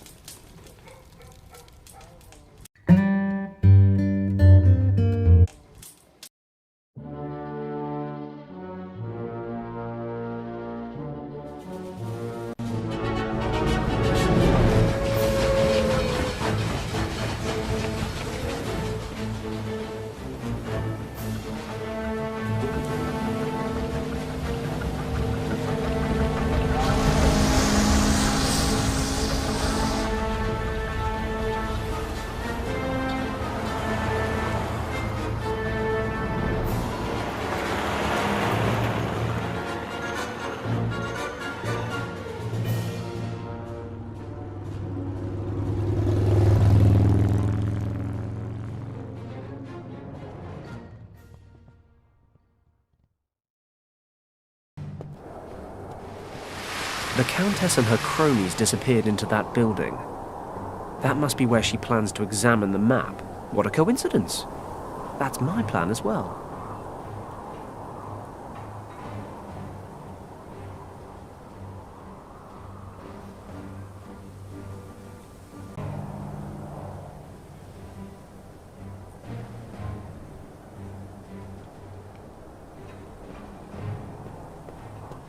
Posters and flyers plastered on several layers deep. This camera ad's coming loose. I've pulled it down.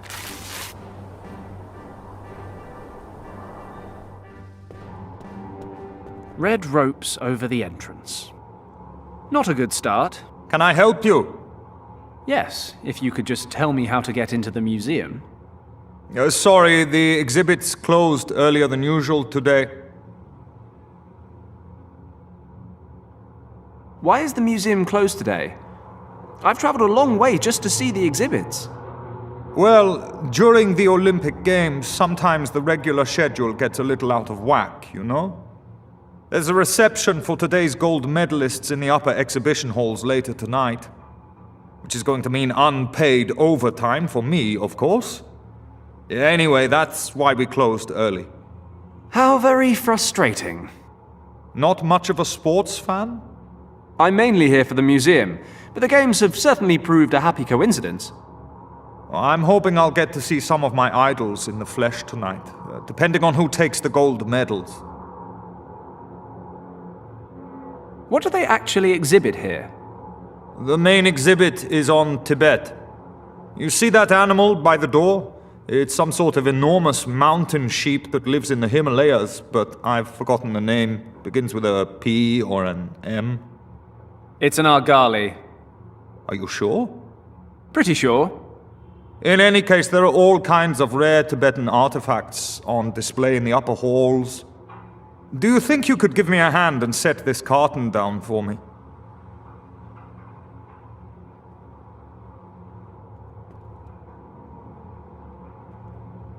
Thanks. You keep talking about the upper halls. Are there others? Well, yes, the lower halls. But they've been closed to visitors for over a year. Why's that? I couldn't tell you. And is there a reason you couldn't tell me?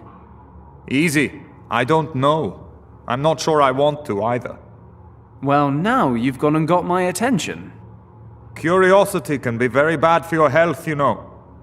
All I know is that for some time no one has been allowed into the basement of the museum, and the lower exhibition halls were closed to prevent any visitors from accidentally wandering down there.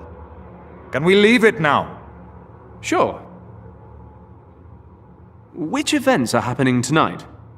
For my money, the decathlon has got to be the highlight, but there's also rowing and horseback riding. Hold on, I have an event schedule in my newspaper. I don't need it anymore, you can have it. Oh, thanks very much. You know that reception tonight? How exactly do I get into it? Oh, just go out and get yourself a gold medal. No problem.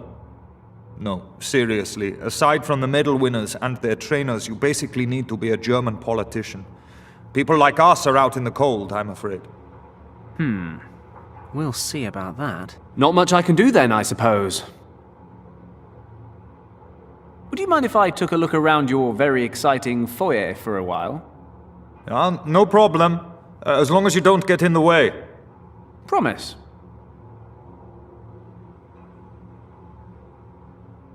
Let's see which contests are scheduled for today. The final event in the decathlon is happening shortly. In the run-up to the long jump, the man in the lead is... No, this can't be right. Glenn Parker of the United Kingdom? There's even a photo. No doubt about it. That's the same Glenn Parker who went to Sandhurst with Richard and me. Even back then, he was a top-class athlete. Fantastic! This is my chance to get into the museum reception. I'll just ask Glenn to smuggle me in. Maybe he can pass me off as his trainer.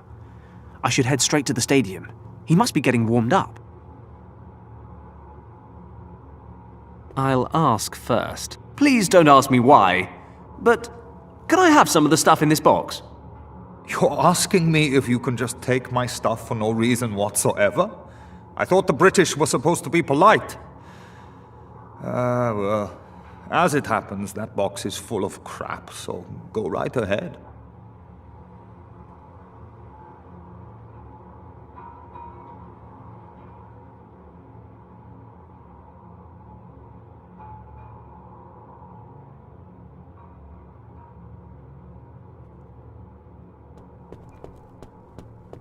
Let's see if I can find anything useful. Oh, the lid came off. I'll just pocket that, I think. Jackpot. There's all sorts of valuable rubbish in here.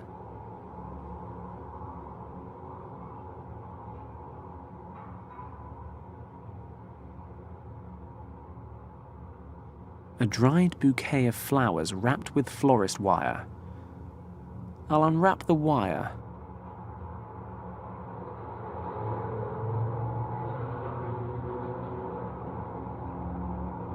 Rust-free.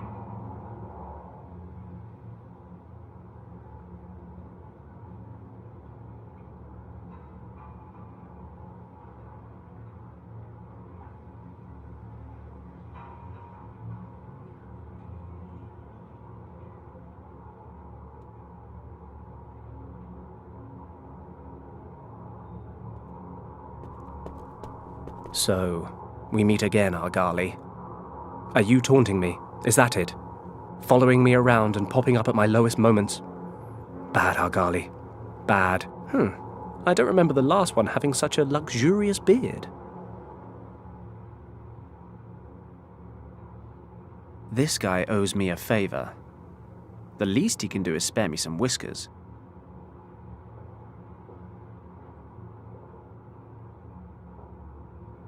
Argali whiskers.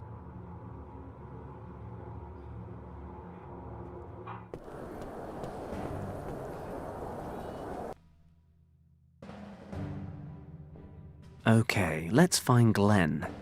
He's probably in the locker room.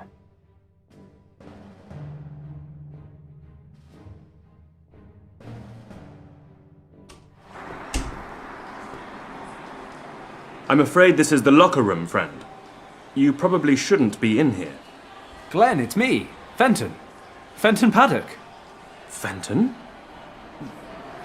Nice beard. What are you doing here? I'm here saving the world. It's not a real beard. But look, I heard you were top billing for the decathlon. I need to talk to you. How did you even get in here? That's a rather adventurous story.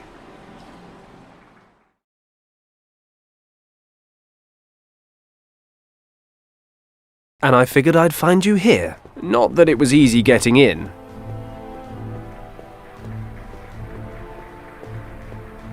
Hello. Hello. Is this the press entrance? Yes, it is. May I see your credentials, please? Credentials? The only people permitted access are the athletes, their trainers, official IOC employees, and press photographers. Do any of those apply to you? Sure. Why not? I'm actually with the press. Then show me your press pass. Would you believe I've temporarily misplaced it? Not really. If you've really lost your pass, go to the IOC accreditation office and claim a new one. But the events are about to start. I can't miss them. Then you'd better hurry. The IOC office is located at Pariserplatz. Okay. I'll be back. And don't forget your camera. Only photographers are allowed to enter the contest area. Journalists should go to the main gate. Got it. Thanks. Well, I guess I'm heading to the IOC office at Pariserplatz to get myself a press pass.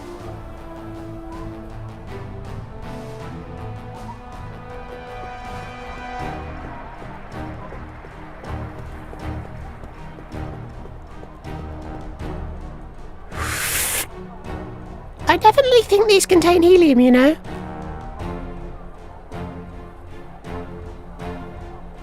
Let's inflate the little bugger.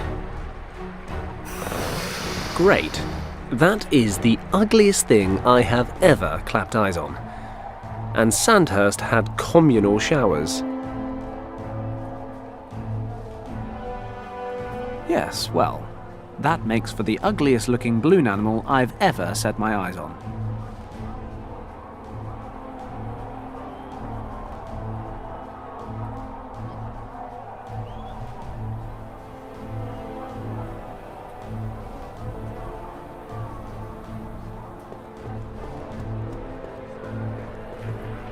Excuse me, may I interrupt for a moment? Oh, hello! Do I really look all that busy? Well, now that you mention it, no. Is your whatever that thing is broken? No, I just don't feel like playing. Why not? An artist needs an audience, attention, applause, and of course, earning a few pennies doesn't hurt either. Well, I can listen, but I'm afraid I'm completely broke. That's all right. The potential audience in this part of the stadium is pretty limited. Why exactly did you pick this location? Unfortunately, it was assigned to me. We have the odd athlete and journalist pass by, but it's been a slow pitch. I wanted to set up over at the main entrance, but I wasn't allowed. Oh, I see. Well, I'm going to go have a look around the city. Have fun.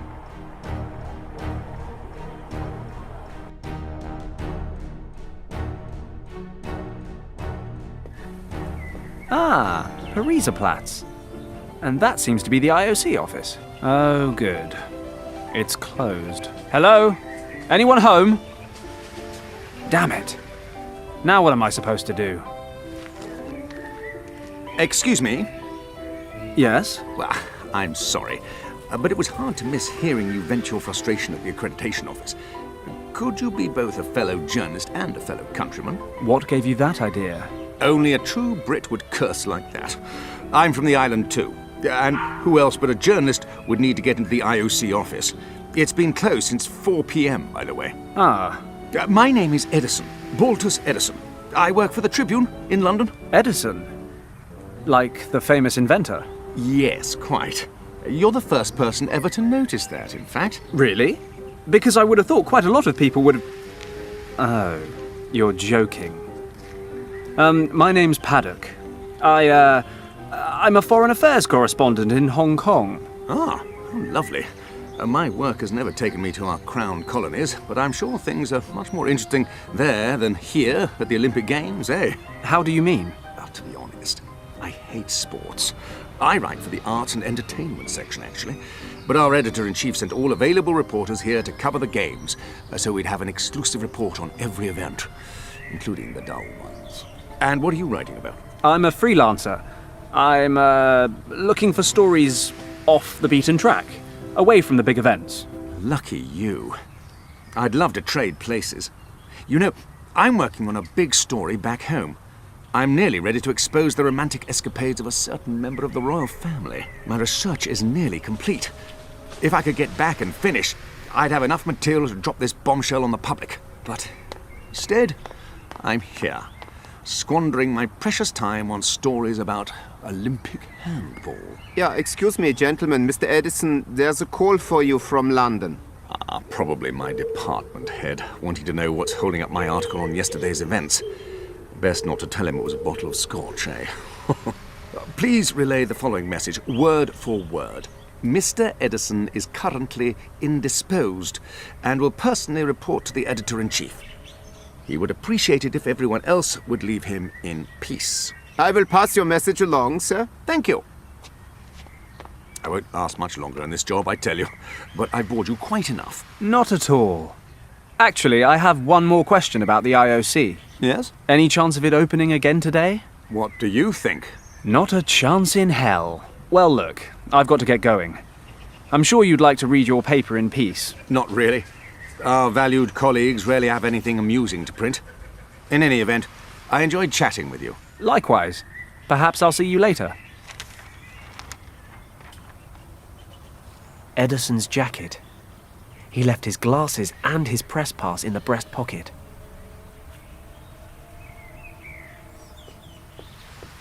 This napkin is mine. All mine.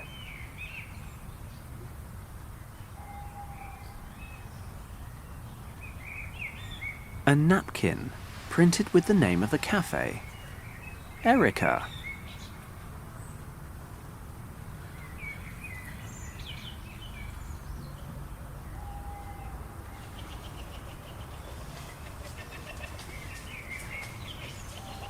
I could really use that press pass in his jacket.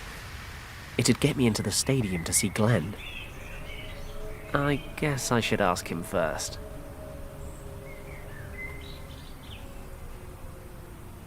A bit of tidiness never hurt anyone. Apart from that one time I tried to clean the office and broke my collarbone. Long story.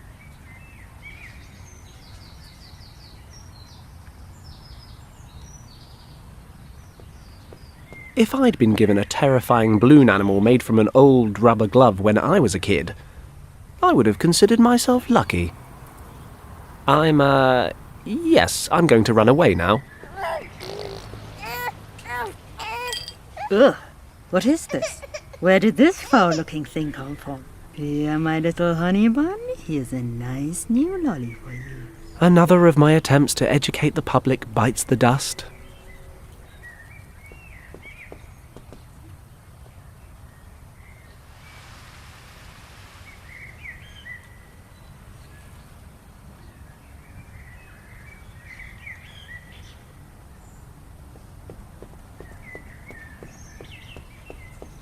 Careful! Do not touch my camera! Don't worry. I had no intention of touching anything. I spent a great many hours painstakingly setting up that camera, and it would be a catastrophe if you were to move it by so much as a hair. Please forgive my curiosity. Allow me to introduce myself. Fenton Paddock. A pleasure. Count Otto von Droste-Schattenburg. A count with a camera, eh? Wouldn't say, an adding machine be a more appropriate device? Please. I would be much obliged if you would not trivialize our conversation with such banal wordplay. I am a renowned photographer from Vienna. Have you never heard of me? To be honest, no, I haven't. But maybe that's because I live in Hong Kong. My work has also been exhibited in Hong Kong, sir. Oh. Oh! That Count Otto van Dross Schattenberger. Your camera looks very professional. Of course it does. It is the most advanced model available on the market today. It has a new setting that I use for experimental photography. I take multiple exposures of the same image at regular intervals. This allows me to capture different phases of my subject and depict them in a single photograph. Ah, I see. So the position of the camera mustn't change at all while you're taking a picture, right? I see that you know something about the fine art of photography. Just an interested layman. What are you taking pictures of? I'm shooting images for my latest photographic series, Berlin and the Olympic Games. This work will be subtitled The Forgotten Landmarks. I intend to capture locations that are not currently the main focus of public interest. I see. Unfortunately, artistic freedom is becoming a thing of the past in Berlin. Photography is often banned in public squares or even in entire districts. This does not make my work any easier. What's the deal with these photography bans? Oh, political reasons. The government officials here believe there are certain parts of the city that may be unrepresentative of the capital's overall charm. But the Brandenburg Gate's okay, right? That's correct. The gate is to be the central focus of my latest project. A photography ban here would mean all my months of preparation were for naught. Several galleries have already booked the exhibit in advance. No, a ban here would be absolutely outrageous. But then, the Count von Droste-Schattenburg isn't just anybody. Even here I have friends in high places. Why, I would go straight to the magistrate and make my mind known. I'm sorry, I didn't mean to upset you. Well, I don't want to keep you from your work any longer. Thank you.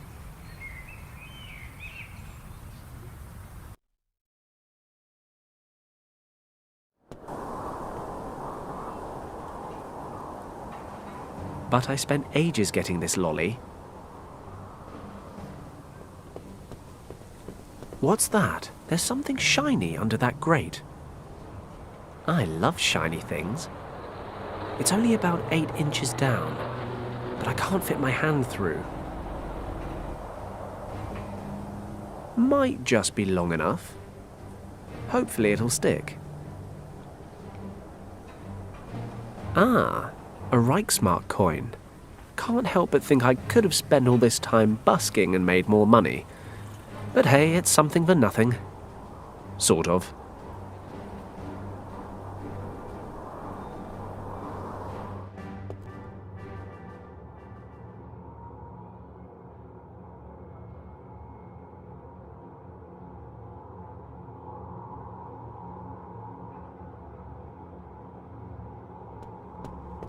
The only interesting things about this door are its large, round handles. And even they're struggling to get...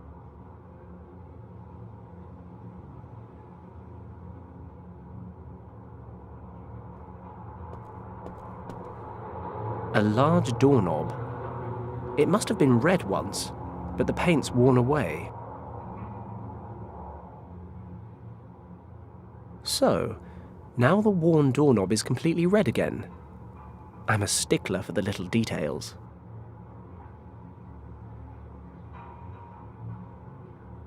If I press the poster against the doorknob, it produces an interesting new symbol on my poster. I'll rub the lolly on the back of the poster so I can hang it up somewhere.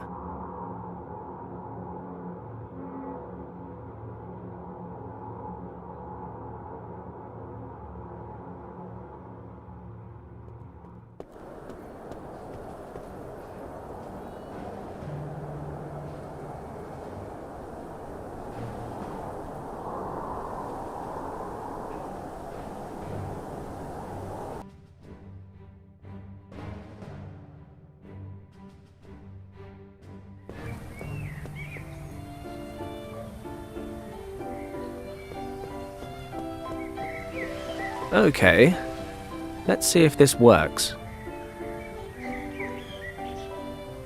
Perfect. Some might say using ketchup to manufacture the band symbol was unnecessarily convoluted. I say, do you see any red felt tips around here? Hello, Count. Oh, you again. Count, terrible news. I just discovered there's a photography ban throughout Parisaplatz. What are you saying? Where is that written? Follow me, I'll show you.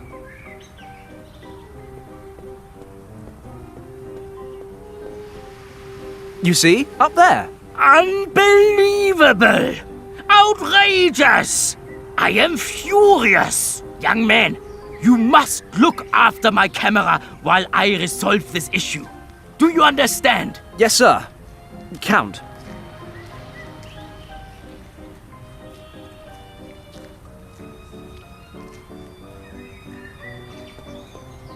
The ends justify the means. I hope.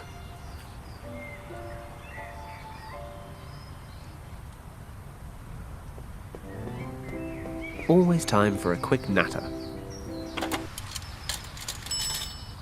Berlin Telephone Exchange, how may I direct your call? I could just walk across the street and talk to them. I'm terribly sorry. I've completely forgotten. I see. You should probably hang up then. If you're calling from a public phone, you should receive your money back. Oh, thank you. Goodbye. Goodbye. Edison's jacket. He left his glasses and his press pass in the breast pocket.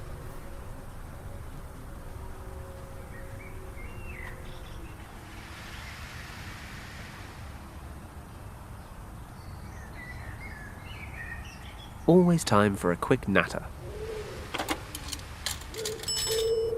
Berlin Telephone Exchange, how may I direct your call? I could just walk across... I'm terribly sorry. I see. Oh, thank you. Goodbye. Goodbye.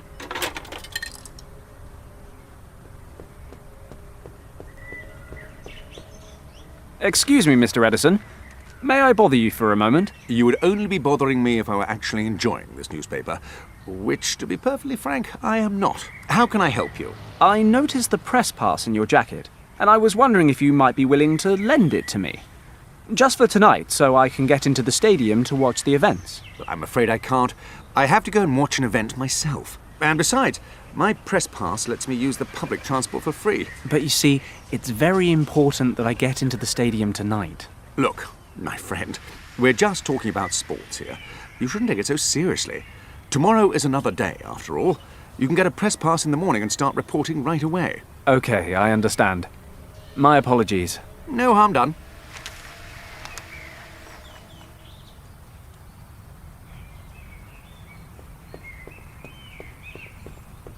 Always time for a quick natter. Berlin Telephone Exchange, how may I direct your call? If I can lure Edison into the cafe, maybe I can borrow his press pass. All right, I'll try my luck. Connect me to Cafe Erica at Parisaplatz, please. One moment, please. This is Cafe Erica. How may I help you? Do you have a customer there by the name of Edison, Baltus Edison? Yes, Mr. Edison is just outside. Whom shall I say is calling? This is his editor-in-chief in London speaking. Please tell him that it's urgent. He needs to come back right away. It's about juicy goings-on at Buckingham Palace. I will relay your message, sir. One moment, please. Mr. Edison, there's another call for you. Who is it now? Your editor-in-chief in London. He has an urgent assignment for you concerning the British royal family. Finally! My prayers have been answered. Where is the telephone? Follow me, please. Perfect.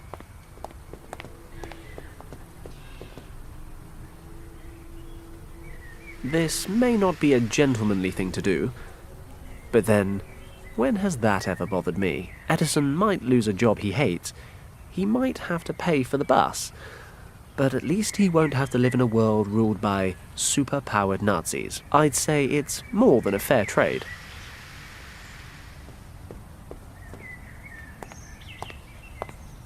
I'm very sorry, sir. We do have occasional connection problems. Not a problem. I'll go to the hotel and try to contact him from there. See you. Goodbye, sir.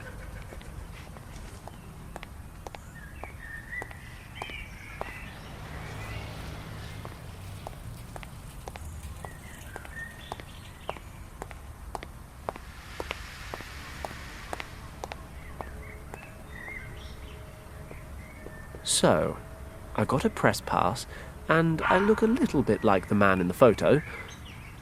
Apart from, you know, the glasses, and the hat. The goatee too, I suppose. Similar ears.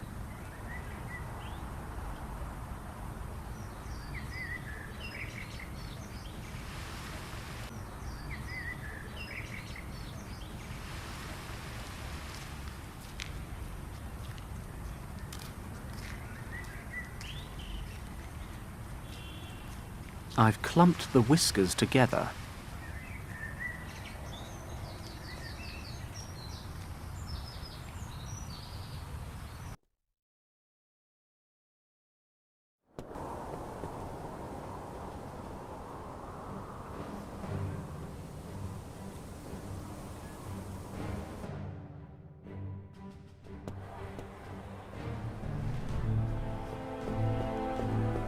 Hello.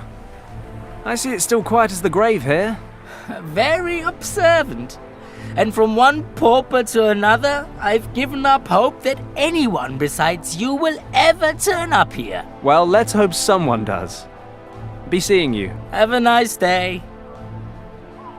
This hat might make me look a bit more like Edison on his press pass, but I think my kleptomaniacal urges have been sated for one day. Hey, it's a real condition.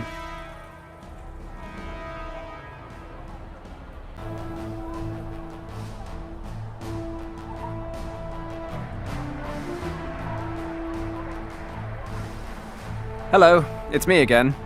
Hi there. Don't worry, you haven't missed much. By the way, I really like your hat. Really?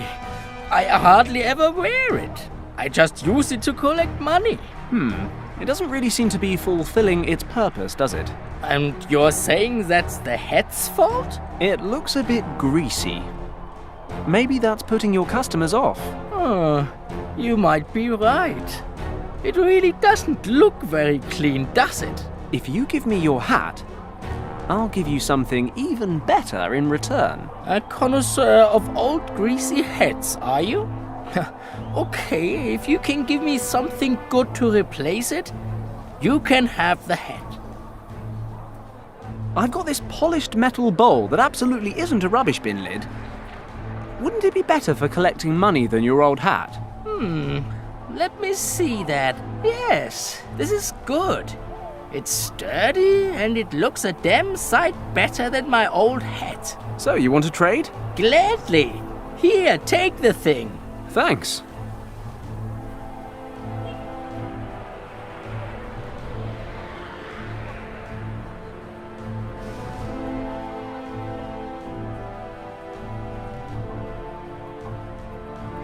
Okay, I've got everything I need. Press pass, camera, hat, glasses, and the pièce de résistance, of course. The Argali beard. Time to get suited and booted. But other than that, it was easy. I got past the guard, found the locker room, and here I am. Well, that's a lovely story, Fenton. But why? Look, we don't have much time, so I'll get straight to the point. I read that you're leading the decathlon, and you're just about to complete the last event. The long jump? Well, if you win the gold medal, you'll be invited to the reception after the contest. The museum where the reception is taking place is closed due to the event. No visitors allowed. I need to get in there and look around as soon as possible. I hate to repeat myself, but... Why, right? I know. I've asked myself the same thing a couple of dozen times. Do you remember Richard Weston? Of course.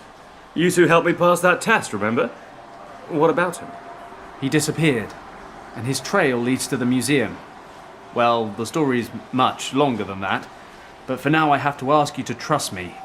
So, can you smuggle me in? Absolutely. I couldn't leave an old Sandhurst chum in a bind, now could I? Thanks, Glenn. I owe you one. Of course, you are assuming one vital thing. That I win. Frankly, I've still got a slight lead, but the long jump just isn't my forte. That Erwin Huber in second place will likely pull past me at the last minute. He's the better jumper by far. He's beaten me every time this year. So your lead won't be enough to secure the gold? I doubt it. Huber always manages about 25 centimetres more than I do. If he's up to his usual standard today, and I don't manage the jump of my life, then those 25 centimetres will be enough for him to take the lead. I see. I suppose I'll just have to cross my fingers. Why don't you introduce yourself to Huber? You could be his date for the reception. He's probably not my type. And I am? Beggars can't be choosers. Very funny. Look, I'll give it my best shot. We'll just have to hope it's enough. Look at the time. I have to get moving. I'll see you after the jump. Well, Fenton, I've got to head out to the contest. I'm already running late. Thanks for taking the time to talk to me. Good luck. Thanks. I'll need it. Unfortunately, he's right. Ordinarily, of course, cheating would never cross my mind. There's too much at stake. I need to get into the museum. So, business as usual. I'll take a look around and come up with a plan.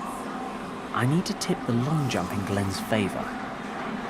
Funny, I honestly never expected a Tibetan rescue mission to involve rigging the Olympic Games.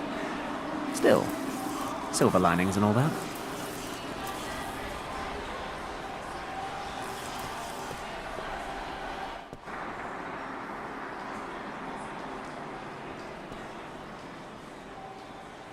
Nothing I can do with a pair of smelly trainers. The shoelaces, on the other hand, look absolutely essential. A bottle of cleaner. A bottle of cleaner? Not that I'm about to pay any heed to what a bottle tells me to do, but it says, removes even the most stubborn stains. Warning, do not use on plastic surfaces. Contains the solvent acetone.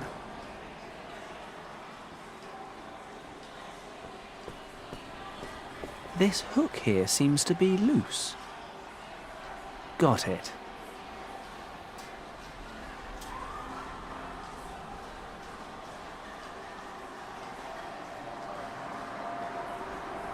A ventilation grate.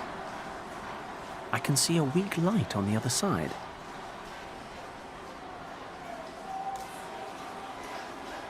It's screwed on tight.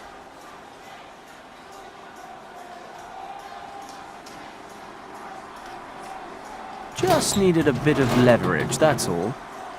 The grate's off. Ah, it's the equipment room.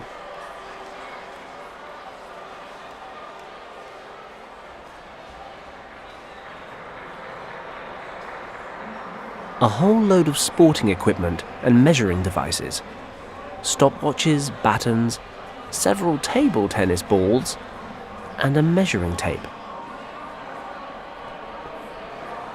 Could be useful. I'm sure no one will miss these. It reads, Certified Measurement Devices, calibrated by the IOC 1936, only for use by authorized personnel.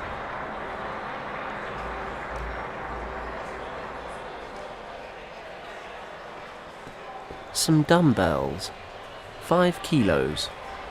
I'll just take one of these with me.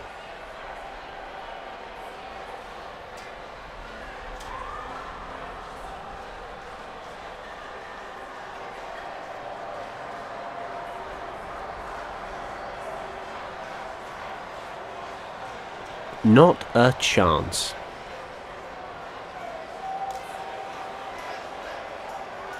More lockers. They're all locked.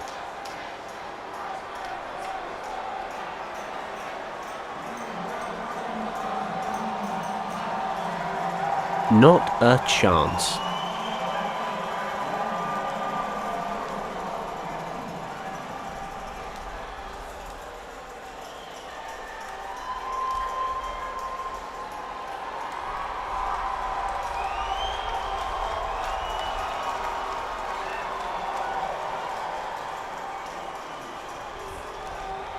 Good idea.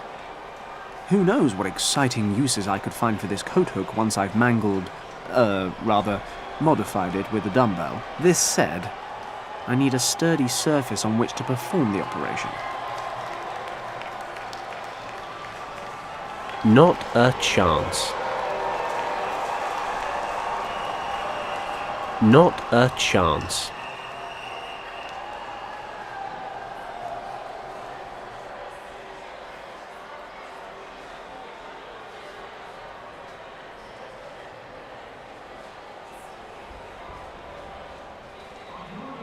More lockers.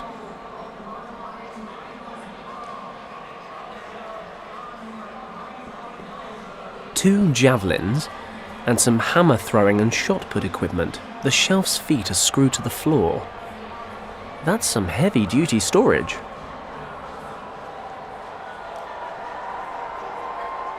I can't use the coat hook to loosen the screws yet. Maybe leaving it here will help. Somehow.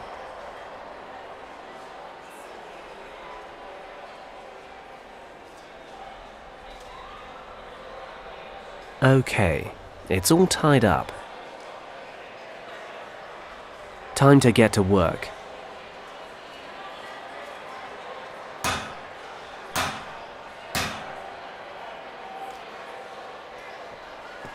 It worked. The end's now flattened out.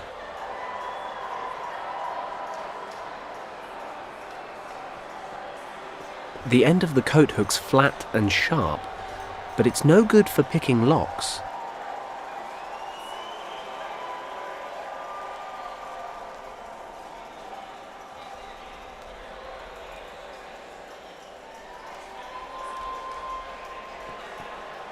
Now that it's flat, this makes for a pretty decent screwdriver. Let's get this panel loose.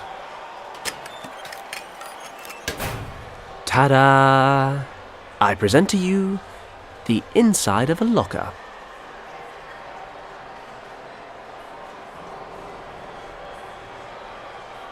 A judge's uniform.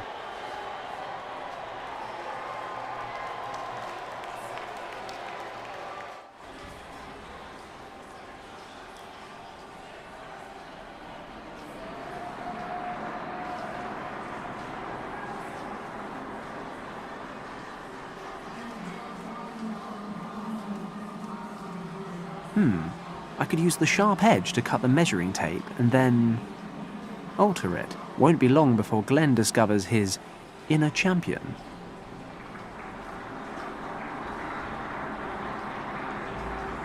The cleaner contains acetone. According to the label, this solvent shouldn't come into contact with plastics. My destructive tendencies are encouraging me to do precisely that. Hence the table tennis balls. But if it melts plastic, I can only imagine what it does to human skin. I need a container of some kind.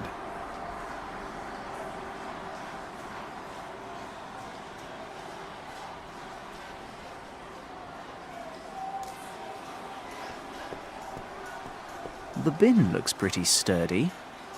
Should be a good container for my little experiment. Wish I could say this was the first time I've done something like this.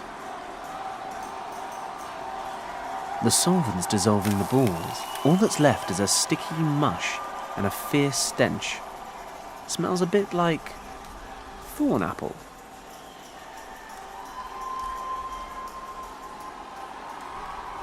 I don't need that stuff all over my hands.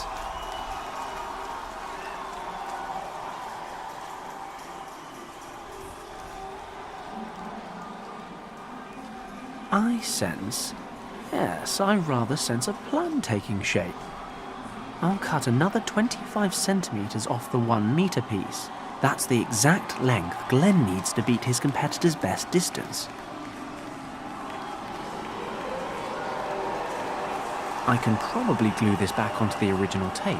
I guess the molten plastic will do the job.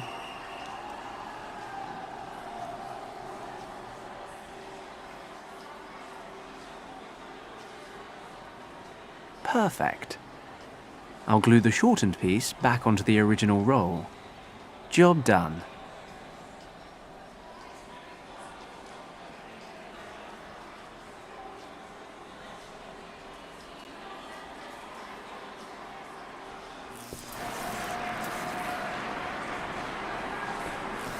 Okay, I've got the rigged measuring tape ready, but to make this work, I've got to smuggle it into the long jump area somehow.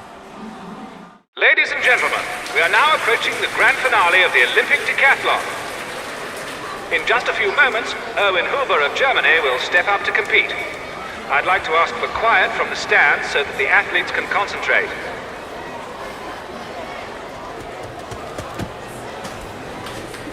An excellent effort. That was quite a jump. Could Erwin Huber have beaten his own record? 750. 7 meters and 50 centimeters. 7 meters and 50 centimeters. Fantastic! Erwin Huber has topped his own personal best. This will make it very, very difficult for Glenn Parker to defend his lead in the overall standings. Parker is heading to the track. In just a few minutes, his performance in the long jump will determine the gold medal decathlon winner. I'm really running out of time here. I've got to swap the tape, but I'll struggle as long as those two judges are still standing over it.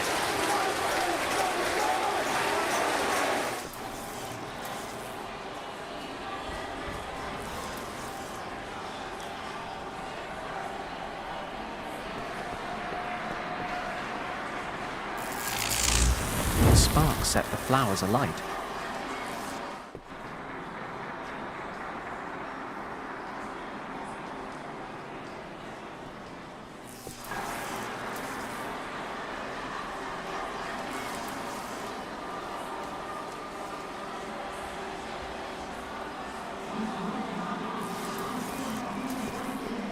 Good plan, Fenton.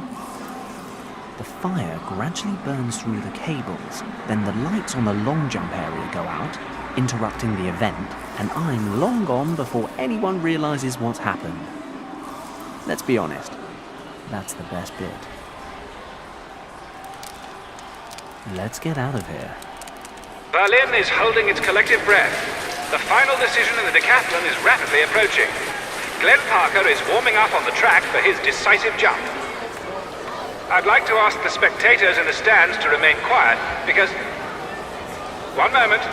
We seem to be experiencing technical difficulties in the long jump area. Testing, 1, 2, 3. Can you hear me? What's wrong? What do you think is wrong? There's a complete power failure in this part of the stadium.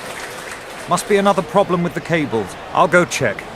Come with me. I might need your help. Shouldn't the technician take care of it? Sure, in about 3 hours' time. We can't put the Olympic Games on hold. Can you keep an eye on things while we try to fix the problem? But of course. Just leave everything in my capable hands.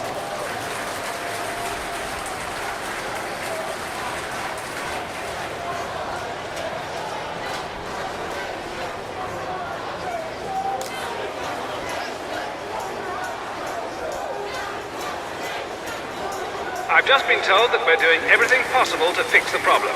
Thank you for your patience. I'm sure the long jump contest will resume shortly.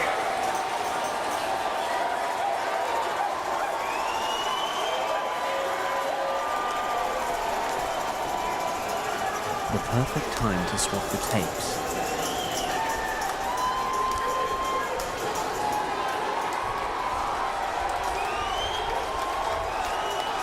Ladies and gentlemen, our technical problems have been solved. The judges are returning to their seats, and we can continue. The big question, though, is will the interruption have put Glenn Parker off his stride? I see that he's returning to his starting position. Any minute now, he'll be making his decisive jump.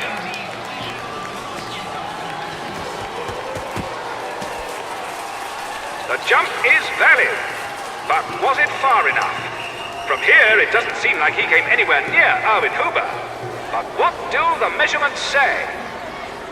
7:35. 7 meters and 35 centimeters. 7 meters and 35 centimeters!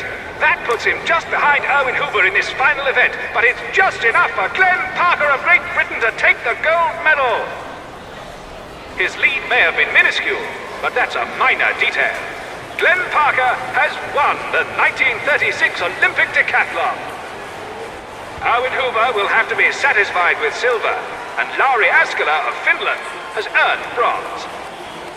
And that, ladies and gentlemen, marks the end of this year's decathlon. I hope history will forgive me. I mean, I may have betrayed the centuries-old Olympic spirit and cheated a man out of his gold medal. But come on. I am here saving the world, so I'll finally be able to get into the museum. Countess von Hagenhild had better be there with what I need. Glenn had better have a spare dinner jacket as well.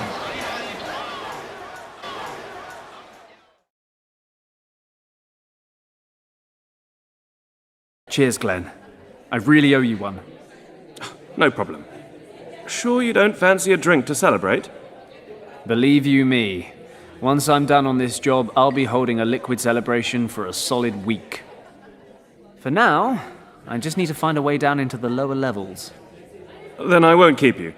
Maybe I'll see you at the next Sandhurst reunion. Sure, if I get an invitation this year. What is it about smuggling they have such an issue with? Heaven knows. Well, good luck with your search for Richard. It was great to see you again, Fenton. Thanks, Glenn. You take care.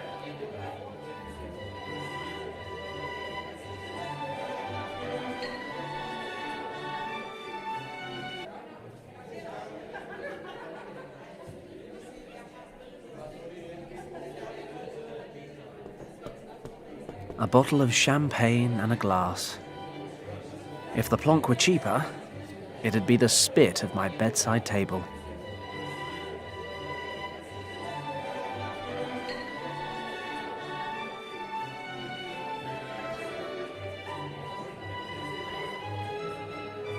What sort of people are these? Opening a bottle of bubbly and leaving it 3/4 full, honestly. This wouldn't last 5 seconds back at Shen's.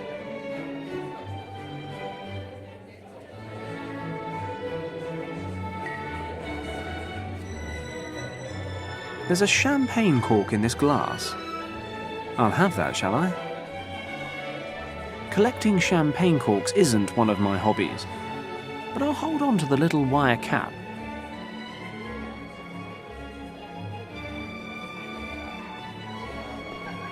I'll just take the red... No, what the hell. I'll take the whole bloody thing with me. Why not?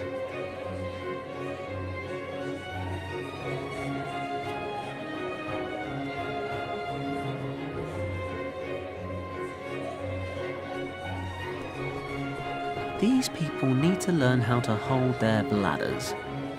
We used to go 48 hours with our legs crossed in intensive training. Let's just close this whole area off.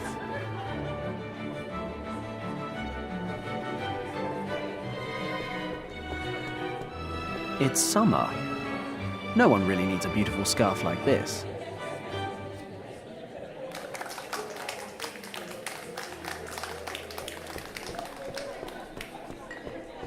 It's a pretty basic lock. I should be able to get it open.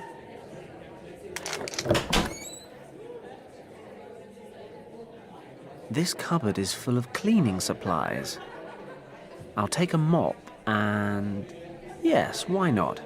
A jar of hydrochloric acid.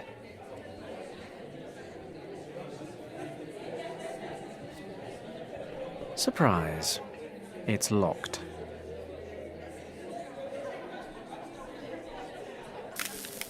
The acid's eating through the lock.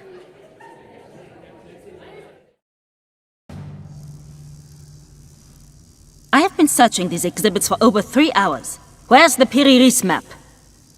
As I told you, Countess, most of your research material was moved to Wewelsburg Castle last week.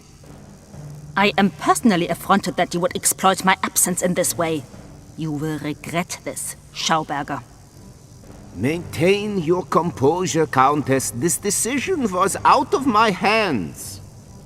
My research could be conducted at any of a number of sites throughout the country, and to be honest, I was far from thrilled about being moved to a laboratory in the center of the city. The fact that I was not informed of this move remains absolutely unacceptable. Who gave the order? It came from the very top, from the minister himself, or so I've heard. The minister? Are you surprised? I heard that some of your so-called brothers of the Order carry a great deal of weight with the minister, and they convinced him to move your research to the castle. You should know that I'm by no means a member of the Tulip Society. They merely pay me for my scientific expertise. Whatever you say. In any case, your mysticism-loving friends apparently decided that this museum was no longer a suitable location for their club, and they presented the castle near Paderborn to the minister as a fitting alternative. He was so taken with the idea that the move was made immediately. Your exhibit items and documents were packed up and taken directly to Wewelsburg Castle. In return, my employees and I were forced to move from the pastoral Brandenburg countryside to the city so that the military command can keep a closer eye on our work. How unfortunate. But the fact remains that one of the exhibit items, the Piri-Reis map, is absolutely vital to my research. I shall go to the ministry to resolve the issue in person before setting out immediately for Paderborn. You there, battalion leader. Yes, Frau Countess. Guard this bag until I return from the ministry. Its contents are extremely valuable. If necessary, you are to defend it with your life. Do I make myself clear? Jawohl, Frau Countess.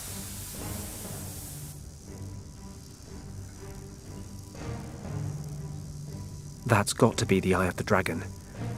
Sounds like the Piri-Reis map, however, is now in some castle near Paderborn. Countess von Hagenhild is gone. We can begin the test. All displays check out. Let's get started. Please set the power to the lowest level. We don't want things flying around the room.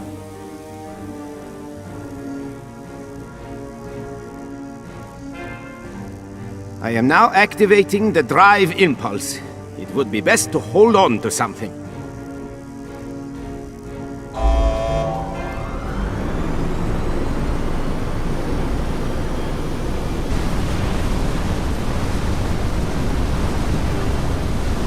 So far, so good.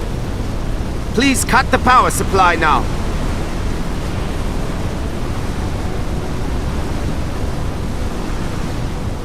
Excellent.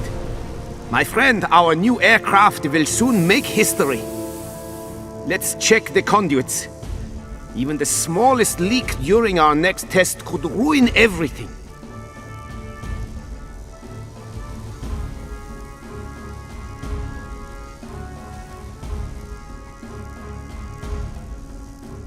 Okay, this is my chance. I need to get my hands on the eye.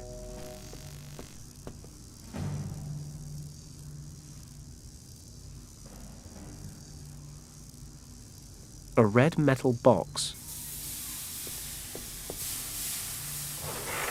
Damn, the handle was loose. It broke off.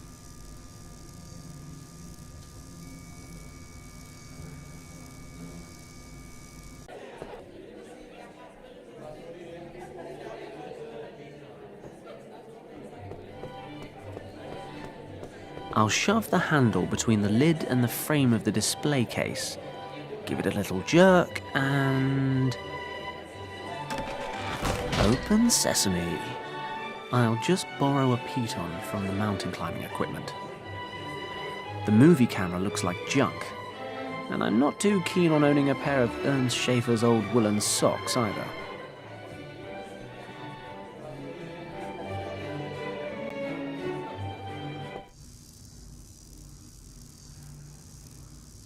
It's worth a try. Tying the scarf to the piton may open up brand new avenues of adventure.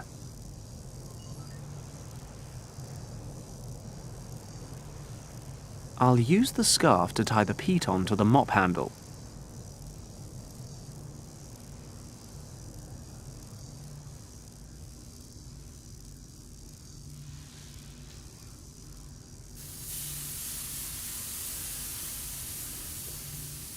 If I'm careful, I should be able to use this to move the lever upwards without anyone noticing.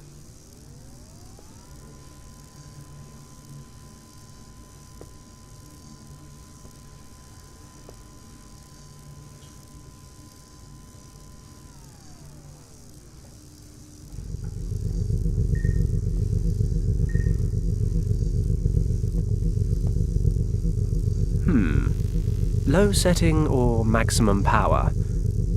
I think I'm more a maximum power kind of guy. Nothing could be simpler.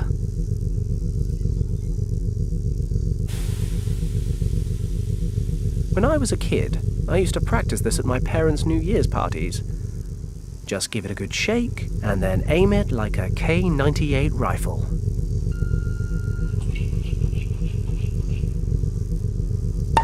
What's happening? Hold on to something! What's going on out there?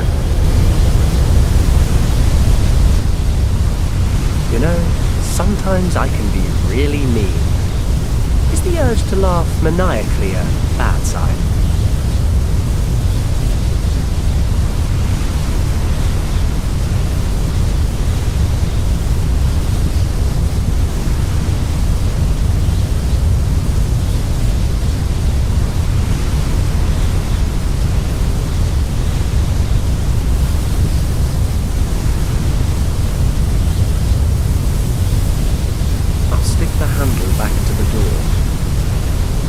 Still open. Bingo. Oh, it's just a fire hose. I was kind of hoping it'd be the Pyrenees map or something. If I climb over the railing without securing myself first, I'll end up like those guys there.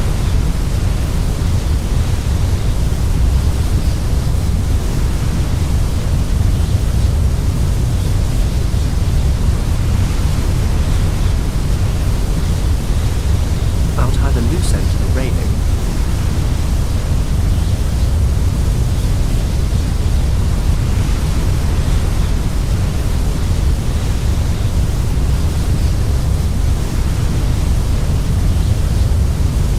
What should I do with the loose end? I can use the hose to make my way across to the office.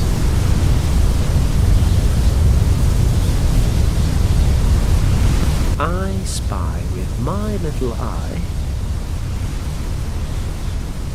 I'll take the eye and get the hell out of Berlin.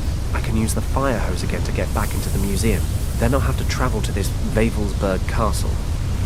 Without the Pyrenees map, the Eye of the Dragon is worthless. The map's the only way to find the second key to the gate to Shambhala.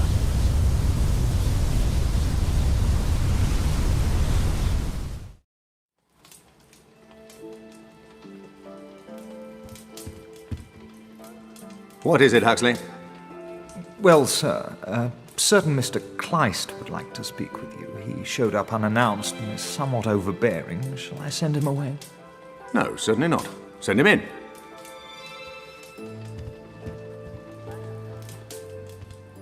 You may stay seated, Governor. I have no wish to take up too much of your valuable time. Then what is it I can do for you? You have already done something for me. No additional soldiers were sent to Tibet. Those were your conditions? Indeed.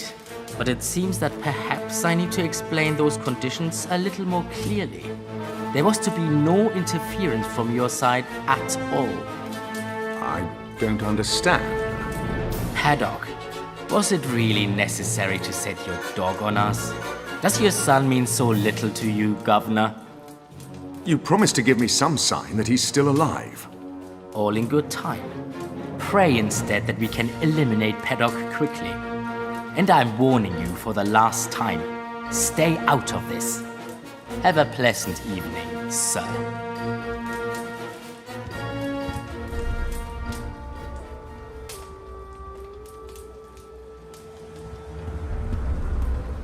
Is there anything I can do for you, Governor?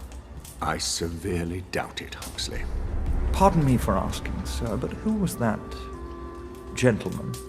That, Huxley, was the devil's emissary. And I find myself involved with him. How am I to understand that, sir? It is probably best that you don't, Huxley. Just hope, as I do, that Fenton's mission will be a success.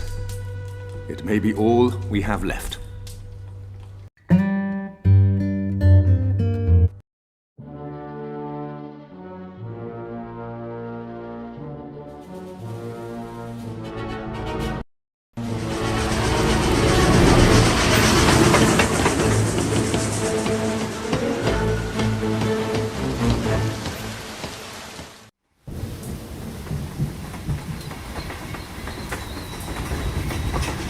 Ah, what a very pleasant journey.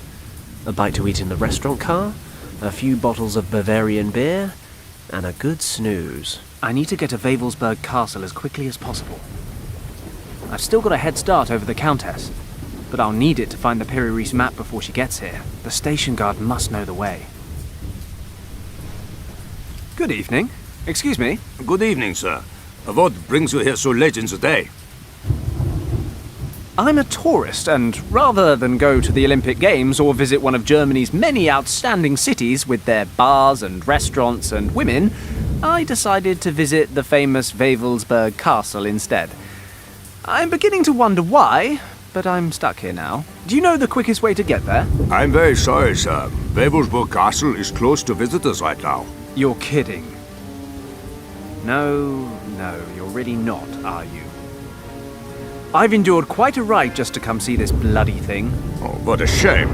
But the castle has been under military control for some weeks now, sir. All of the access routes have been sealed off, and the guards are patrolling the castle surroundings. Why exactly is that? I find it better not to ask. Besides, I was only posted to this station a month ago. This is stupid. What do I do now? Well, you are not the first person to drop by wanting to visit the castle in the last couple of days. I'd advise you to wait for the next train. There's one going to Paderborn in 2 hours. I'm afraid there's not much you can do here to kill the time.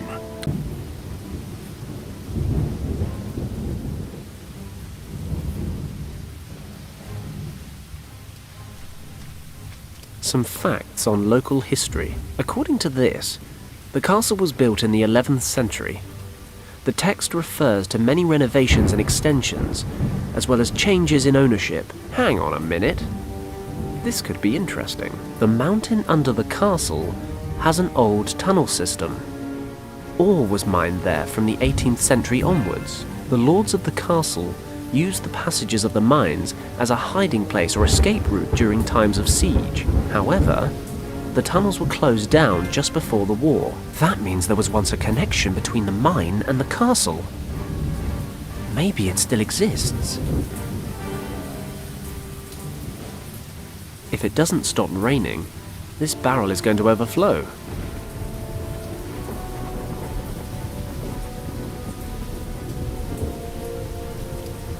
Could come in handy.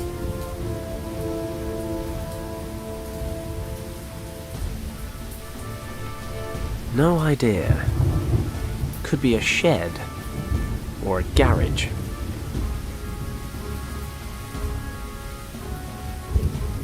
I'll try and scratch the moss away. There it is. 2 tools crossed. A hammer and a pickaxe. This is either a mine or the Center for Dyslexic Soviets.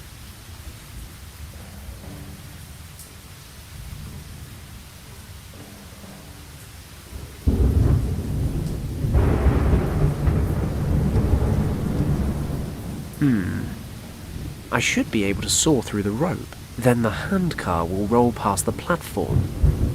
That should keep the guard occupied for a moment or two. Then I'll have some peace and quiet to find the entrance to the mine. Let's go.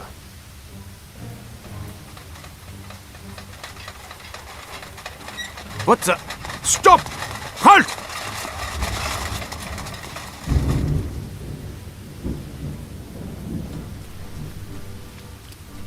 As long as no one complains, do what you like.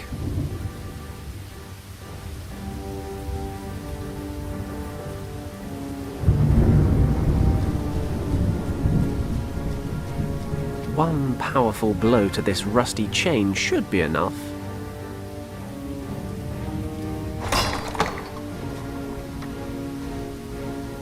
It's pitch dark in there, and I'm not some kind of olm, which, by the way, is Europe's only cave-adapted vertebrate, blind with super-developed senses of smell and hearing, capable of surviving without food for over 10 years, by which I mean, I need a light.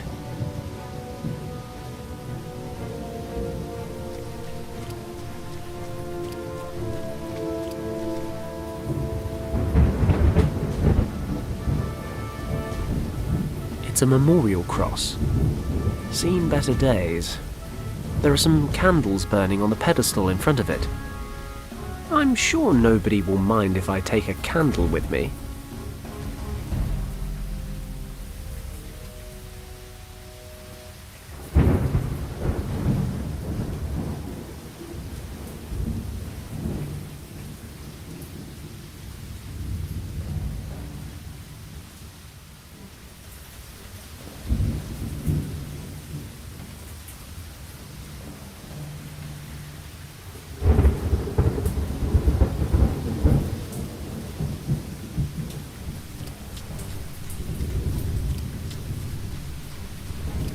It's good to get rid of some pent-up aggression every now and again.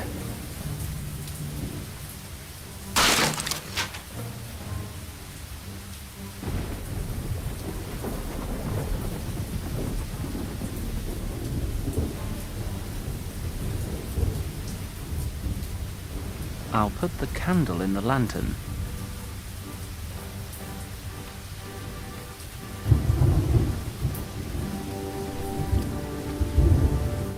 Christ, it's a bloody maze down here. I've got no choice.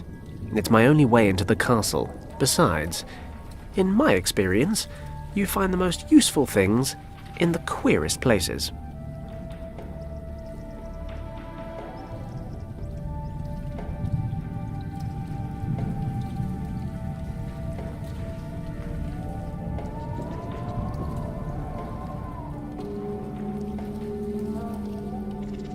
Hopefully, I haven't missed anything useful in here.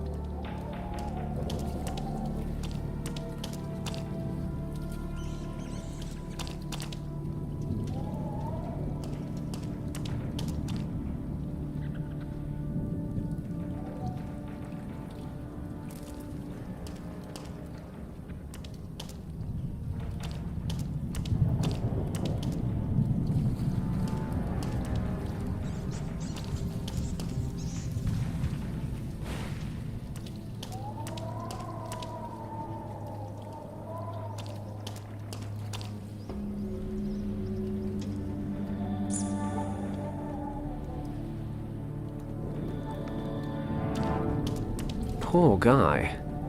Let's hope I don't end up like him. This place is a maze.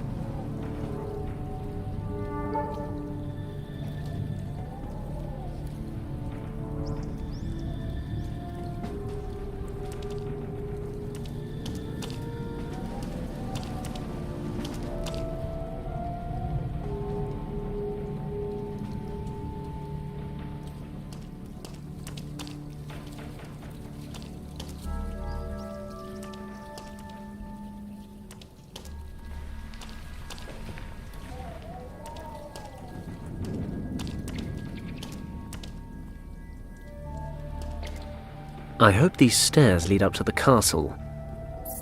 Or some nice young German girl's bedroom. I think I've ended up in the castle. I never thought this would actually work. Lucky there's no one here. This is some kind of workshop. I suppose it'd be too much to ask to climb out of the mines and run straight into the map. Well, exploring never gets boring. That is what they say, isn't it?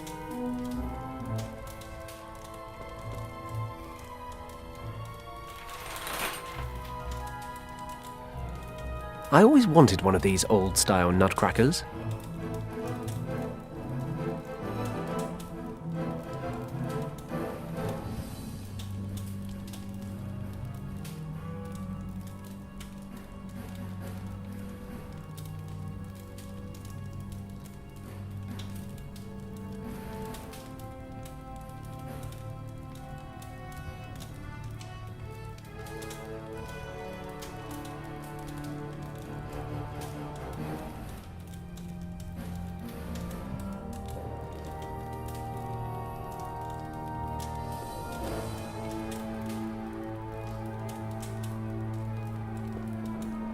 Of course. I can just use the nutcracker to unscrew the hook. Why didn't I think of that before? I'll jam the hook into his mouth and then unscrew it like a pair of pliers.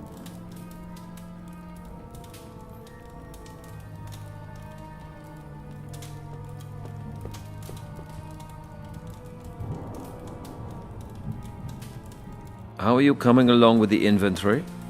Nearly finished, Herr Feldwebel. I still need to catalogue the objects from Berlin. Okay, but it is essential that we finish the inventory today. The remaining exhibits will be arriving from Berlin tomorrow. Jawohl, Herr Feldwebel.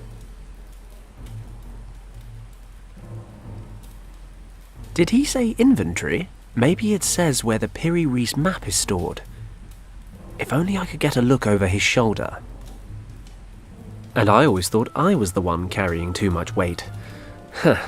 I joke, but seriously, I ought to get down the gym. I can't lug an entire set of armor around with me for 3 reasons. First, it's dead heavy. Second, it'll make me look silly. And third, this is supposed to be a stealth mission. I'll just take the gauntlets, because they're cool.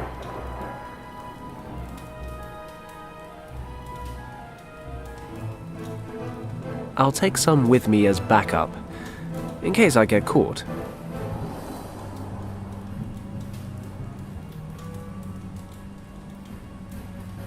Moving it would make way too much noise. A small wooden table.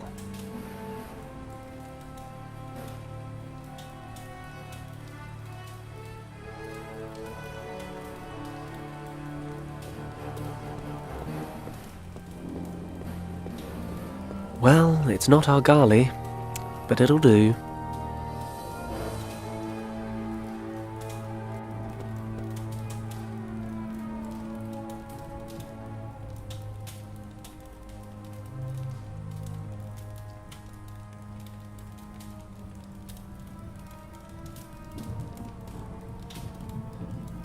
I hope you like your new home, guys.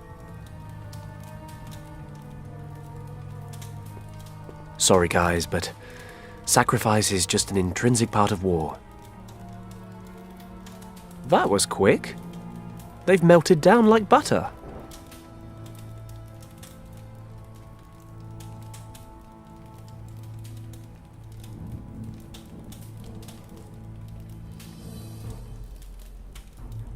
I'll pour some of the molten tin into the hollow in the candlestick. Don't ask me how I did it, but I've bored out the solidified tin. It's now a lovely round shape. Almost like a coin, you might say.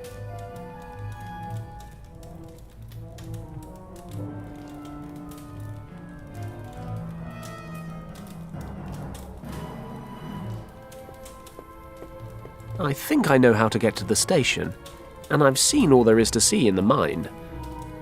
I'll take the quick route.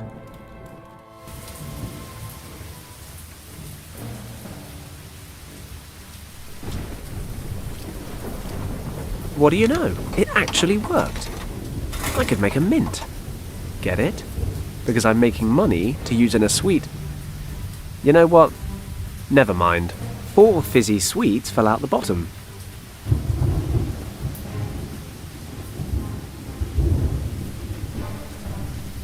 I'll pour some water into the pot.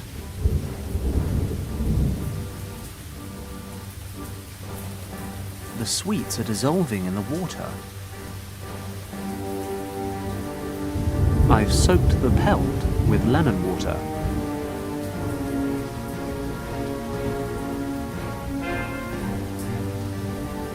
There, spick and span.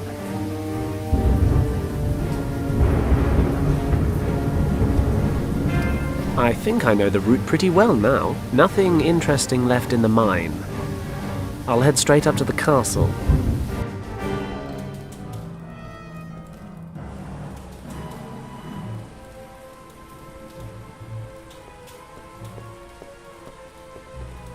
I'll screw the hook into the crack.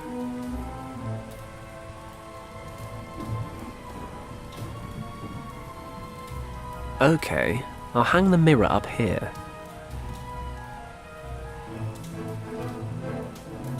I can see the mirror above the desk from here, and the documents he's working on. The image is the right way round, but I can't read the writing.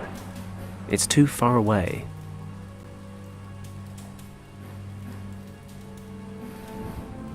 I can hear voices in that direction. Better steer clear.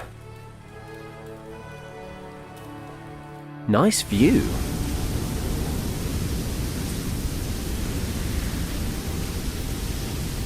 I see trees. The telescope's pointing toward the forest, and I can't turn it. It seems to have rusted.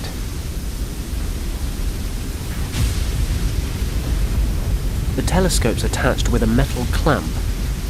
Maybe I can loosen it with the drill.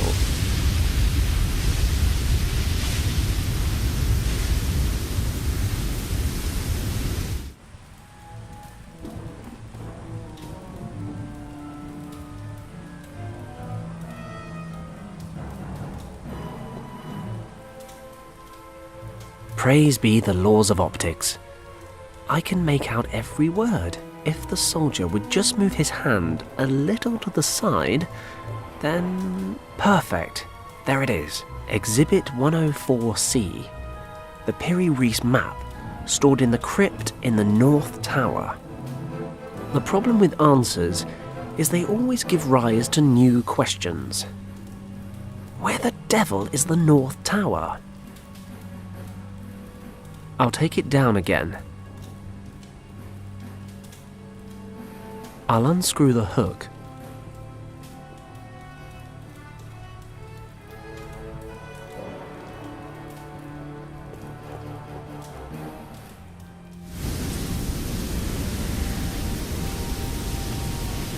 That's better. Now I can make out the individual buildings. The village church. Wait a moment. Churches always point west, don't they? With the altar in the east. The main entrance is facing away from me. So, looking at the church, the 2 small towers to my left and right must be on the east-west axis. So the North Tower must be on the other side of the castle. But how am I supposed to get all the way over there?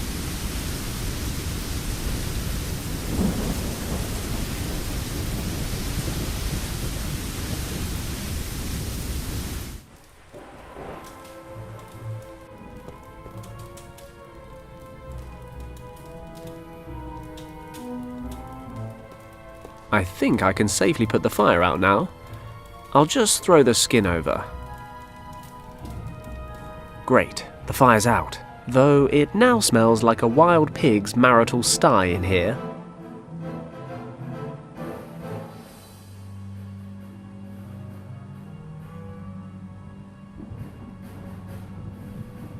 Now the fire's out, I can see the ladder rungs more clearly. They definitely lead up to the roof. The gloves should protect me from the heat, climbing up the chimney to steal people's treasured possessions. I'm like the anti-Santa, only trimmer. Luckily, I'm not afraid of heights, or as we've established, anything at all. Apart from our Garleys. And Kim, when she's in a huff.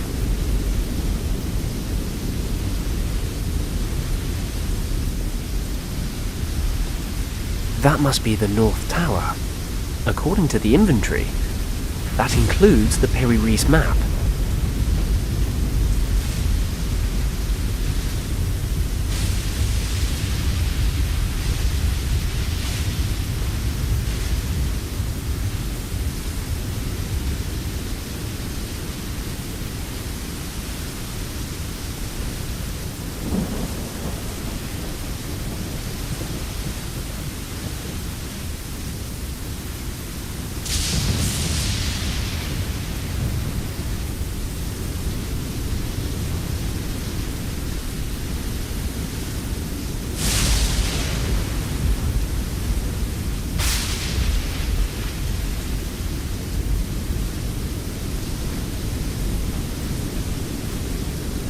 I'll try to get in through one of the windows. Okay, I've reached the North Tower, but I don't see any ancient research objects or artifacts. The inventory said the items are kept in the crypt. Thinking about it, this doesn't really look like a crypt to me. It must be one floor lower. I'll have to find a way down. A round stone slab with some kind of occult symbol. Let's attack this thing.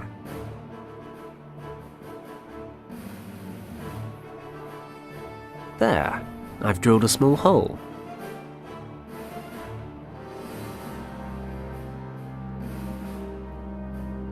I've screwed the hook into the drill hole. It's lodged pretty tight. Let's see if the crank handle still works.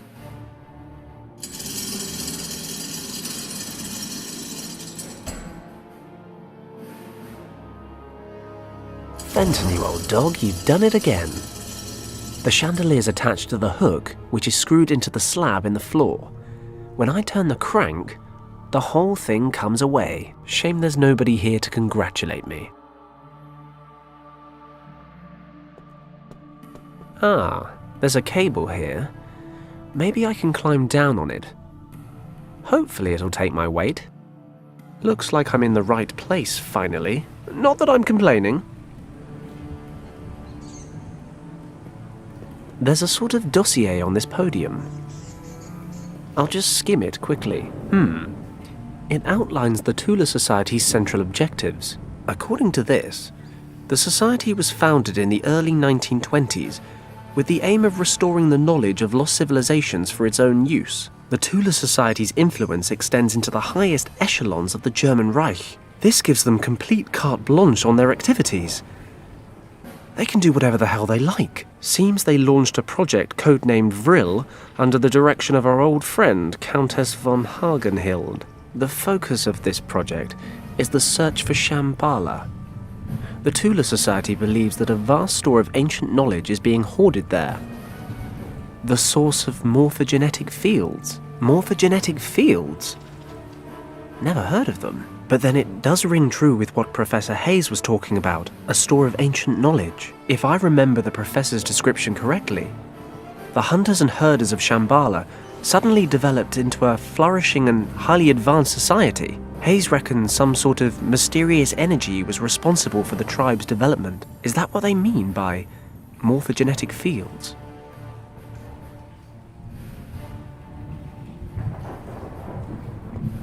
These documents contain the research results of a scientist by the name of Aldrich von Hagenhild. Must be some relative of the Countess. Von Hagenhild spent his time searching for the world soul. Christ, can't these people just use sensible names? The basis for von Hagenhild's research was the concept that for an organism to develop as it should, there must be some immaterial power steering it in the right direction. Basically, an invisible blueprint determining form and growth. So, why does a rabbit develop the way it does, and why does a pine tree become a pine tree? Who's the architect? What tells them to grow bark? Or fancy lady rabbits? Looks like these questions led von Hagenhild to believe there was some invisible, imperceptible field that controls the development of an organism. He called it morphogenetics. Von Hagenhild explains the holistic aspect of self-organizing systems with his theory of morphogenetic fields. Basically, the field stores forms or behavioral patterns that every member of a species draws from and adds to. This was his Western take on something the East had known for some time. In Far Eastern philosophy, people refer to his morphogenetic fields as the divine essence of nature, or as the soul. He thought he'd identified the soul. He didn't think the soul was a spiritual thing. He thought it was a fundamental principle of nature that had been warped and confused by religions the world over. He even thought he had proof. He refers to certain experiments he carried out. Ugh, this is a lot of information to take in. Von Hagenhild really believed that in these morphogenetic fields, he'd identified the soul, the central power behind all living things.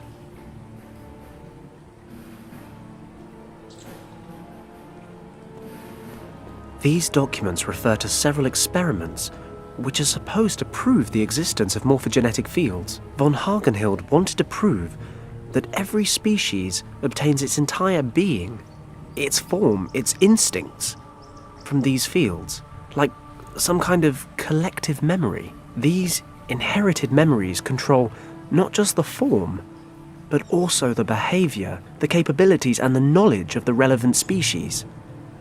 He called it a group soul. Experiment number 1. The rat experiment. The experiment investigated the capability of rats to find their way through a maze. At the beginning of the experiment, the rats needed 165 attempts before they could get through the maze without a mistake. But a few rat generations later, the number of attempts had dropped to 20. Conclusion. The first batch of rats learned how to navigate the maze, and this instinct was somehow added to the rats' group soul. When later rats navigated the maze, they somehow had access to this ancestral memory, even if the rats weren't directly related. Experiment number 2. The ape experiment. 2 ape colonies of the same species were isolated and observed on 2 small islands in the Indian Ocean. Von Hagenhild's team taught the apes on one island a few new behavioral patterns. The other colony was left undisturbed and uninfluenced, so while the apes on the first island are learning how to open tins and the like, the others are eating bananas. Several months later, the apes on the undisturbed island began displaying these new skills, even though they'd never come into contact with the other colony. Von Hagenhild's conclusion: all members of a species are connected by morphogenetic fields. They share a subconscious collective memory. He thought this theory could explain a lot. Animals' sense for impending danger, telepathy, sixth sense in humans. Von Hagenhild also concludes that members of a group can learn something new at a far quicker pace when the vast majority of members of that same group have already acquired the knowledge. These fields are basically stores of information that are effective across space, and in rare cases even time. Von Hagenhild presumes this would go some way towards explaining premonitions. Human beings sporadically accessing morphogenetic fields from varying points in the future. It all sounds very far-fetched, but then it does explain a lot. Supposing morphogenetic fields really exist, they'd be the answer to problems science has been trying to solve for centuries. And if all these fields add up, if there's some kind of central repository of all this information, Christ! It'd basically be the scientific definition of God. I'm beginning to understand why the Tula Society's quite so interested. And if there's even the slightest chance it's all true, why they need to be stopped.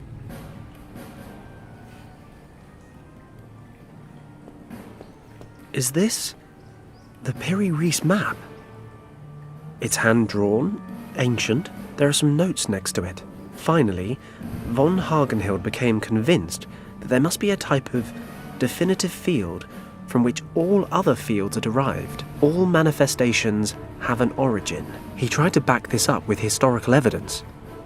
A world soul, for instance, had been proposed by Plato over 2,000 years ago, but what really convinced him was the discovery of an old mysterious map of the world, drawn by the Ottoman general Piri Reis. I knew it! It's the map! Let's see.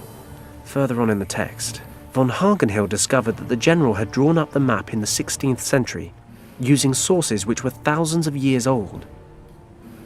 But how could they have known at that time what the world looked like? He posed the theory that a civilization had existed then, which possessed extraordinary knowledge and skill. He discovered a marking on the map, which was written in an unfamiliar language. Research in Far Eastern libraries revealed it was a long-forgotten Tibetan script. Once translated, it claimed the marking indicated the source of all knowledge, the center of the morphogenetic fields. It was a hidden valley in the Himalayas, Shambhala. Shortly before he died in 1934, von Hagenhill passed the responsibility of continuing the research onto his daughter. Professor Hayes was right. About everything. The Tula Society arrived at the exact same conclusion as he did. They were just one step ahead. Lucky I'm one step more. Richard used the first key to pass through the gate in that secret room in the monastery. I just need to find the second. The Nazis can't enter Shambhala without it, and as it happens, I have the eye, and I have the map. I just need to use them to find the location of the second key. My last hope of finding Richard is based on an ancient legend. Great. It's time to cross everything I've got. And I mean everything.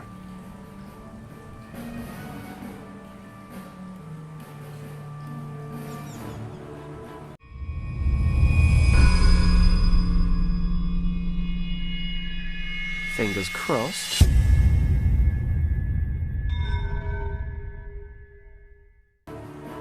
I've come all this way, but I'm still a little surprised it actually worked. The Piri Reis map really is the map of the Guardians of Shambhala.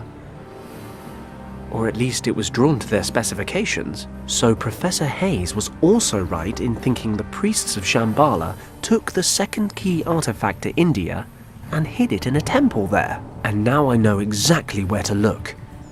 On the Kathiawar Peninsula, just north of Bombay. Thinking about it, I actually know the commander of the British regiment in Rajkot. If the old drunkard hasn't been transferred for disciplinary reasons again, I'm sure he'll lend me a hand. Or at least a decent bottle. Then I'll just have to find the temple and get hold of the key artifact. What could be simpler?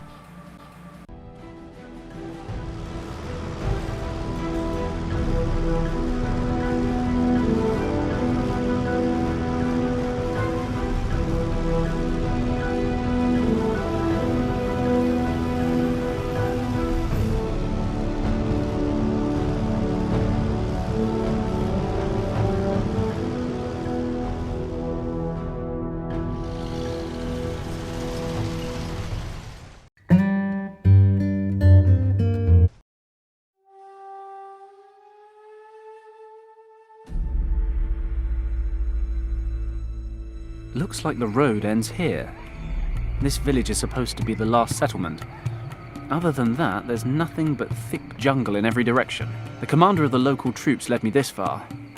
But now I need to quiz a local about the temple. I have no idea where it is. Hello? Hello? Jesus, where is everyone? Looks like this place was abandoned pretty recently. Hello?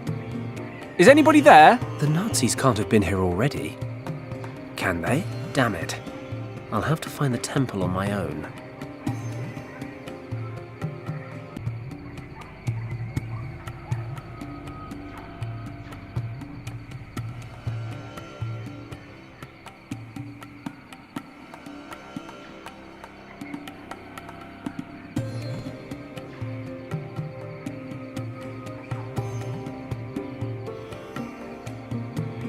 I loved climbing trees when I was a boy. The taller, the better. Nowadays, I tend to only do it when I have to. Like when I'm being chased. Or when I'm bored.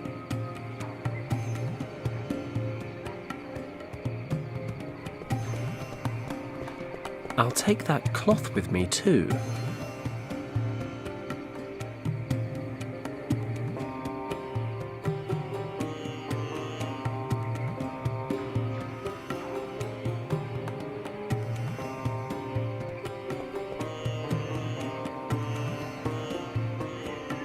It's dried up in the heat.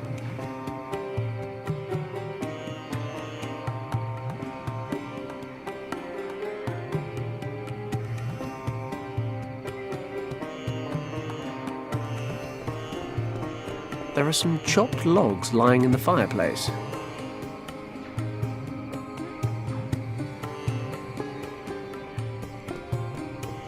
Feathers, blood.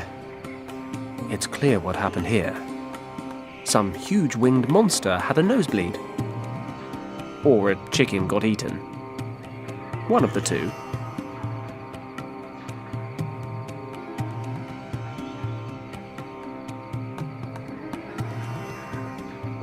A man can never have enough feathers.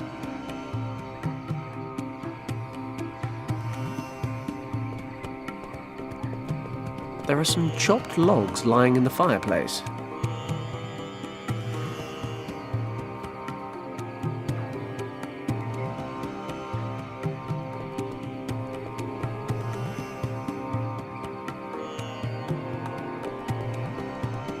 What is that? It's a small goat. It appears to be hiding underneath the hut. Well, no, it's definitely hiding underneath the hut. I can see it from here.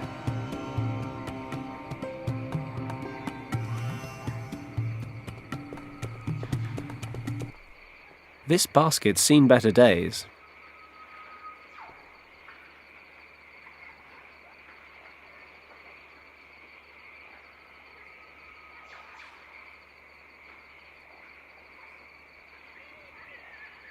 An empty, tattered basket. Oh no, I stand corrected. There are some stones in here. Fantastic. I'll just take a short wander into the jungle. Maybe the villagers are out foraging, or whatever it is villagers do. Hey, you there! Where do you think you are going? Christ! You frightened the life out of me!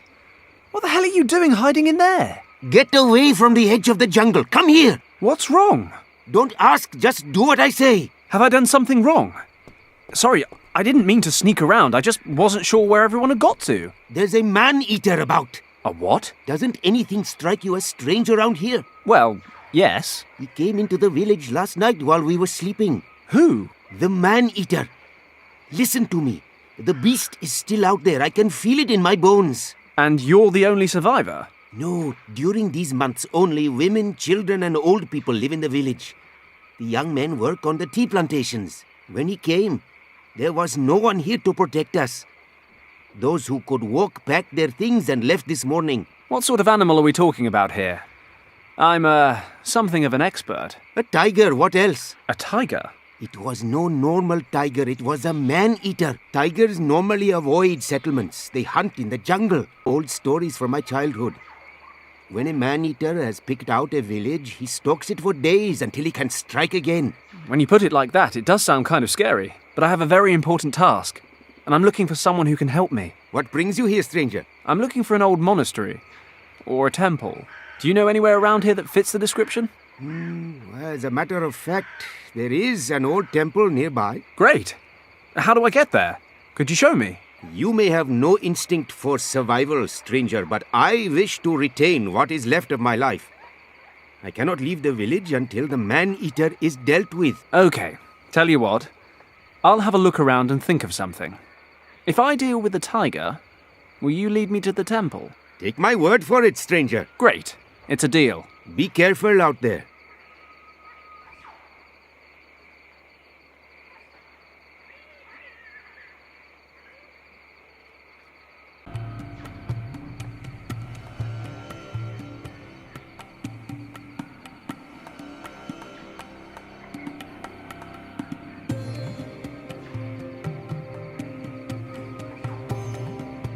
Two smooth, sparkling stones. They look rather valuable.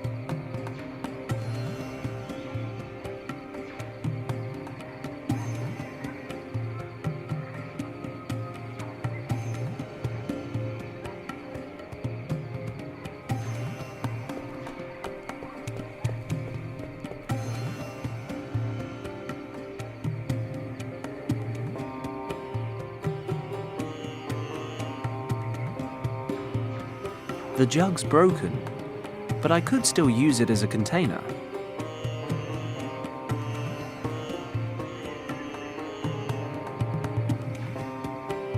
An empty, tattered basket.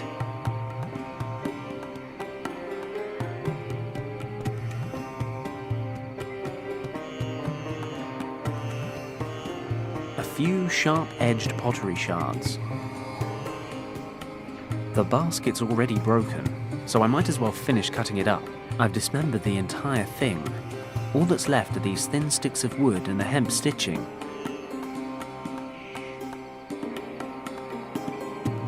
Only one villager stayed behind after the attack, and he's hiding in here. He can show me the way to the temple, where according to legend, the second portal key of Shambhala is stored. But, perfectly understandably, he's afraid of the man-eating tiger that's on the loose. I need to take the cat out of the equation.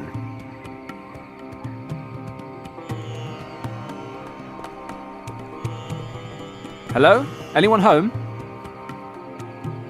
Yes. Have you killed the tiger? No. I'm not sure it's the best solution. How you solve the problem is your business. The main thing is that you solve it. Otherwise, I am not leaving my hut until friends arrive from the next village.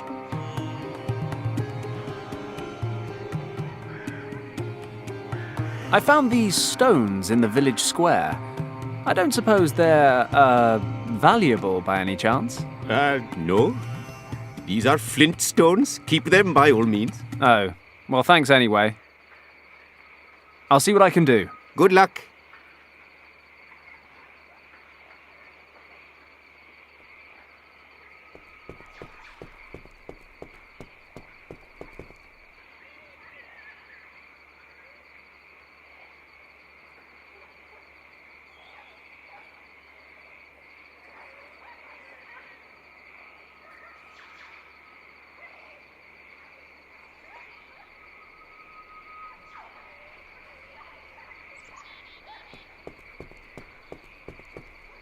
There's thick jungle in every direction, save for a small trail leading southwest. I'll follow the path leading out of the village so I don't get lost. Let's see where it leads to. What is that sound? Christ, there really is a tiger out there. I never knew they sounded like that. Thinking about it, I'm not a vet, but this guy might be injured. No doubt he'd still eat me given half a chance. I should stay out of his way. The tiger's still back there. I probably shouldn't do anything to attract his attention. That includes climbing trees. I've seen a worryingly large number of plane wrecks in the last week. At least this one wasn't my fault. As far as I know. I don't know anything about mushrooms, but that's no reason not to pick them. If they taste foul, I can just throw them away.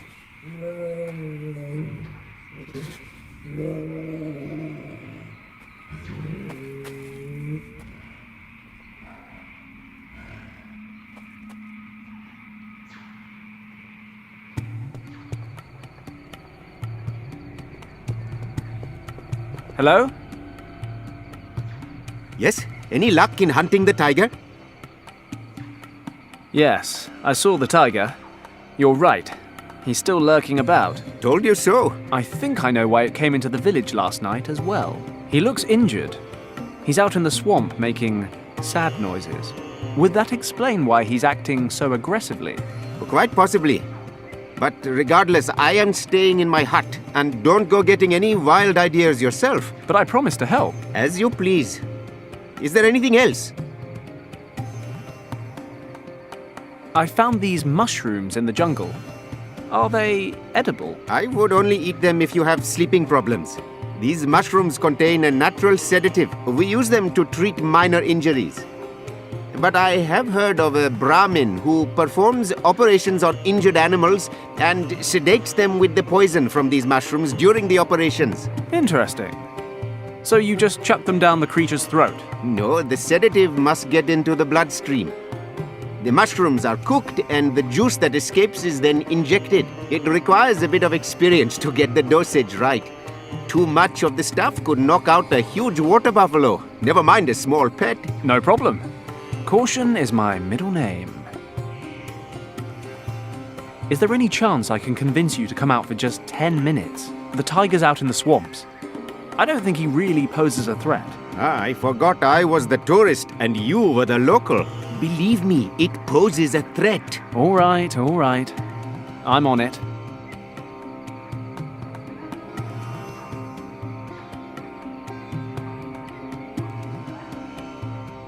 I'll see what I can do. Good luck.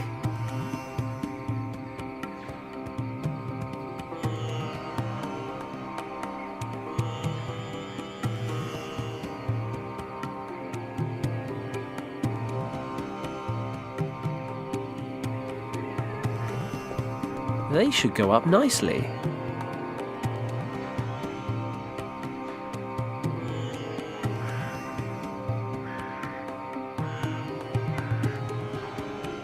The reeds caught. The logs shouldn't be far behind.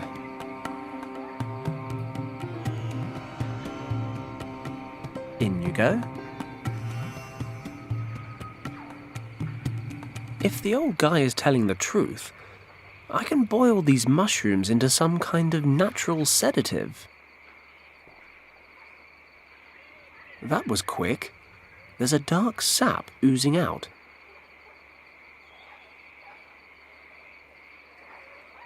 Let's get this off the fire without burning my hands.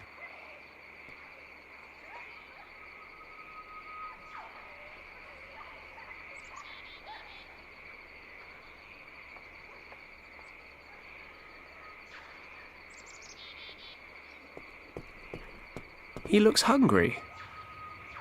Goats eat green things, don't they?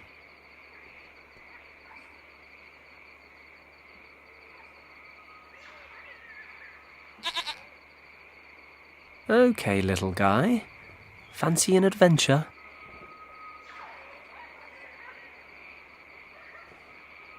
I'll tie a piece of the cord around the goat's neck, so it doesn't run off before I'm done with it.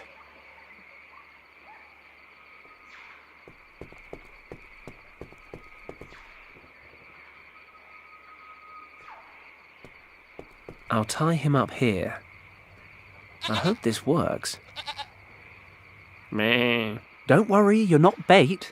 You're just a distraction.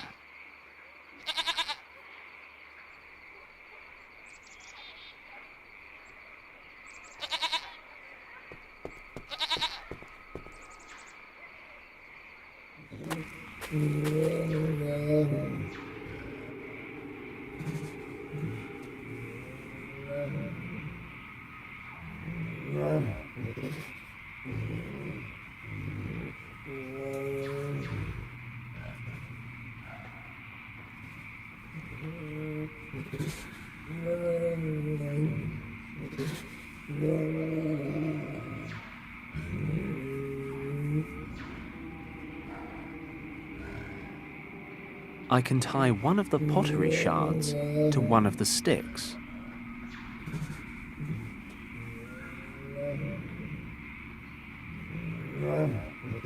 Great. I'll use a few fibers from the hemp cord to make fletching for the dart.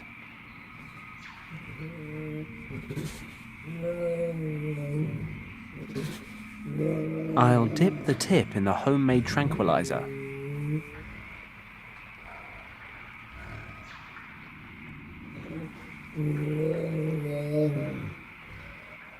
Voila! A perfect tranquilizer.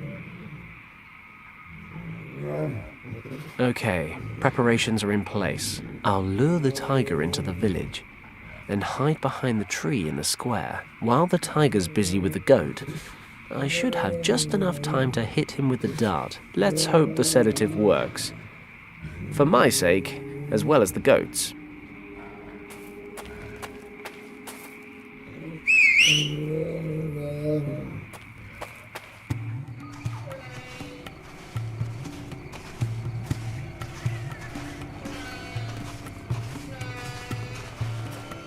Do or die.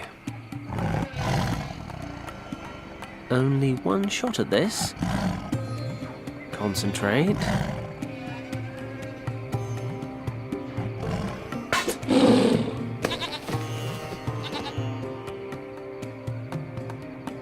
Have you shot it? No, I've just sedated it. Sedated? And what happens when it wakes up? Look, he's injured. There's a nail stuck in his front paw. Ah, you are correct. He has obviously fallen into a trap. You set up traps to piss these guys off? No. Many farmers in this area protect their fields and plantations from all sorts of animals with spiked traps such as these. If a tiger gets injured by such a trap, it cannot hunt in its usual way. And it gets angry. It begins to look for easier prey. Chickens, goats, people. Exactly. Okay, let's pull the nail out. Then we can take him out into the jungle and hopefully he'll wake up and wander back to his natural habitat. This could work. I extend my thanks and the thanks of the entire village to you, stranger. You know, thanks are great and all, but don't forget our deal. Let me take a look at this guy's foot. You find something we can use to move him. Okay. I'll fetch a cart, and we can take it to the other side of the valley.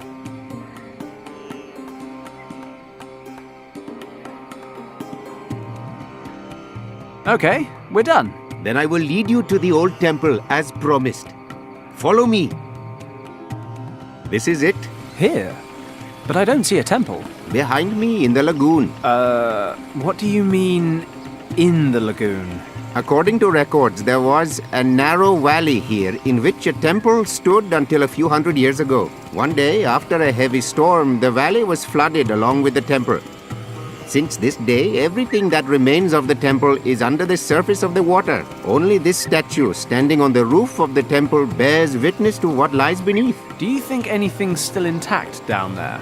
I cannot swim, how would I know? Okay, well, thanks for your help. It was no problem, stranger. I had better make my way to the next village to tell the women that the tiger is no longer a danger. Would you care to accompany me? Women, you say? No, I really ought to get back to saving the world. Thank you, though. As you wish. Good luck. I usually need it.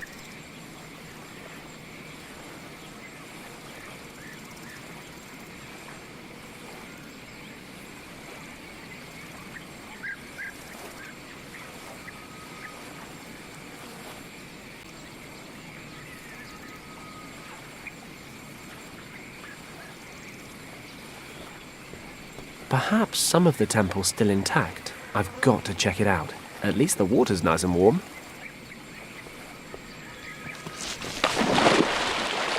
You know, it all started innocently enough. Flies. Nothing dangerous about flies.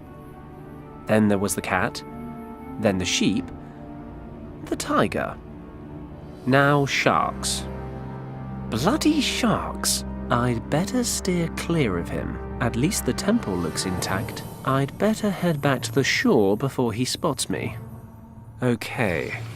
I have to get rid of that shark if I'm going to reach the temple. I'll fill it with water.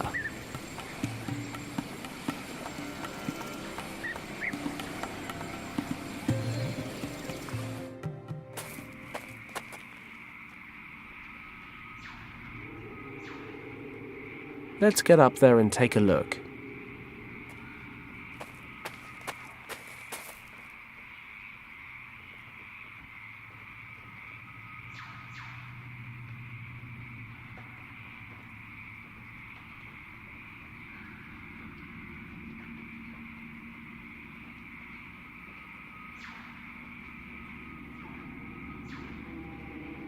This wreck's old. The jungle's begun eating into it. There's a cardboard box in relatively good condition in the glove compartment, but everything else is foobar.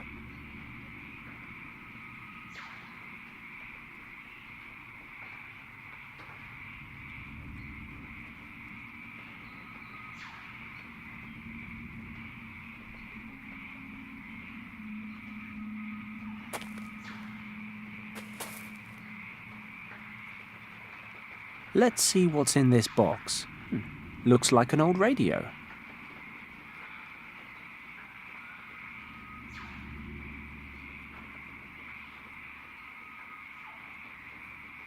A radio with a hand-operated generator. You produce power by turning this little crank on the side. Oh, it fell off.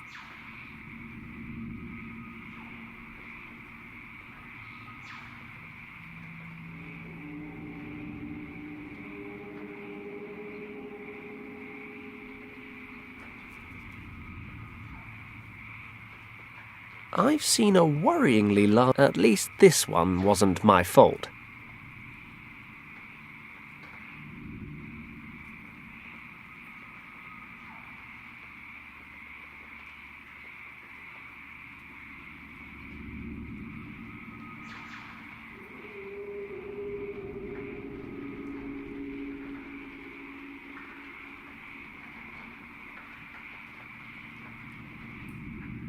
Wow, blind luck. The radio crank fits right into the bolts on the cover. Ah, there's an electrics cable under here. Might come in handy. I'll connect one end of the cable to the contacts on the radio.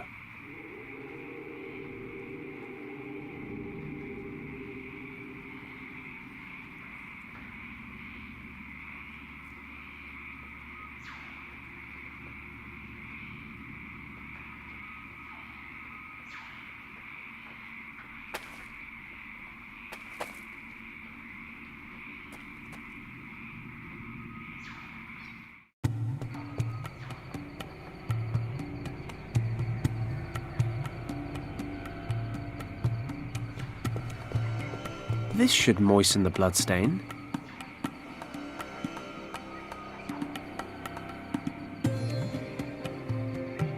I've soaked the cloth in the blood.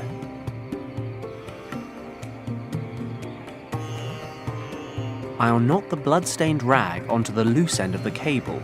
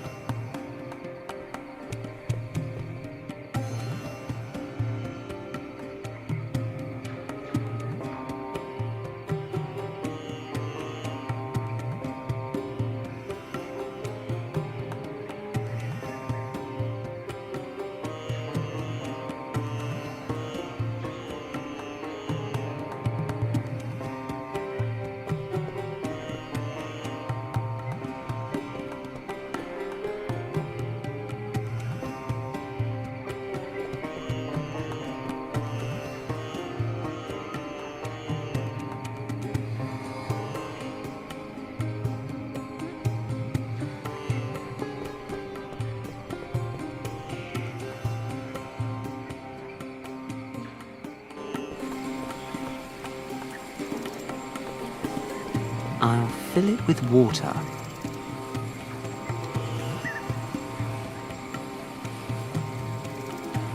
The water's softened the cardboard.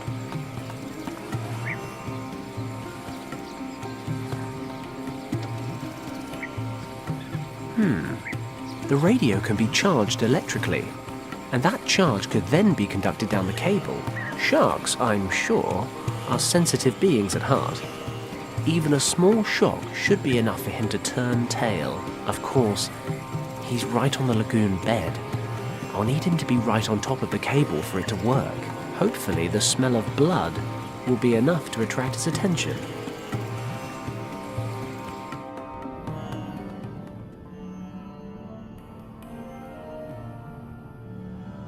It's working. The shark's surfaced, and he's circling the bait. I need to hurry before he pulls the whole thing under. Whap! 40 volts straight to the face.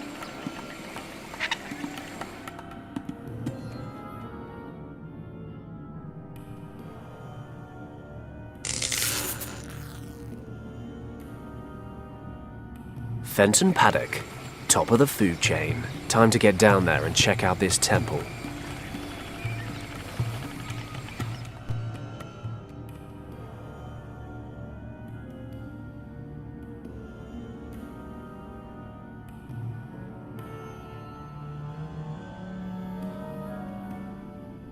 How am I supposed to get in?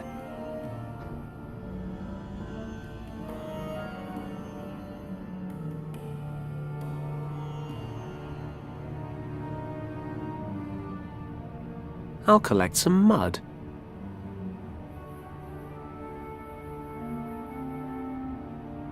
Weed, mud.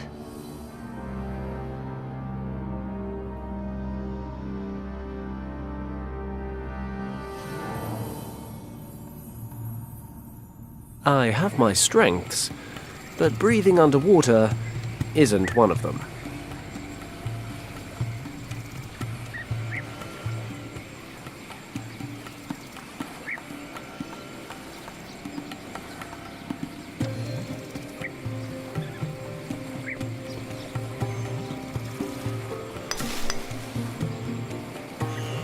There, I've managed to cut away the plants with the sharp edge of the pole.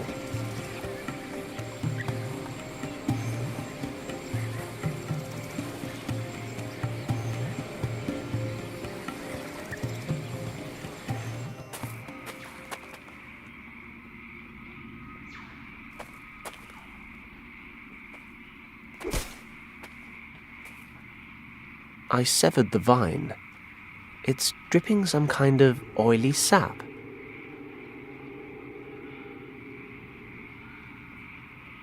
I'll soak the reeds with some of the sap.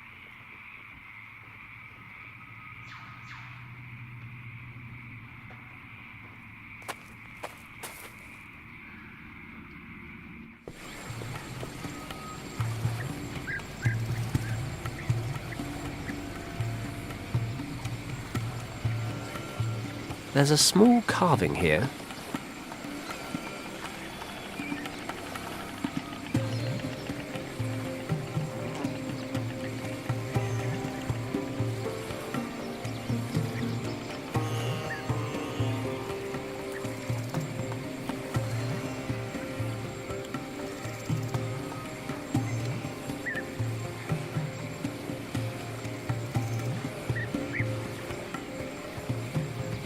It's carved into the stone.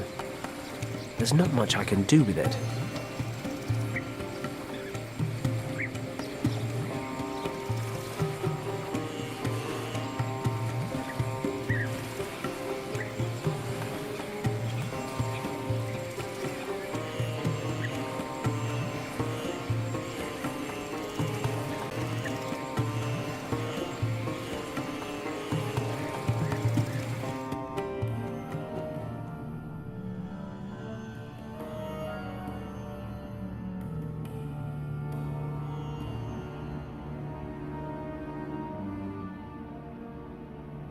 How am I supposed to get in? It's a huge gate with a recess in the center. The recess isn't very big. I can reach all the way in. There seems to be some kind of mechanism back here.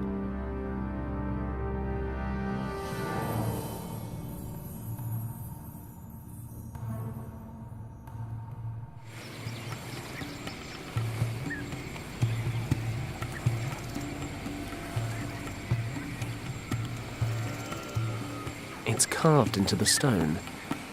There's not much I can do with it. This carving looks like the same symbol as the indentation on the temple doorway. If it's good for my skin, it can't do any harm to an old rock. I'll oil it up.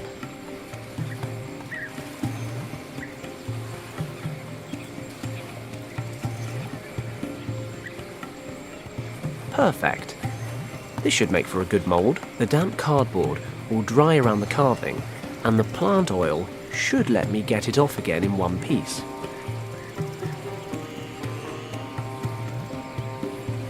The cardboard's dried in the heat. If I just remove it carefully, and yes, a beautiful cardboard mold.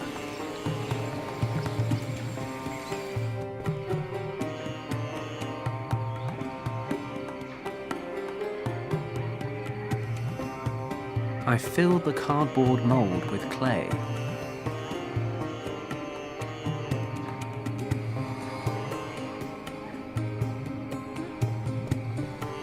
Let's hope it's hot enough to fire the clay.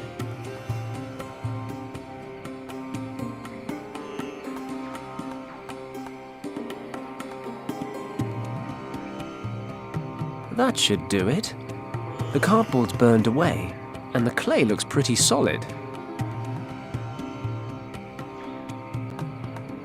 Got it. It's an exact copy of the shape on the statue by the temple.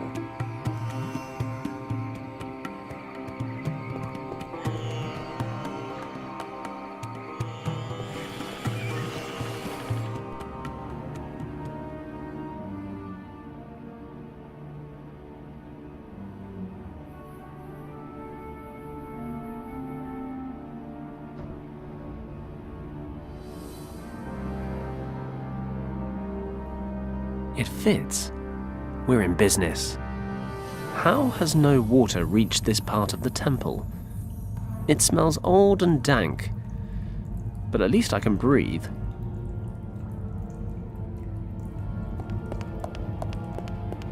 There's a round stone jutting out of the wall here. I'll grab it. It's a magnificent city with some kind of glowing orb in the center. This must be Shambhala, the light at the center. That must be the source of these morphogenetic fields. It's the world's soul.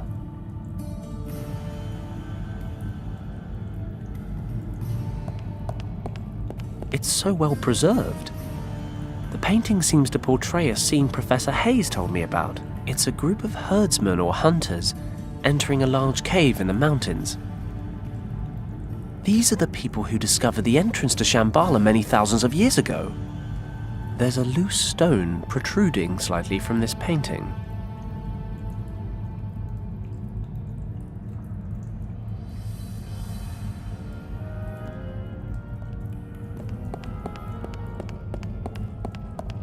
And another stone.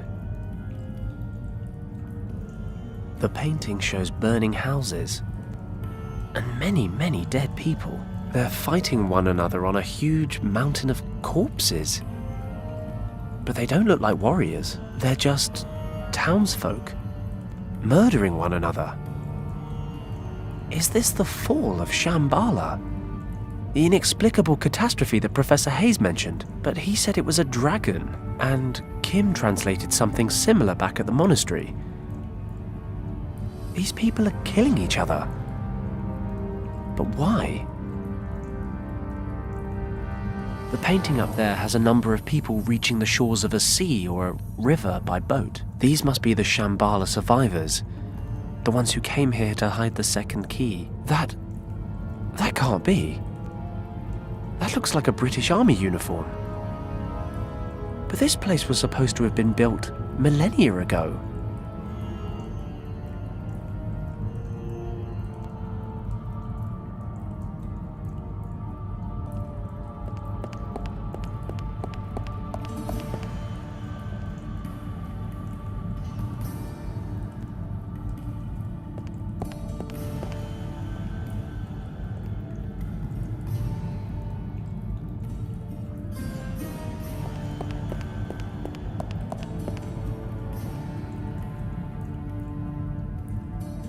These glass windows must be thick as hell to withstand the water pressure, but this place was supposed to have been built over 10,000 years ago.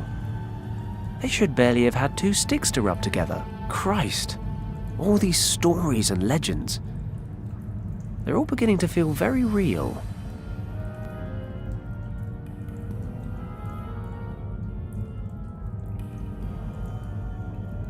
The same characters as the monastery in Tibet.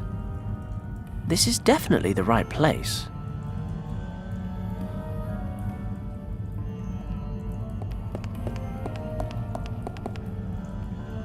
Okay, we've got 6 circular recesses arranged around a symbol.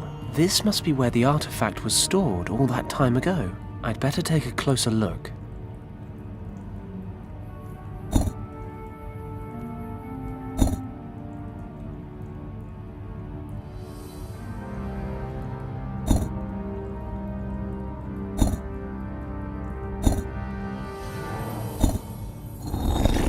I heard something move inside. Is it unlocked? I can't move it. There's a small slab in the middle of the plinth with a symbol on it.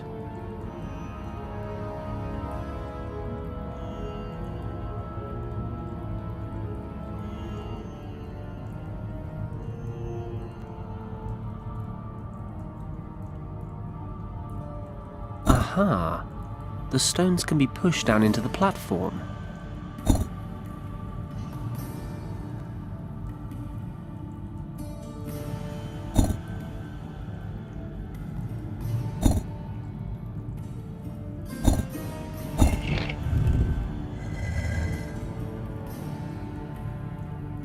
Finally, the second key. I've traveled 3 continents just to find this thing. I should be happy. Or at least relieved. But there's something bothering me. Something at the back of my mind. I'm finally holding in my hands the key to Shambhala. The key to rescuing Richard. And I've got this weird feeling about it all. Is that my conscience? Damn, I thought I lost the thing years ago. Maybe all this wasn't such a good idea. How many people have already died for this thing? And how many more will die if I open the gate to Shambhala? Beyond all the myths and the legends, there has to be something real at the end of it all. There is something behind that gate that shouldn't be messed with. I don't know. Maybe it's this place, or maybe I'm just tired, but I can't help but think back to Hong Kong Harbor. I made a split-second decision to save Richard. And it was the wrong one. I won't make the same mistake again. I don't have the luxury of special circumstances as an excuse this time. And this time, there's a lot more at stake. Kim said you can't weigh one life against another.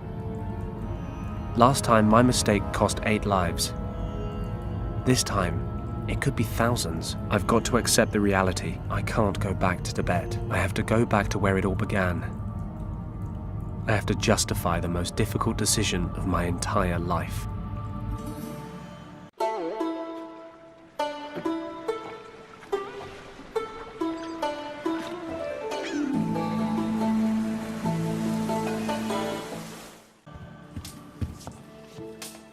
Lord Weston. Yes? Mr. Paddock is back. What? What are you waiting for? Send him in, quickly.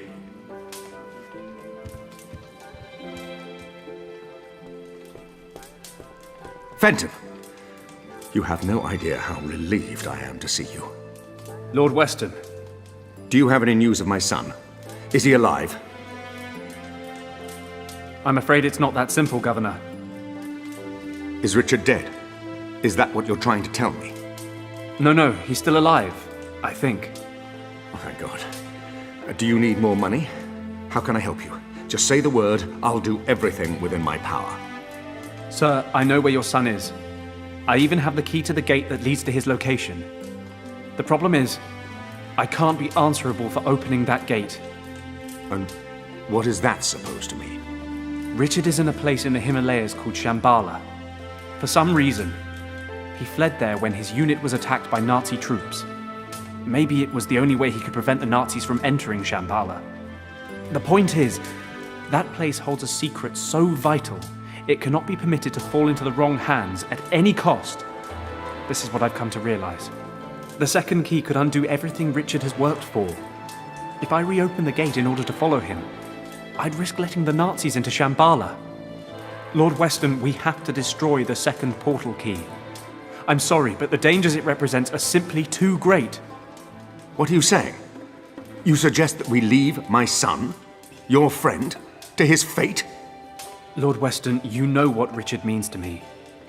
You know what I've sacrificed for him. Believe me, if there were any other way, I would take it. I know it's hard to accept, but after everything I've seen and experienced, I just can't continue with this mission. I'm here today to ask for your understanding. I cannot believe I'm hearing this. You sentence my son to death, and you come here asking for absolution. I was wrong about you, Paddock. If you are unable to handle the situation, I shall have to find someone who is. As I said, I'm very sorry, Lord Weston. But I've made my decision. I'm going to destroy the key. I'm afraid that decision is no longer in your hands. What is this? You're collaborating with the Nazis, Governor! I had no choice, Fenton. Mr. Kleist claimed to know where Richard was. He said he could return him to me. I was skeptical. But a father will cling to even the slightest shred of hope. I never gave up hope that you would solve the situation, and that I could quickly end my collaboration with the Nazis. But now I realize that I backed the wrong horse. Governor, this is a mistake. I'm prepared to take that risk. Herr Paddock, I wonder if you would be so kind as to accompany me to the airport. You have an appointment in Tibet that you absolutely cannot miss. We meet again, Mr. Paddock. It's a dubious pleasure, Countess. But I guess you've become rather accustomed to having me around. Had I been given the choice, you would be lying in your wretched Hong Kong shack with a hole between your eyes, believe me. I console myself knowing this will be the last time your good fortune keeps you alive. I hardly imagine you are aware of the fact, but you must at least have felt the transfer of energy when you held the second artifact in your hands, yes? Paddock, you have connected with the key. You are now the only person capable of using it. You mean you can't get into Shambhala without little old me? Precisely. And you think I'm going to help you? But of course, there can be no doubt. I hate to break it to you, love, but if I really am your last option, you're rather scraping the bottom of the barrel. Your expedition ends here. Tut, tut, Mr. Paddock. You are always so hasty to judge before knowing all the facts. I am well aware of the lengths you would go to keep Shambhala from us. You would merrily abandon your greatest friend for that very reason. But I wonder, would you so capriciously condemn to death your pretty little accomplice? Kim. You would merrily abandon your greatest friend for that very reason. But I wonder, would you so capriciously condemn to death your pretty little accomplice? Oh, please don't look so dejected. At least you have one less life on your conscience. Well, if you cooperate, that is. Please don't make me describe to you what will happen to your girlfriend should you fail to comply. I think you have the imagination to make the right decision. Kim, are you okay? Just about. Well? Okay. Let her go and I'll do whatever you want. I would dearly love to grant you this wish, but alas, it may be that your friend can make herself useful on the other side of the portal. No, she stays with us, but she gets to live a little longer. Fine. What do you want me to do? Place the second key in the recess on the pedestal. We will talk some more in Shambhala.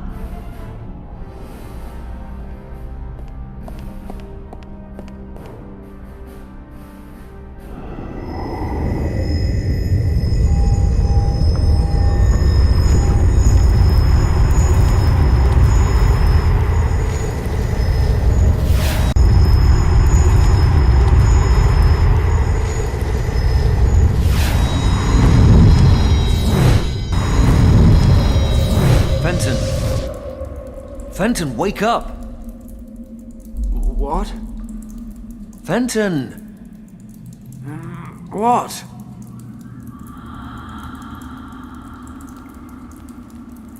Richard?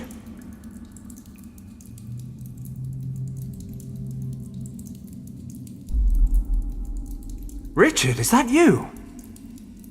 Of course it's me. Are you feeling okay? Why do you look like a ghost? Oh, charming. You came all this way just to tell me I've seen better days. I don't understand. My head hurts. Apparently your sense of humor is still en route. Well, what is there to say but... welcome to Shambhala. It was good to see Wang's niece again, but I would have preferred it if you'd left the Nazis on the other side. Kim! Where is she? She landed in the central cavern along with the Countess. I managed to convince the guardians of this place to separate you and bring you here instead. Guardians? You mean there are still people here? No, not in present day Shambhala. Just you, Kim, and a few dozen Nazis. So, what the hell are you talking about then? And what happened to you? Why are you all flaky? Ah, well, that's the story, isn't it? When I used the original key back in the monastery, it transported me to Shambhala, but the Shambhala of the past. It seems when the key was constructed thousands of years ago, the monks who stayed in the Kembalung Valley to guard it planned to use it to return here someday. I don't begin to understand how any of this works, but believe me when I say that this place holds extraordinary power. So I've read. Something about morphogenetic fields.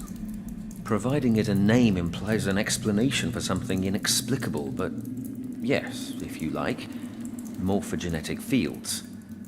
The high priests described Shambhala as the heart of the world, but in truth, it's more like the soul. If you want to see it in a scientific light, I suppose you could say that the energy of this place is what constitutes the life force of every living creature throughout time. Just as every single person has a soul that makes him the person that he is, every species has a soul that makes the species what it is. And the sum of all that resides here. The world soul. Would you be shocked if I said this was all a little over my head? I've been here for days and I still don't understand it. I don't believe we'll ever understand this place completely. Just take it as fact. There is an energy here, an imperceptible energy that bonds us all.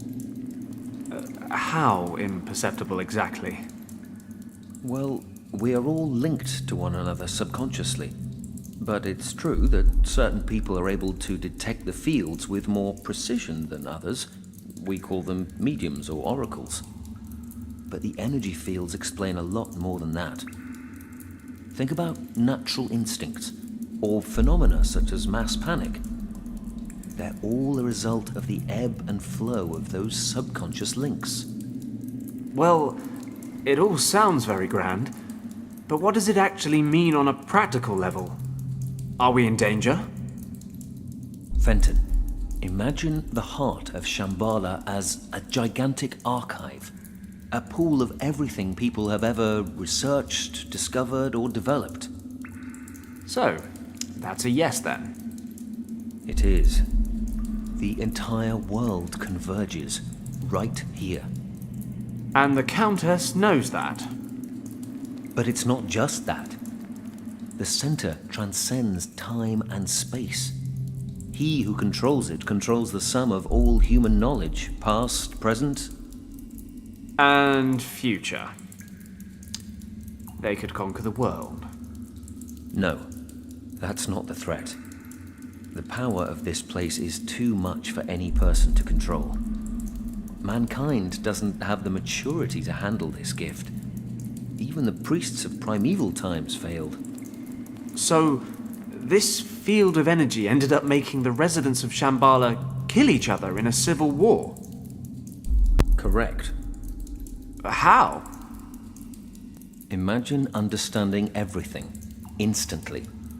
The spirit of a person would be subjected to extraordinary strain. They simply couldn't cope. Besides, there are darker forces at work. This archive is not limited to discoveries and inventions. It represents the entirety of the human condition. Jealousy, envy, hate, these define the human species just as much as learning or understanding, and have a corresponding influence here in Shambhala. But, as I said before, it is not something we can easily understand. Okay, fine. So we just wait for the Countess to open the center. I'll dash in, grab Kim, then we sit back and watch while they all kill each other. You're absolutely right. But? In my time, Fenton, the surviving priests are preparing to leave Shambhala for good. in order to protect the heart from misuse, they are performing a ceremony that will set up a force field around it. This field will allow only the bearer of a certain amulet to pass through. After the ceremony, the amulet will be divided into 3 pieces and hidden in the temples of 3 priest castes who once ruled here. Hey, even better. The Nazis won't get past square one. No, they've begun to plant explosives. The field is maintained in your time by a series of plinths. It would take a great deal of power, but they may be able to destroy them. We have to stop them, Fenton. They may not be able to wield the power of Shambhala, but if the energy of this place is disrupted in any way, it could have catastrophic effects for every living creature on the planet. We must act quickly. We? I thought you were stuck in the past. You're right. But you won't find the 3 amulet pieces without my help. If I understand it correctly, our times are now synchronized. We can communicate, but we cannot cross the boundary. In my time, the priests are only just now performing the ceremony to invoke the force field. So the amulet has not yet been hidden, and I have no way to know where it will be placed. But that doesn't mean to say I can't help you look for it. And what am I supposed to do with the thing when I find it? You will have to use the power of the source to drive off the Nazis. As in the source that sends anyone who goes anywhere near it doolally? That source? Is there a plan B? Don't worry. Once you find the dragon amulet, I will help you control it. Okay, let's do it.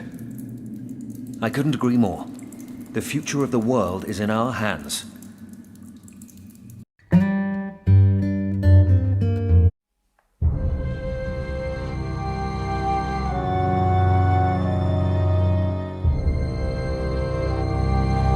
Looks like I'm on my own again.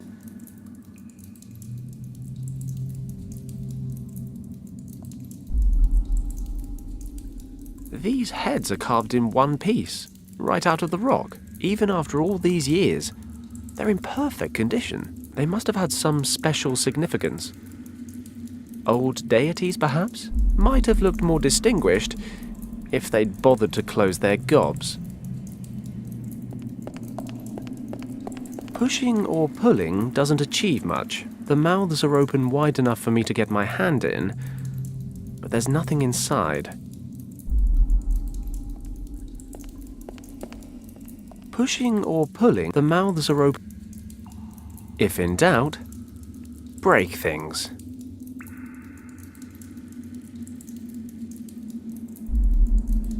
Brute force won't move these things. Different sized discs with odd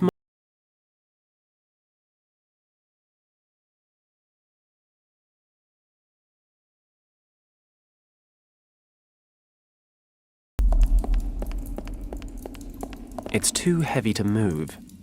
It's seen better days. The dripping water's created an indent over time. An underground river. I'm a strong swimmer, but I don't think I'd be able to fight the current.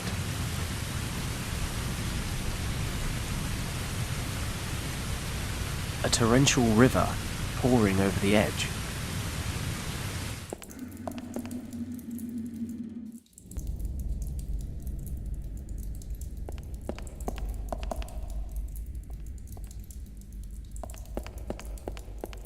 I should be able to lift this. I wonder if I can take the gears out. The wooden one comes away easily enough, but the others are firmly installed.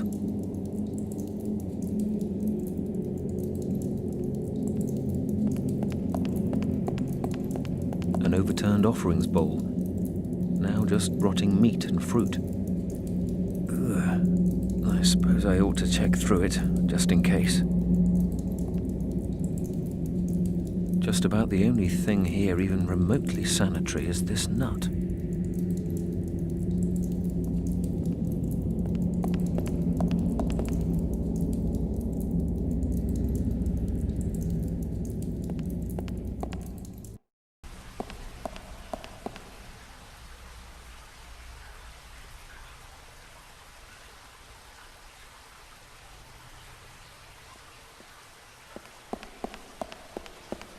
Got it.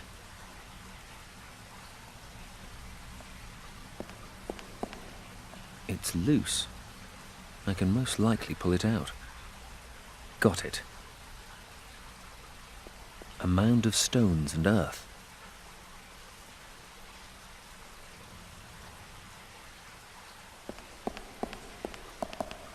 I can definitely use this to loosen the soil.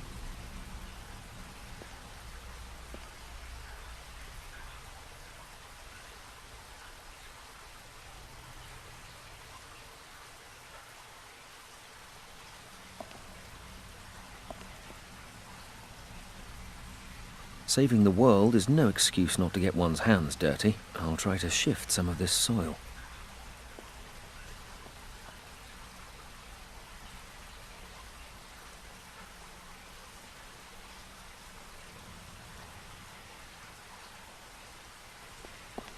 The soil's loose. I can pull it away rather easily, though not without dirtying myself a little. Still, it's only mud. There was a stone coffin hidden under the mound of dirt. There's a brightly painted lock on the front. The paint must be how they protect the metal from rust.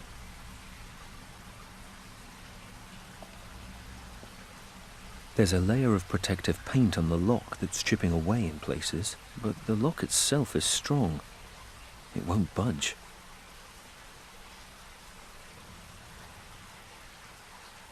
This is the central hub of Shambhala. It's hard to fathom, but these priests are conducting a ceremony that will construct a force field around the world's soul that will still be in place by the time Fenton arrives in around 10,000 years. When I first arrived here, I told them about the Nazi attack on the monastery, and they decided this was the best course of action. Perhaps the dying monk gave me that key because he knew it would send me into the past. The priests needed to know the threat so they could prepare for an emergency like this.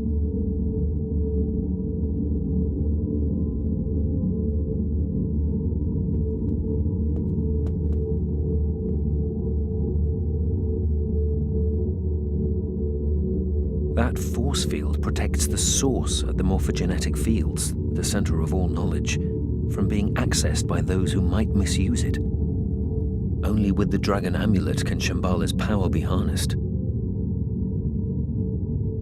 They're the last survivors of Shambhala. They've dedicated their lives to protecting this place throughout time.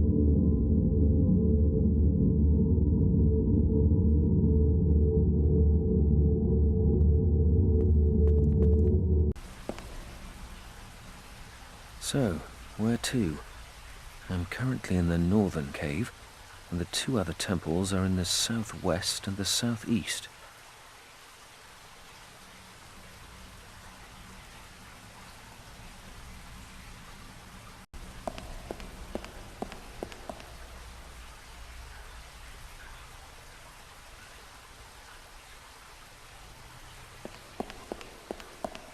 Strictly speaking, one isn't supposed to interfere with these things, but something is telling me to do otherwise. I think I'll just break them off. I hope no one notices.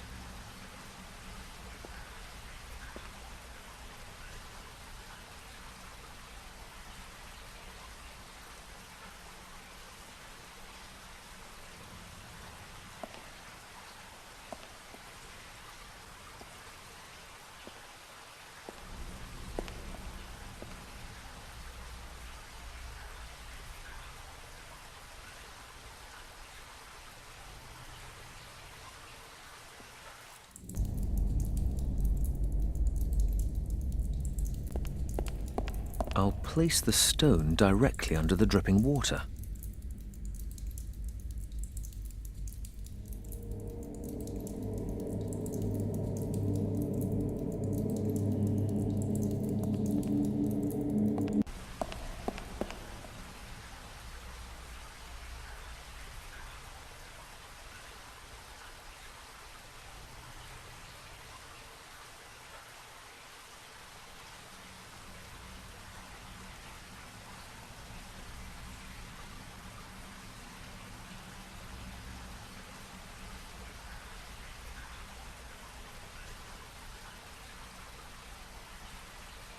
It must be 200 degrees in here.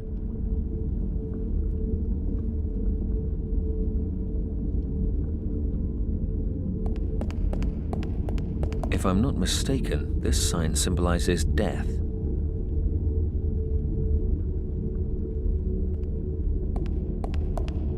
This sign stands for fire or heat.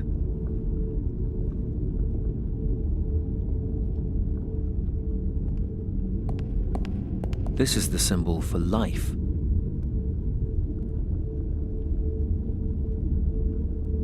The statue carries bowls in each hand. This one's empty. This is the symbol for life. Okay, I'll put the nut inside. This bowl represents life, and a nut marks the beginning of just that. But perhaps my offering is missing a little something.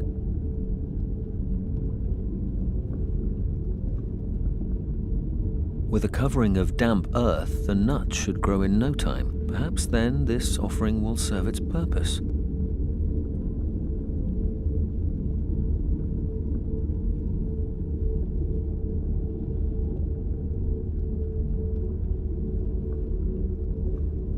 I'll attach the torch to the chain.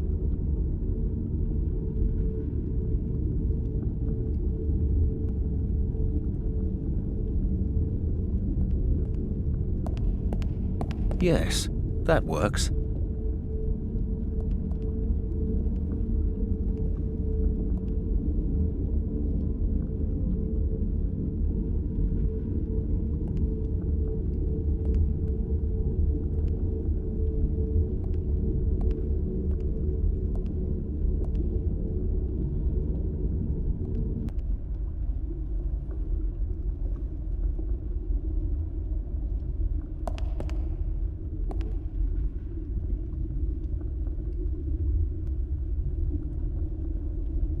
This is the Temple of Light.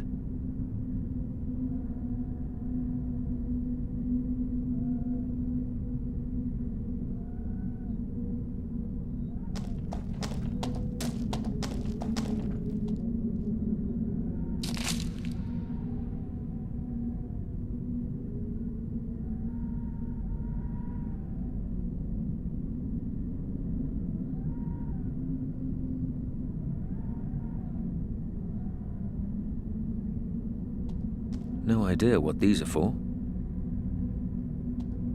No idea what these are for.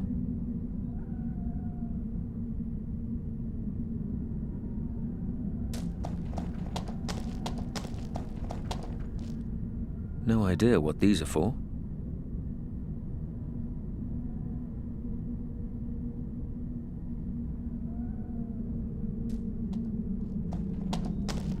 I'll leave the icicle here.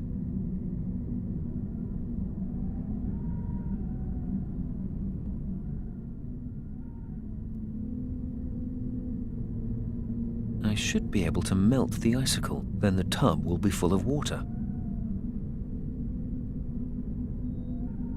I've melted the icicle to fill the tub with water. I'll immerse the gear in the water.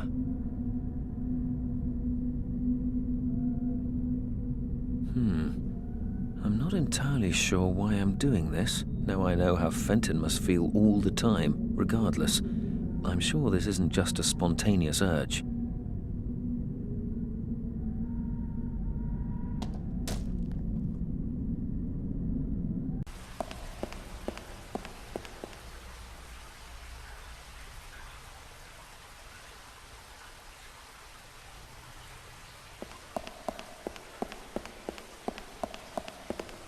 I can't break open the lock, but perhaps I can burn off some of the paint. I've removed the paint on the lock, but it's still shut fast.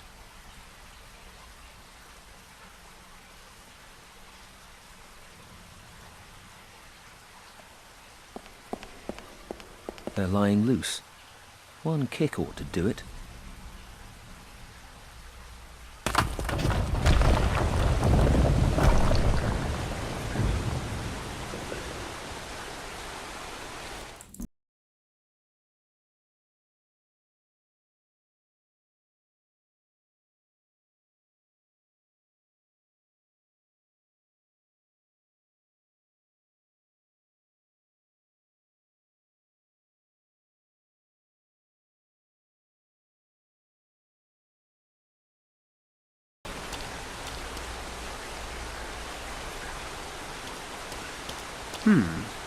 Looks like this coffin once had an iron lock on it. It's completely rusted through now.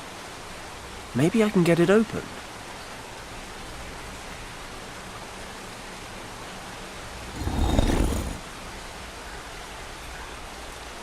Got it. The coffin's open. I really hope grave robbing will be the pinnacle of my less than moral activities. I hate to think how I'd go about besting it. The body's rotted to the bone. I have the most unsettling desire to take one with me.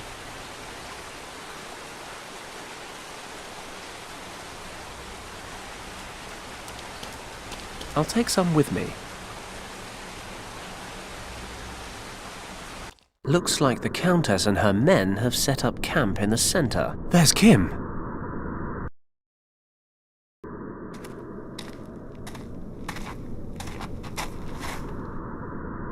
Well, any news?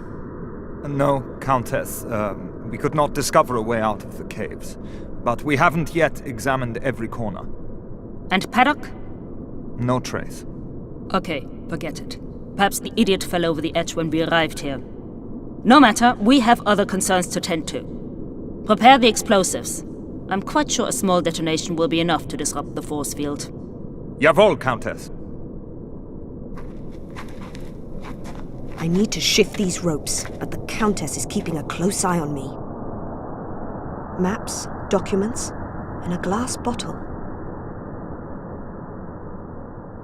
I could definitely reach the table with my leg and give it a kick, but the Countess would notice it immediately. I need to find the 3 parts of the dragon amulet. Fast. I'll grab the crystals.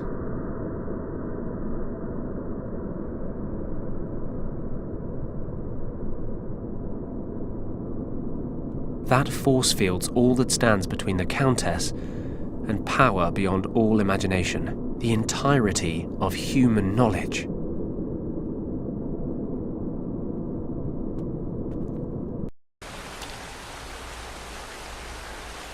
According to Richard, there are 2 more temples besides this one in the north. There should be a piece of the dragon amulet in each one. There's one in the southeast and one in the southwest. This place is freezing. Lucky I've gotten pretty accustomed to extreme conditions over the last week. I've got to crack on and find the amulet piece.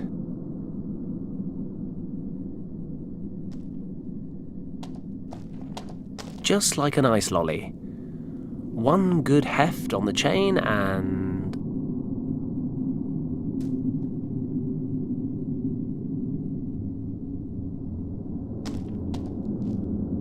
Got it.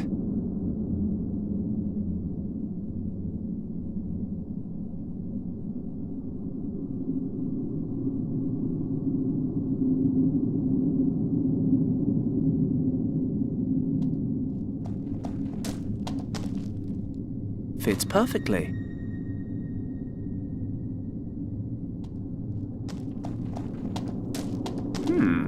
This crystal looks like a good fit. Impressive. The light from this area of the temple is concentrated and redirected.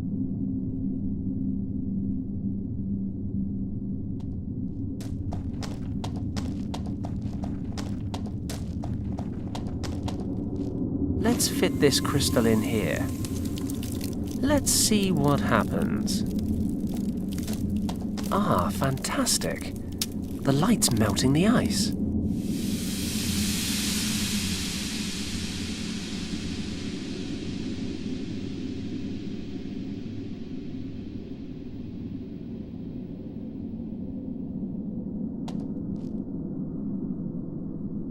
It's the tailpiece of the amulet.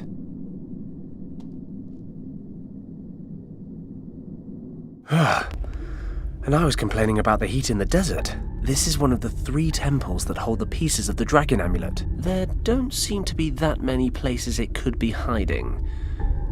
But then, I am a master of underestimating tasks.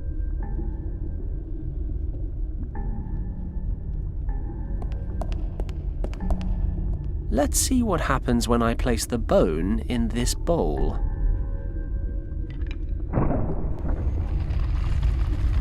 The bone didn't look that heavy. Maybe I actually did something right.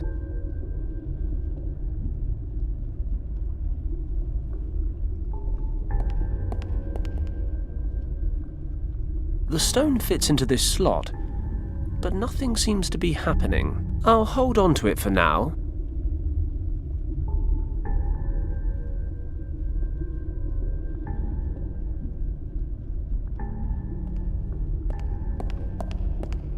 Let's see if we can't thaw this thing out. I'd better not leave it down there too long. At 1,000 degrees, the line between thawing and incinerating is pretty fine.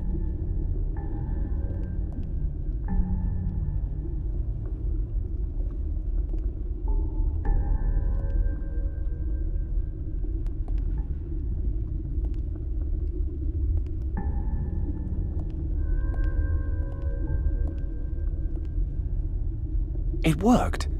The gear's been preserved in perfect condition.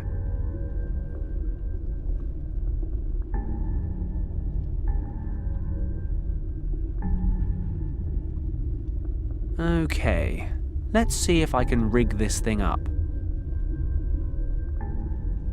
That should work. The chain's long enough, and the stone should hold the lava without melting.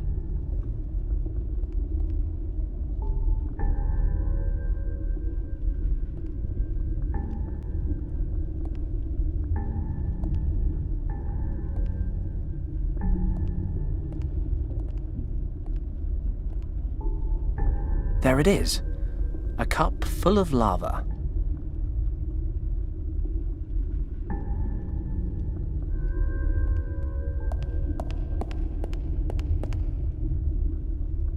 That's it. The statue's moving. Looks like we're in business. A piece of the amulet.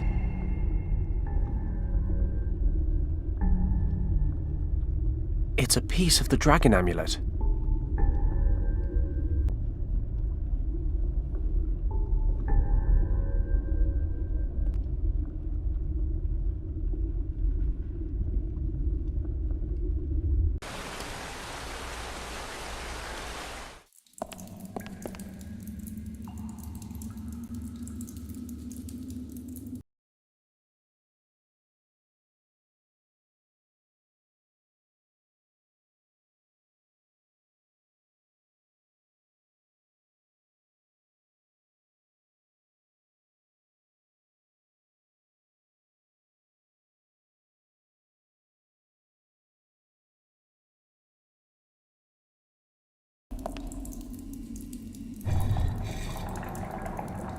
Aha! Feeding stones to these guys makes the discs on the floor move.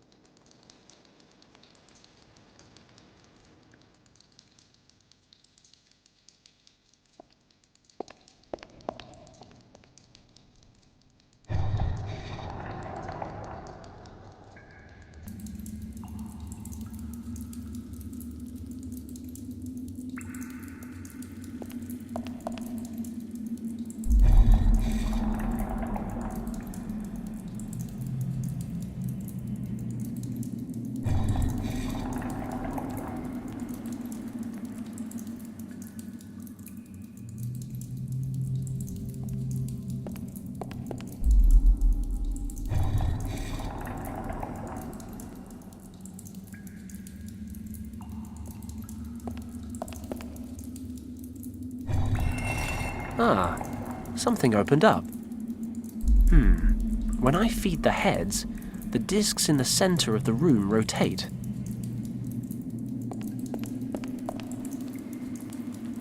The headpiece of the dragon amulet.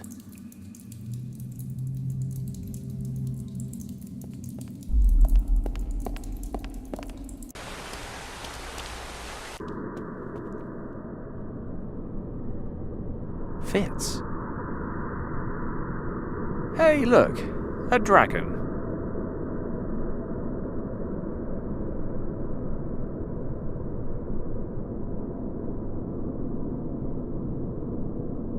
This should be fun. Or terrifying. Hopefully both.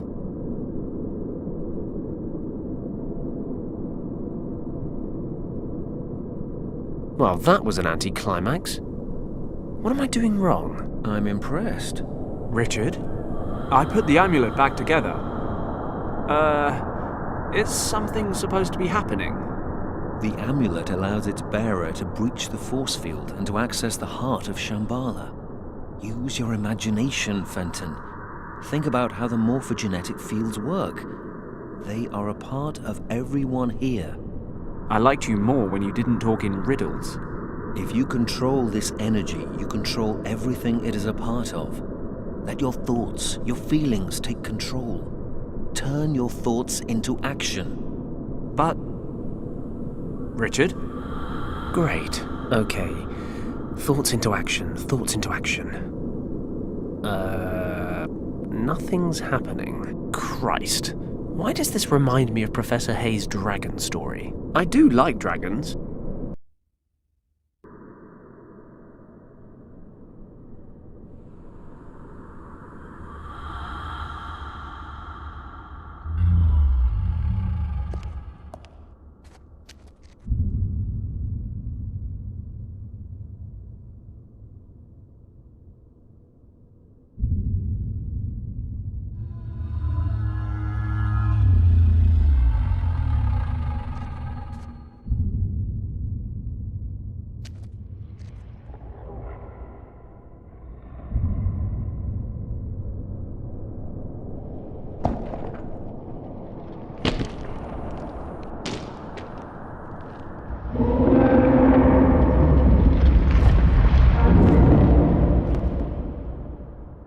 Lieutenant, control your men. This is all an elaborate illusion. They are in no danger but from themselves. This is my chance. I've got to get free before they get organized.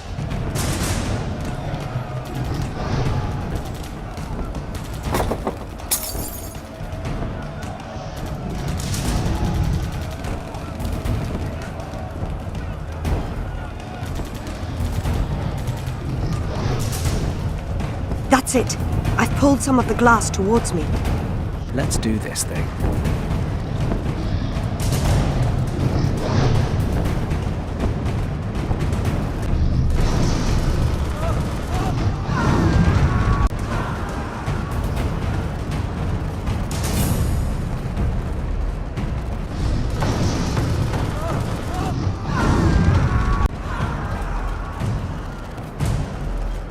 I've got to get free.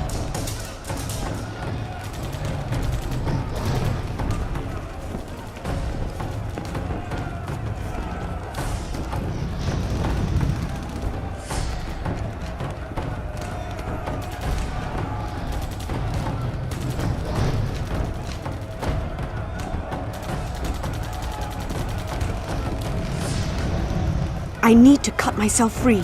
Quickly. There are still 2 Nazi units out there.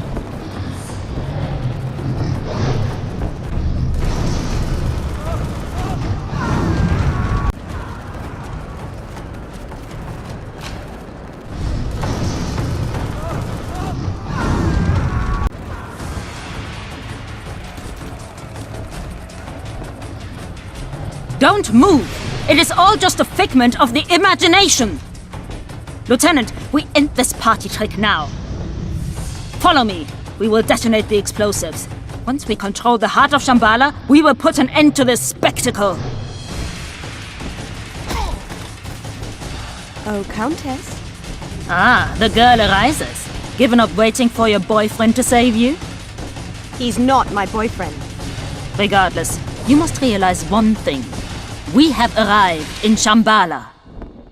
Your usefulness no longer protects you. It is time for you to die.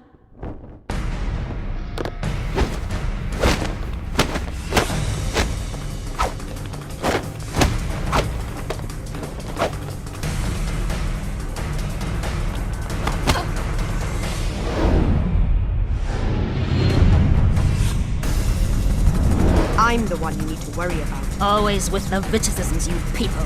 Can't you take something seriously just once?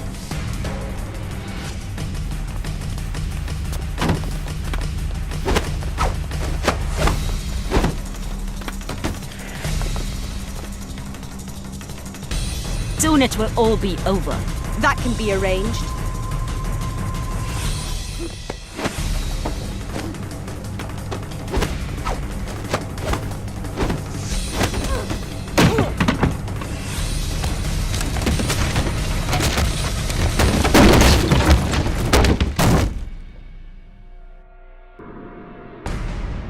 Kim, are you okay? I'm alive, I think. What's with the kung fu? I didn't know you kick ass. Why didn't you pull that out sooner? There's a lot about me that you don't know. So I'm beginning to realize. Maybe that's something we can work on. Huh, you'd like that, wouldn't you, Paddock? Kim, you know I would. Richard? I don't mean to break up the moment, but it's time for me to say goodbye. What do you mean? I've made my decision. I'm going to stay here, in the past. But why? I've seen a great many things here that I never would have believed. I think there's a reason I wound up in Shambhala. Whatever you want to call it, there's a great power that connects every living being throughout time and space. I don't begin to understand it, but I do know it wants me to help protect it. Humanity is nowhere near ready for a miracle like this. I know that when you return to your time, you will do everything you can to keep this place a secret. Promise me. Done. Thank you, Fenton. And thank you for coming after me. I know how much you've been through. I'll never forget it. You've really thought this through? Yes, I have. One day you'll understand. I think understanding is more your bag, but I'll do my best to get my head around it. I'll make sure the governor knows you're safe. Thank you. I have to go now. I'm no good at soppy. You know that. Just look after yourselves, okay? Take care, Richard. What on earth just happened? Where did Richard go? I'm not entirely sure. But I'll try to explain on the way home. So that's it then? World saved, catastrophe averted? You're not even a little bit interested to understand the great secrets of the universe? Nah, overrated.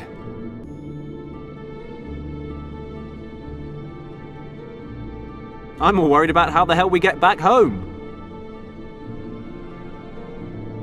So you've been halfway around the world just to get here, and you're going home empty-handed? Am I? You think you're pretty cool, don't you, Fenton Paddock? You're saying you don't?